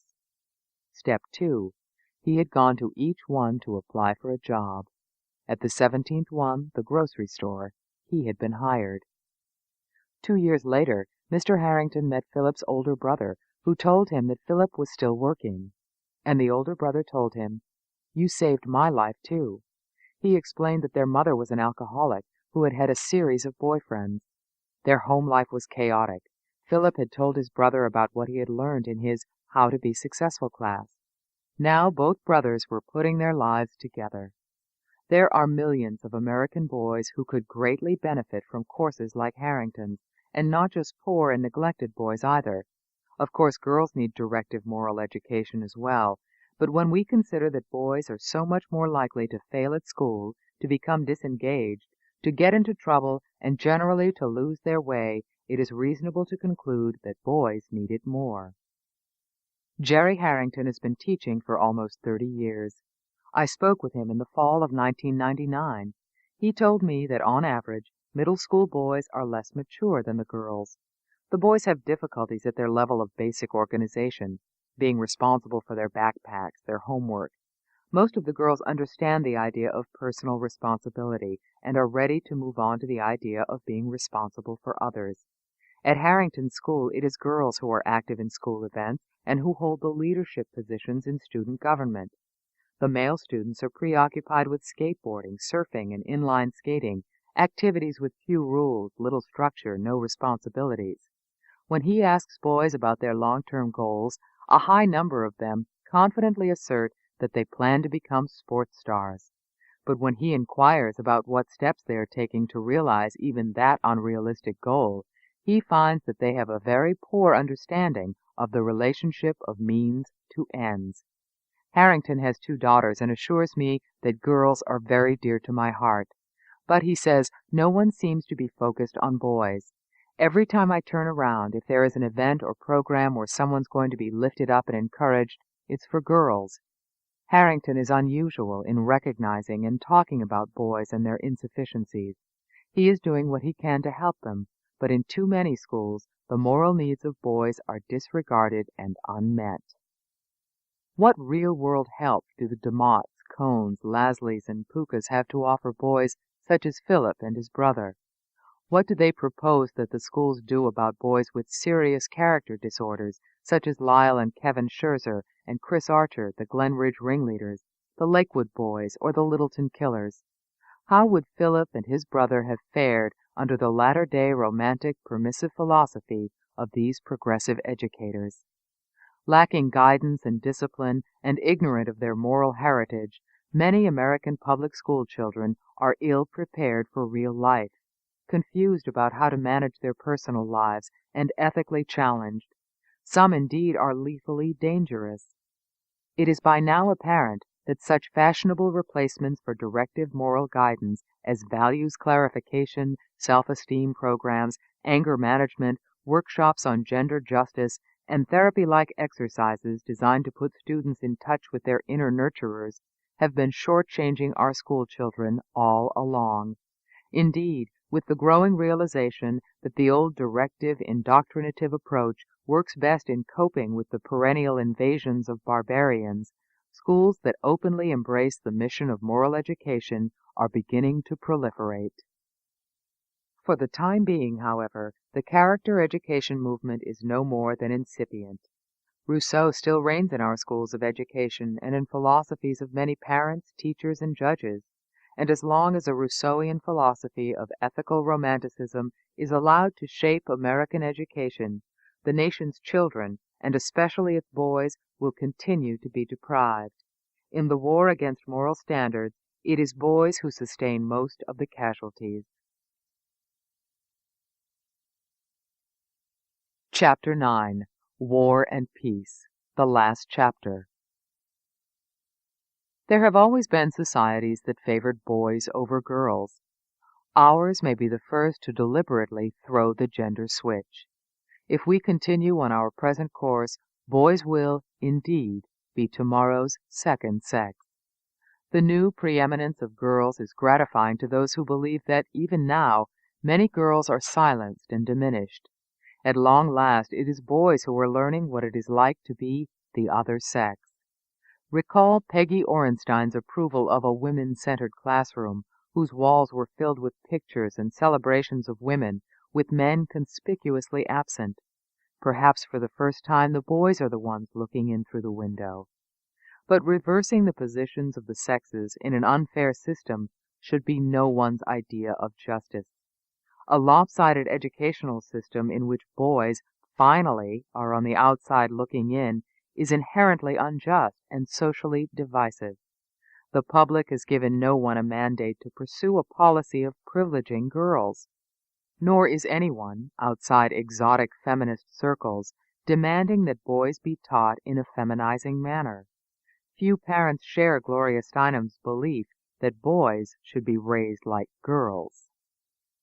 If organizations and institutions such as the American Association of University Women, the Wellesley Center for Research on Women, the Harvard Project on Women's Psychology, the McLean Center for Men, the Boys Project at Tufts University, and the U.S. Department of Education's WEEA Equity Resource Center continue to shape gender policy for our schools, the gap that now severely disadvantages boys will become a chasm, and the efforts to reconstruct boys, to interest them in dolls, in quilts, in non-competitive games where no one is out, will continue apace. The Great Relearning. Recently, for reasons that have little to do with the educational gender gap, Americans have begun to take a hard look at boys. This is actually auspicious, for the public has a lot to learn about how our educational system has been routinely failing boys, both academically and morally. Indeed, with respect to boys, we may now be entering a period that might be called the Great Relearning. I borrow the phrase from the novelist Tom Wolfe, who first applied it to lessons learned in the late 1960s by a group of hippies living in the Haight-Ashbury district of San Francisco. What happened to Wolfe's iconoclastic hippies is instructive. The Haight-Ashbury hippies had collectively decided that hygiene was a middle-class hang-up, so they determined to live without it. For example, baths and showers, while not actually banned, were frowned upon as retrograde. Wolfe was intrigued by these hippies who, he said, sought nothing less than to sweep aside all codes and restraints of the past and start out at zero. After a while, their principal diversion to modern hygiene had consequences that were as unpleasant as they were unforeseen. Wolfe described them thus. At the Haight-Ashbury Free Clinic, there were doctors who were treating diseases no living doctor had ever encountered before. Diseases that had disappeared so long ago they had never even picked up Latin names. Diseases such as the mange, the grunge, the itch, the twitch, the thrush, the scroff, the rot. The itching and the manginess eventually began to vex the hippies, leading them individually to seek help from the local free clinics. Step by step, they had to rediscover for themselves the rudiments of modern hygiene. That rueful process of rediscovery is Wolfe's great relearning. A great relearning is what has to happen whenever reformers go too far, whenever, in order to start over from zero, they jettison basic values, well-proven social practices, and plain common sense. Wolfe's story is both true and amusing. We are, however, familiar with more consequential, less amusing 20th century experiments with rebuilding humankind from zero. Marxism, Leninism, Fascism, Maoism. Each had its share of zealots and social engineers who believed in the plasticity of human nature and their own recipes for improving it. Among the unforeseen consequences of these experiments were mass suffering and genocide on an unprecedented scale. Today, Eastern Europeans are in the midst of their own great relearning. They have been painfully finding out the extent of the damage wrought by the zealots and of the rebuilding that needs to be done. America, too, has had its share of revolutionary developments, not so much political as moral. We have jettisoned a lot of the mores and morals of past generations in the hope that, starting from zero, we would arrive at a society that is more just and free. The new amorality is most dramatically seen in our children. By recklessly denying the importance of giving the young directive moral guidance, parents and educators have cast great numbers of them morally adrift. In defecting from the crucial duties of moral education, we have placed ourselves and our children in jeopardy. In some ways, we are as down and out as those poor hippies who finally found themselves knocking at the door of the free clinic. Now we too face the need for a great relearning. As part of this social and moral deregulation, and in the name of an egalitarian ideal, we have denied the plain facts about males and females, laying down the principle that boys and girls are the same, and that such differences as we find are the result of social conditioning imposed by a patriarchal male culture intent on subjugating women.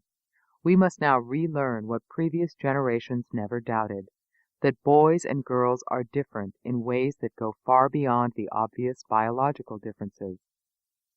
A recent book, Between Mothers and Sons, offers a poignant glimpse of several mothers rediscovering the nature of boys. Most of the contributors to this collection of mother-son reflections are self-described feminists, and one might expect the book to be full of advice to mothers on how to cope with their son's perverse maleness. Instead, it is a compilation of wistful insights into the soul of boys, as the mothers call into question cherished prejudices they had held about boys that turned out not to square with their own experience as mothers. Some of the mothers confess to having tried to educate their sons in conformity with feminist precepts, stopping only when it became evident that they were coercing their sons to act against their natures. In these accounts, Mother Nature, not social construction, gets the last word. These are stories about how a fashionable ideology is swept away by the powerful love that mothers, including committed feminist mothers, bear for their sons. Deborah Gallion, a short story writer and essayist, describes what happened when she sent her son Dylan to a Montessori preschool, run by a goddess-worshipping multiracial women's collective on Cape Cod. Something about it did not honor his boy soul. I think it was the absence of physical competition. Boys who clashed or tussled with each other were separated and counseled by the peacemaker.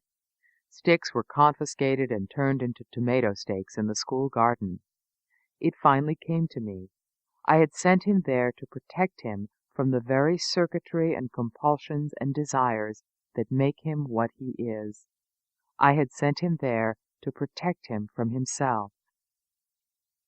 Gallion then posed painful questions to which she found a liberating answer. How could I be a good feminist, a good pacifist, and a good mother to a stick-wielding, weapon-generating boy? And what exactly is a 5-year-old boy? A 5-year-old boy, I learned from reading summaries of various neurological studies, is a beautiful, fierce, testosterone-drenched, cerebrally asymmetrical humanoid, carefully engineered to move objects through space, or at very least to watch others do so. Janet Burroway, a poet, novelist, and self-described pacifist liberal, has a son, Tim, who grew up to become a career soldier. She is not sure how exactly he came to move in a direction opposite to her own. She recalls his abiding fascination with plastic planes, toy soldiers, and military history, noting that his direction was early set. Tim takes her aback in many ways, but she is clearly proud of him.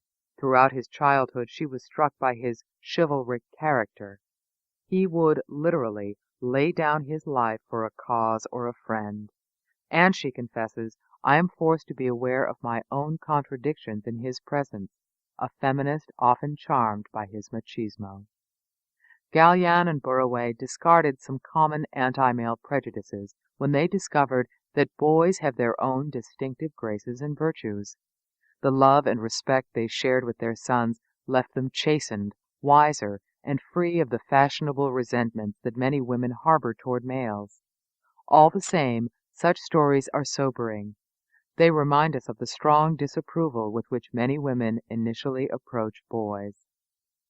Mary Gordon, perhaps the most orthodox feminist in this instructive anthology, is another mother with a disarming son. On one occasion, her David defends his older sister from a bully. I thought it was really nice of him to stand up for me, said the sister. For a moment, the mother is also moved by David's gallantry. But after a minute, I didn't want to buy the idea that a woman needs a man to stand up for her. Gordon says that this incident expressed for me the complexities of being a feminist mother of a son. Gordon realizes that she cannot be fair to her son unless she overcomes her prejudices. Would I take my generalized anger against male privilege out on this little child who was dependent upon me for his survival, physical to be sure, but mental as well? Nevertheless, Gordon remains torn between her principled animosity against the male and her maternal love. We can't afford wholesale male bashing, nor can we afford to see the male as the permanently unreconstructible gender. Nor can we pretend that things are right as they are. We must love them as they are, often without knowing what it is that's made them that way. Gordon still firmly believes that males need to be reconstructed. In saying we can't afford wholesale male bashing, she implies that a certain amount of bashing is all right.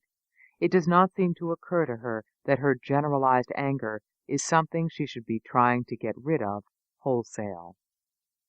An unacknowledged animus against boys is loose in our society. The women who design events such as Sun's Day, who write anti-harassment guides, who gather in workshops to determine how to change boys' gender schema, barely disguise their anger and disapproval. Others, who bear no malice to boys, nevertheless do not credit them with sanity and health, for they regard the average boy as alienated, lonely, emotionally repressed, isolated, at odds with his masculinity, and prone to violence. These save the male critics of boys start out by giving boys a failing grade. They join the girl partisans in calling for radical change in the way American males are socialized. Only by raising boys to be more like girls can we help them become real boys. In our schools, therapeutic practices have effectively supplanted the moral education of yesteryear. Ironically, those who pressed for discarding the old directive moral education did so in the name of freedom, for they sincerely believed that moral education indoctrinated children and imposed a teacher's values on them, something they thought the schools had no right to do. In fact, the therapism that took the place of the old morality is far more invasive of the child's privacy and far more insidious in its effects on the child's autonomy than the directive moral education that was once the norm in every school. It is also unfortunate that so many popular writers and education reformers think ill of American boys. The worst-case sociopathic males, gang rapists, mass murderers, become instant metaphors for everyone's sons. The vast numbers of decent and honorable young men, on the other hand, never inspired disquisitions on the inner nature of the boy next door. The false and corrosive doctrine that equates masculinity with violence has found its way into the mainstream. We are at the tail end of an extraordinary period of moral deregulation that is leaving many tens of thousands of our boys academically deficient and without adequate guidance. Too many American boys are foundering, unprepared for the demands of family and work. Many have only a vague sense of right and wrong. Many are still being taught by Rousseauian romantics, which is to say that they are badly taught and left to find their own values. We have created serious problems for ourselves by abandoning our duty to pass on to our children the moral truths to which they are entitled and failing to give them the guidance they so badly need. We have further allowed socially divisive activists, many of whom take a dim view of men and boys, to wield unwarranted influence in our schools.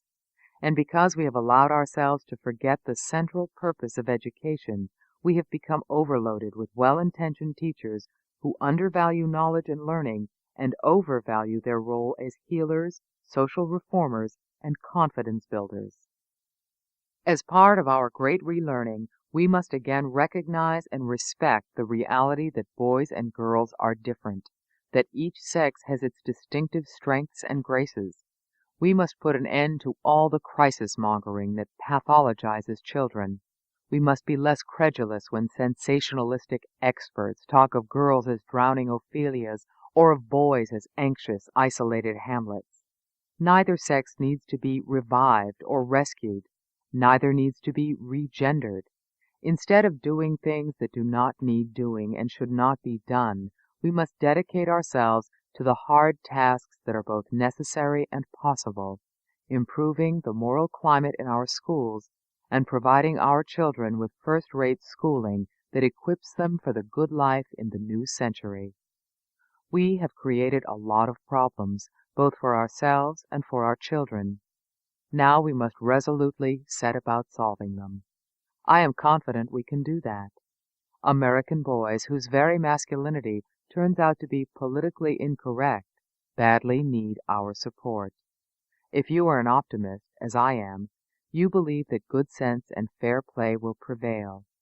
If you are a mother of sons, as I am, you know that one of the more agreeable facts of life is that boys will be boys.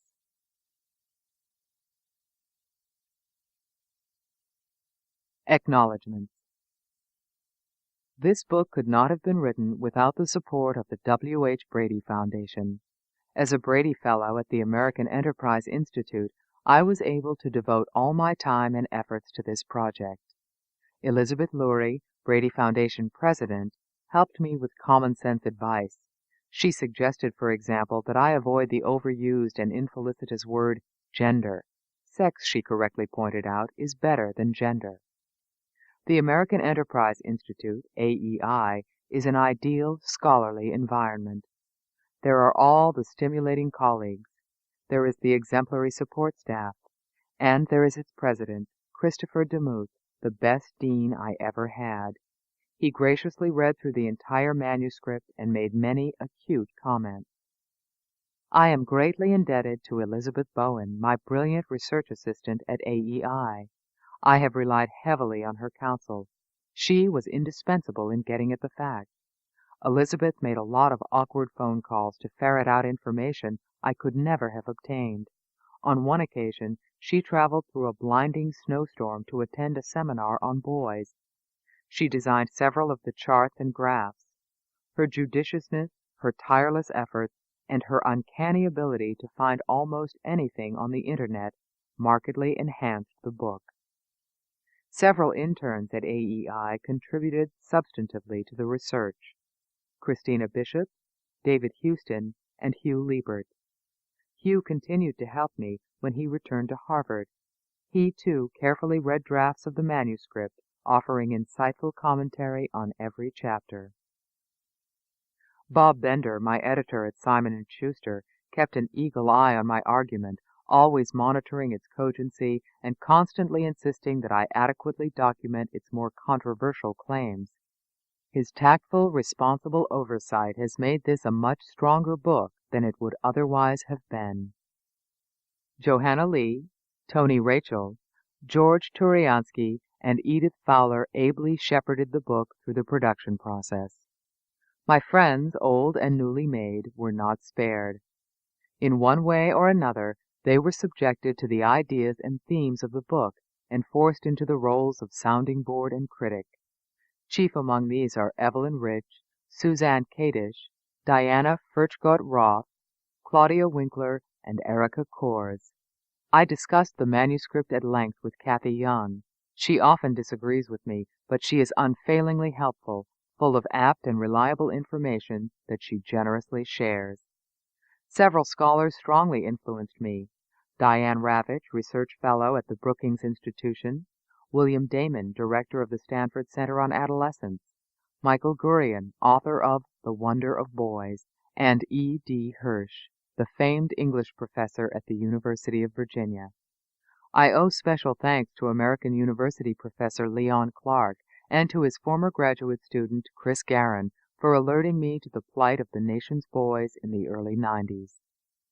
When the fashion of male bashing reached a new high in the early 90s, Camille Paglia alone had the courage to remind the male-averse feminists that masculinity is the most creative cultural force in history.